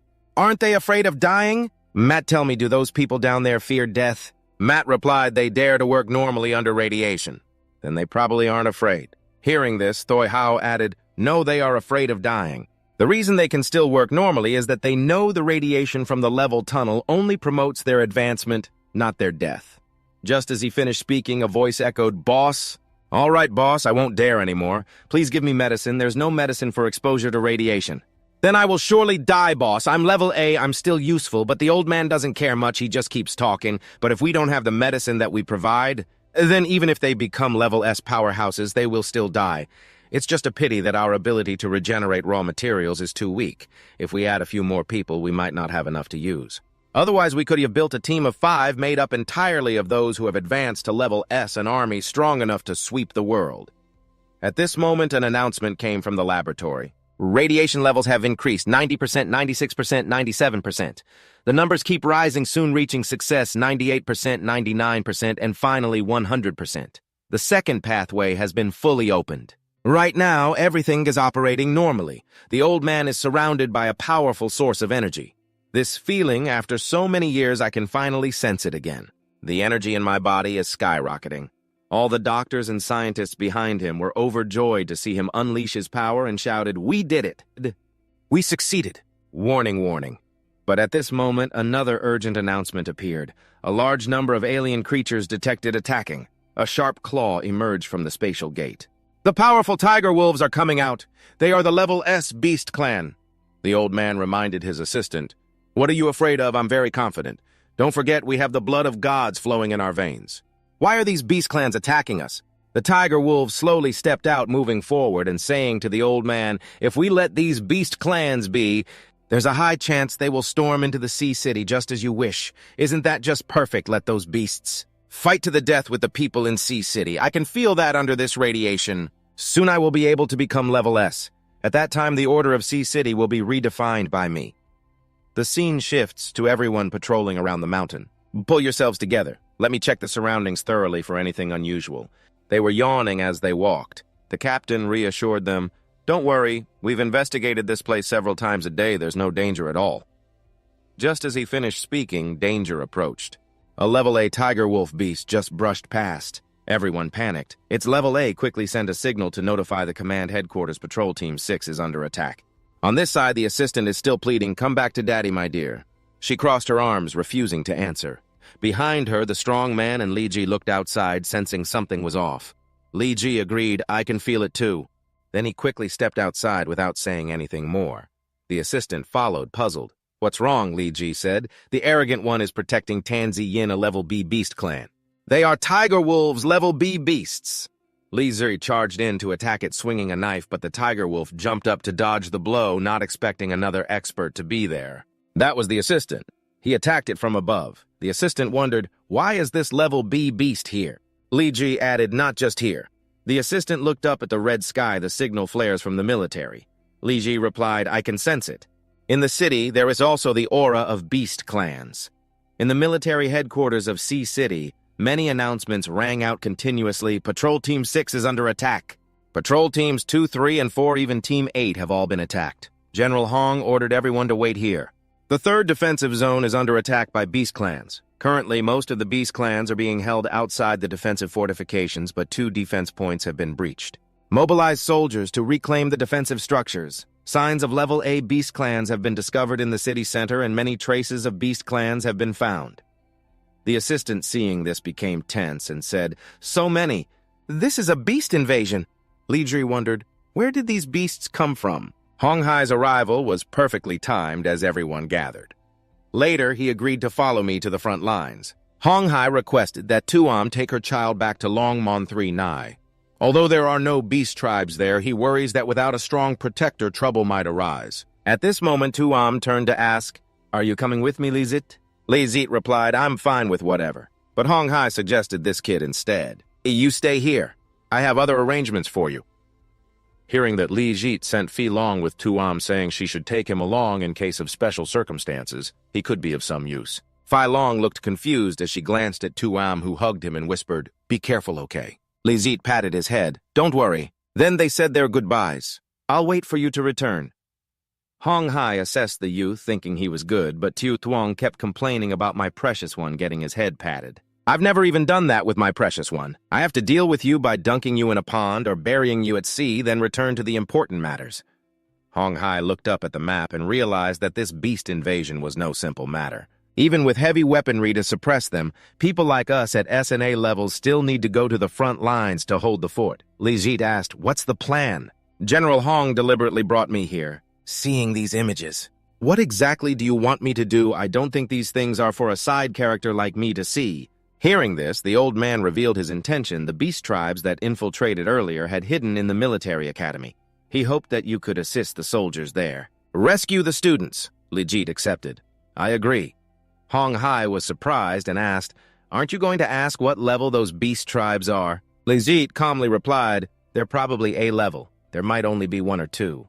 As long as we encounter them at the same time, I can handle it." Hong Hai replied reassuringly, "I'll wait for your good news." After that, Hong Hai and Bak Da held Tu Tuong back. "What are you stopping me for? I need to teach this kid a lesson." Bak Da reminded him, "Stay calm. This is the military headquarters." Hong Hai continued, "I'm sure my future father-in-law isn't a match for Li Jit." Tu Tuong replied, "If an A level can't beat him, then." Hong Hai revealed, "I can sense it. This kid. He even has enough strength to confront S-level opponents. Damn, these beasts are too cunning. They always surprise us by attacking the rescue teams when we let our guard down." "That's right. I've never fought a battle as humiliating as this. If there were no students inside, I would have blown this place to smithereens long ago." An announcement rang out reporting that reinforcements sent by the military had arrived. He asked an A-level powerhouse. The soldier looked at the file and hesitantly said, "According to the documents, he's an E-level minor." Hearing this, he exclaimed, "What are the higher-ups out of their minds? They look down on us, saying we're both B-level leading the team while suffering heavy losses. What use is an E-level like him? Could it be some little prince coming to make a name for himself? Get rid of him." "We don't need that soldier here," he warned fearfully. "Hey, the tent behind you, Le Giat, just in time, run quickly to the back. Someone's coming, Le Giat." A knife slashed, sending the tiger wolf soaring into the sky, and they all gasped, shouting about the beast tribe. "Since when did Li Giat turn around and threaten me with your guys' vigilance? You dare to suspect me?" At this moment, he was shocked and asked back, "Wasn't it said he was a level E?" The soldier continued to review the documents and confidently confirmed that it really stated he was a level E minor, but surprisingly, this level E minor. One move to kill a level B like Giat exuded a fierce aura as he approached, saying, "You guys keep everyone secure here. I'll handle the search and rescue." Li Giat ran around observing the tiger wolves on both sides of the road. Those beasts are quite clever, always lurking in the shadows waiting for the right moment. No wonder they were ambushed during the previous search and rescue. Qin Thien also appeared, adding that they were smarter than the insect tribe. "Their level S intelligence is no different from yours." Li Giat helplessly asked, "Are you praising me or criticizing me?" Then he returned to the state of vigilance. Someone, Li Giat, quickly jumped up high. A person below was facing off with the tiger wolf, its mouth growling as it approached Lak Ha. The person seemed to be cornered, panting heavily in this critical moment. Lak Ha noticed a metal box on the ground. He quickly picked it up and fashioned it into a level C human weapon. Li Giat saw this and silently assessed. This guy's skills are quite rare. The tiger wolf didn't hesitate, opening its mouth wide and lunging at him. Lak Ha shouted, "I'm going all out with you." But with just a little strength, the tiger wolf knocked the sword out of his hand. The sword flew out of Lak Ha's grip and he fell hard backward, clutching his arm in pain, wondering why. "I'm clearly level C, but can't awaken any skills." He sadly lowered his head, and they weren't wrong.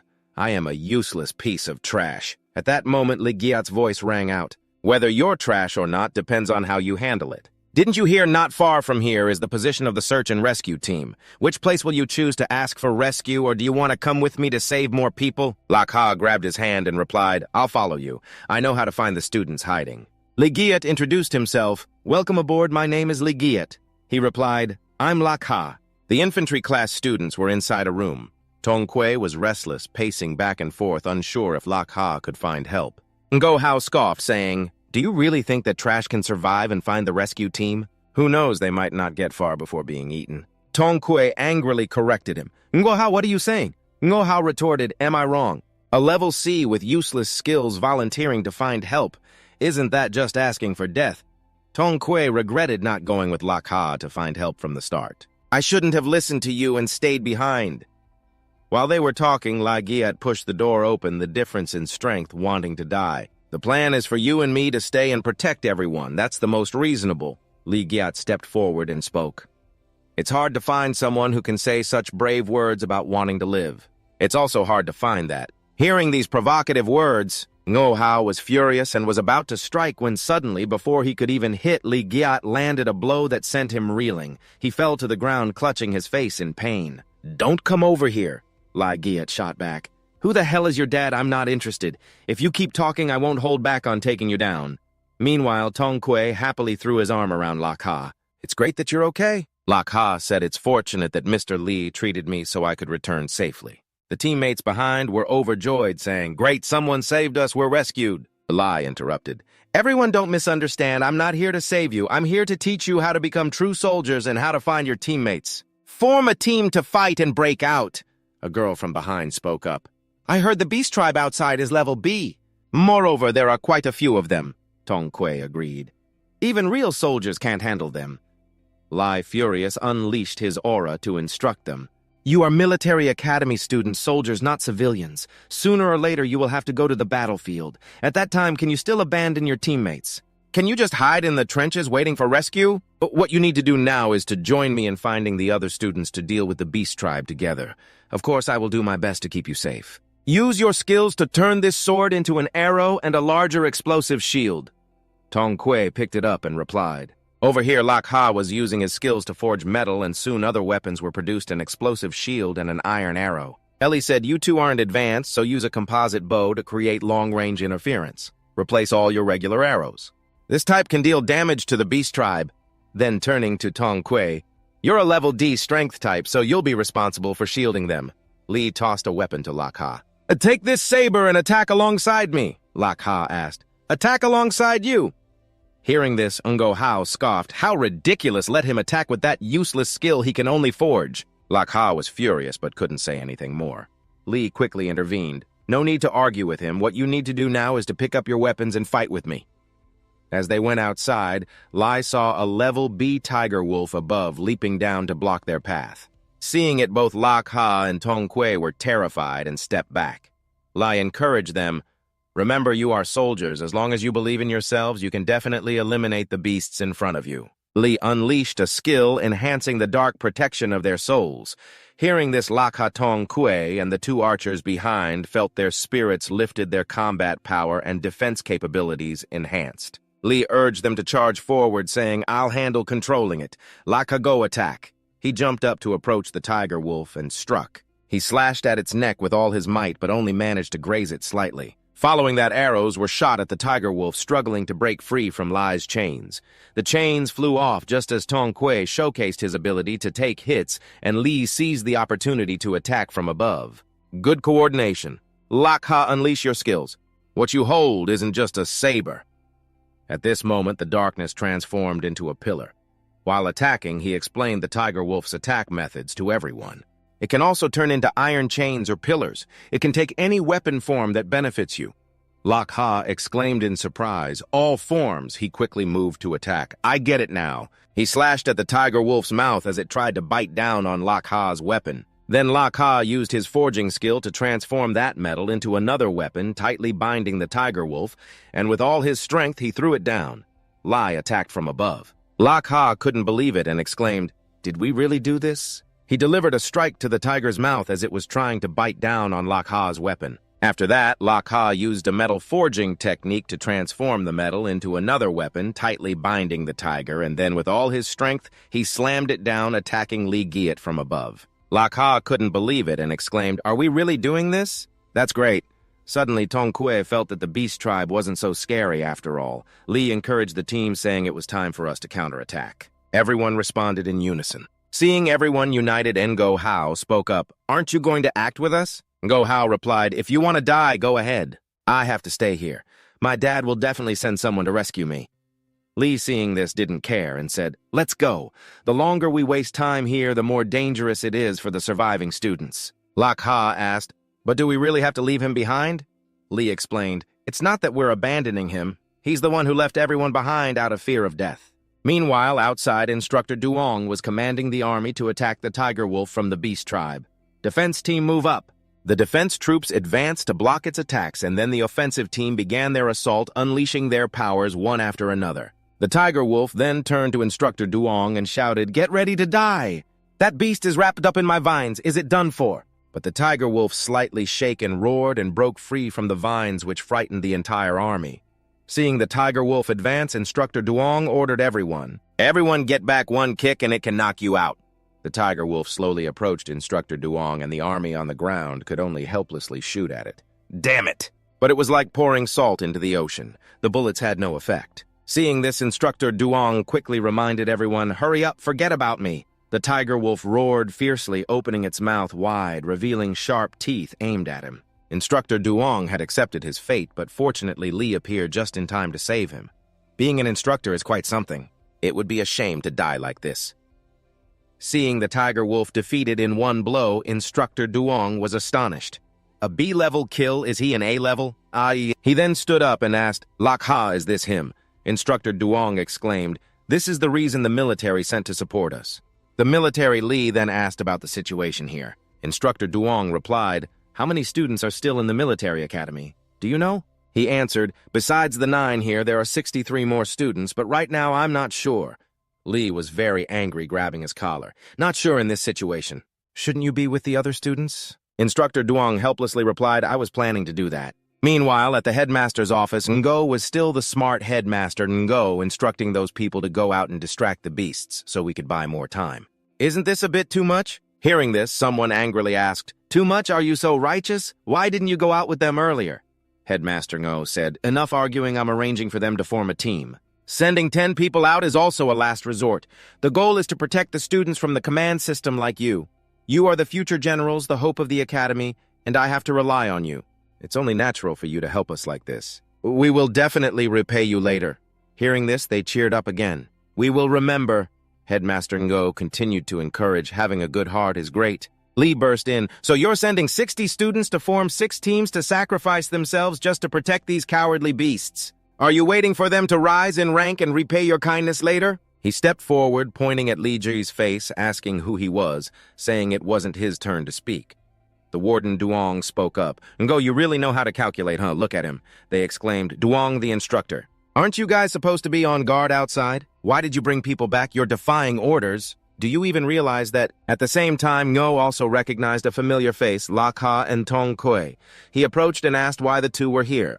"Didn't I arrange for you to go with Ngo Hao outside the school for training in the sea-level otherworld?" Lak Ha replied, "Ngo Hao felt tired, so he stayed in the student dormitory all this time and didn't go." Hearing this, Ngo panicked. "Where's Ngo Hao? Why didn't he come with you?" Lak Ha responded, "He didn't want to act with us, so we had to leave him at the competition house in the west area." He bowed his head and replied, "You guys just left Ngo Hao like that. Do you know what this behavior is? It's a violation of military discipline. It's a crime.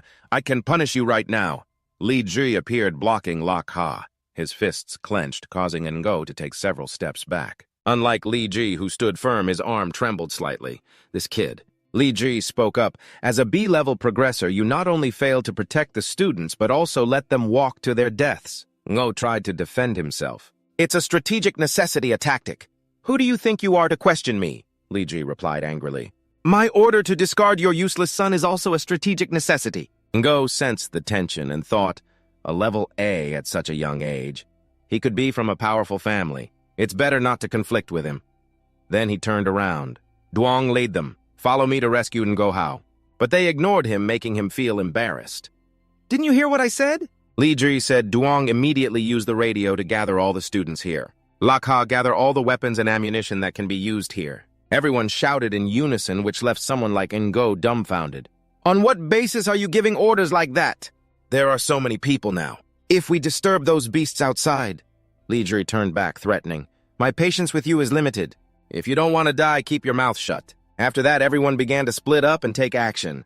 Li Ji stood up to command, believing that you all know the situation outside. In front of you, there are now 2 paths. One is to hide here, hoping that those beasts won't find you. The other is to arm yourselves and follow me out, risking everything for yourselves and your teammates to carve out a path to survival. Hearing this, Ngo scoffed. That's great! These weapons are completely useless against a B level.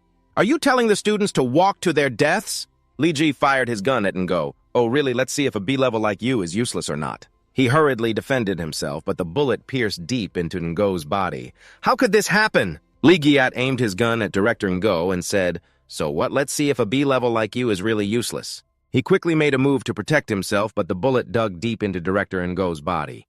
How could this happen? The hardness of this bullet. It can break through my defenses again. Li Zi continues to control the weapon army in front of you, all of which have been coated with a special metal from Lakha.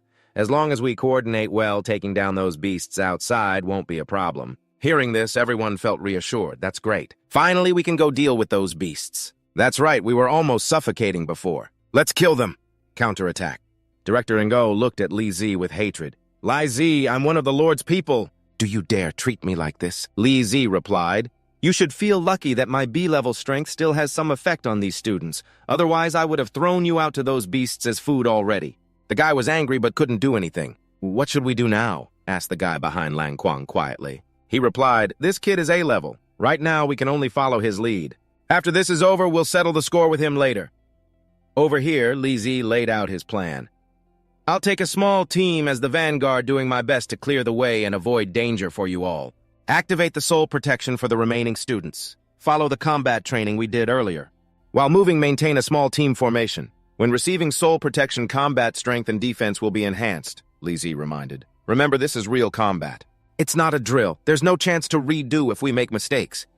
The whole team responded in unison.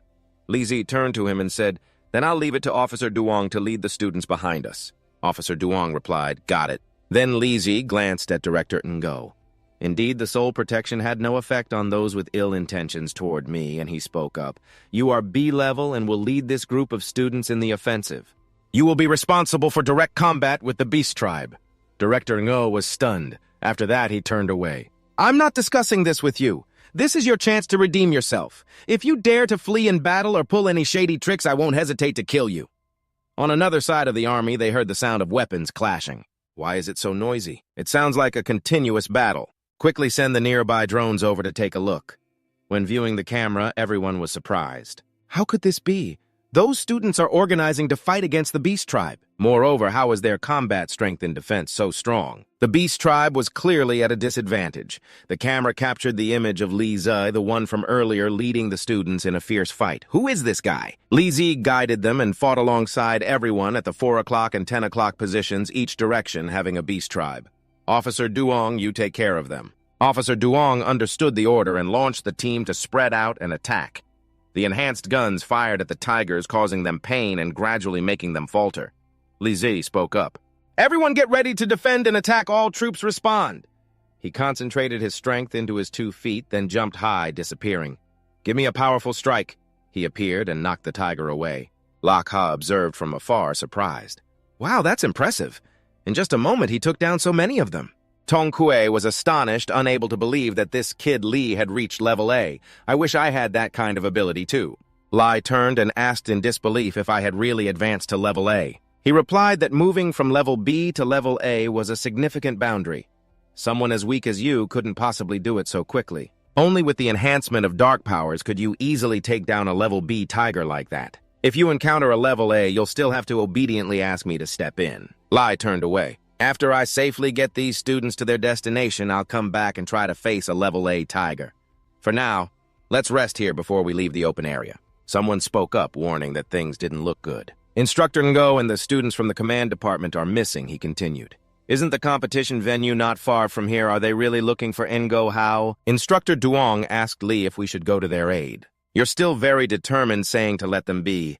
To get to the west area from here, we have to cross the open ground at the stadium. It's better to choose the safest route. Meanwhile, over here, Instructor Ngo wondered if it was safe for us to leave the battalion. He replied that staying with the battalion was dangerous. They might attract the attention of the Beast Clan.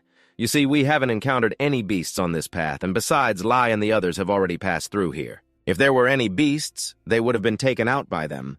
Hearing this, they felt reassured.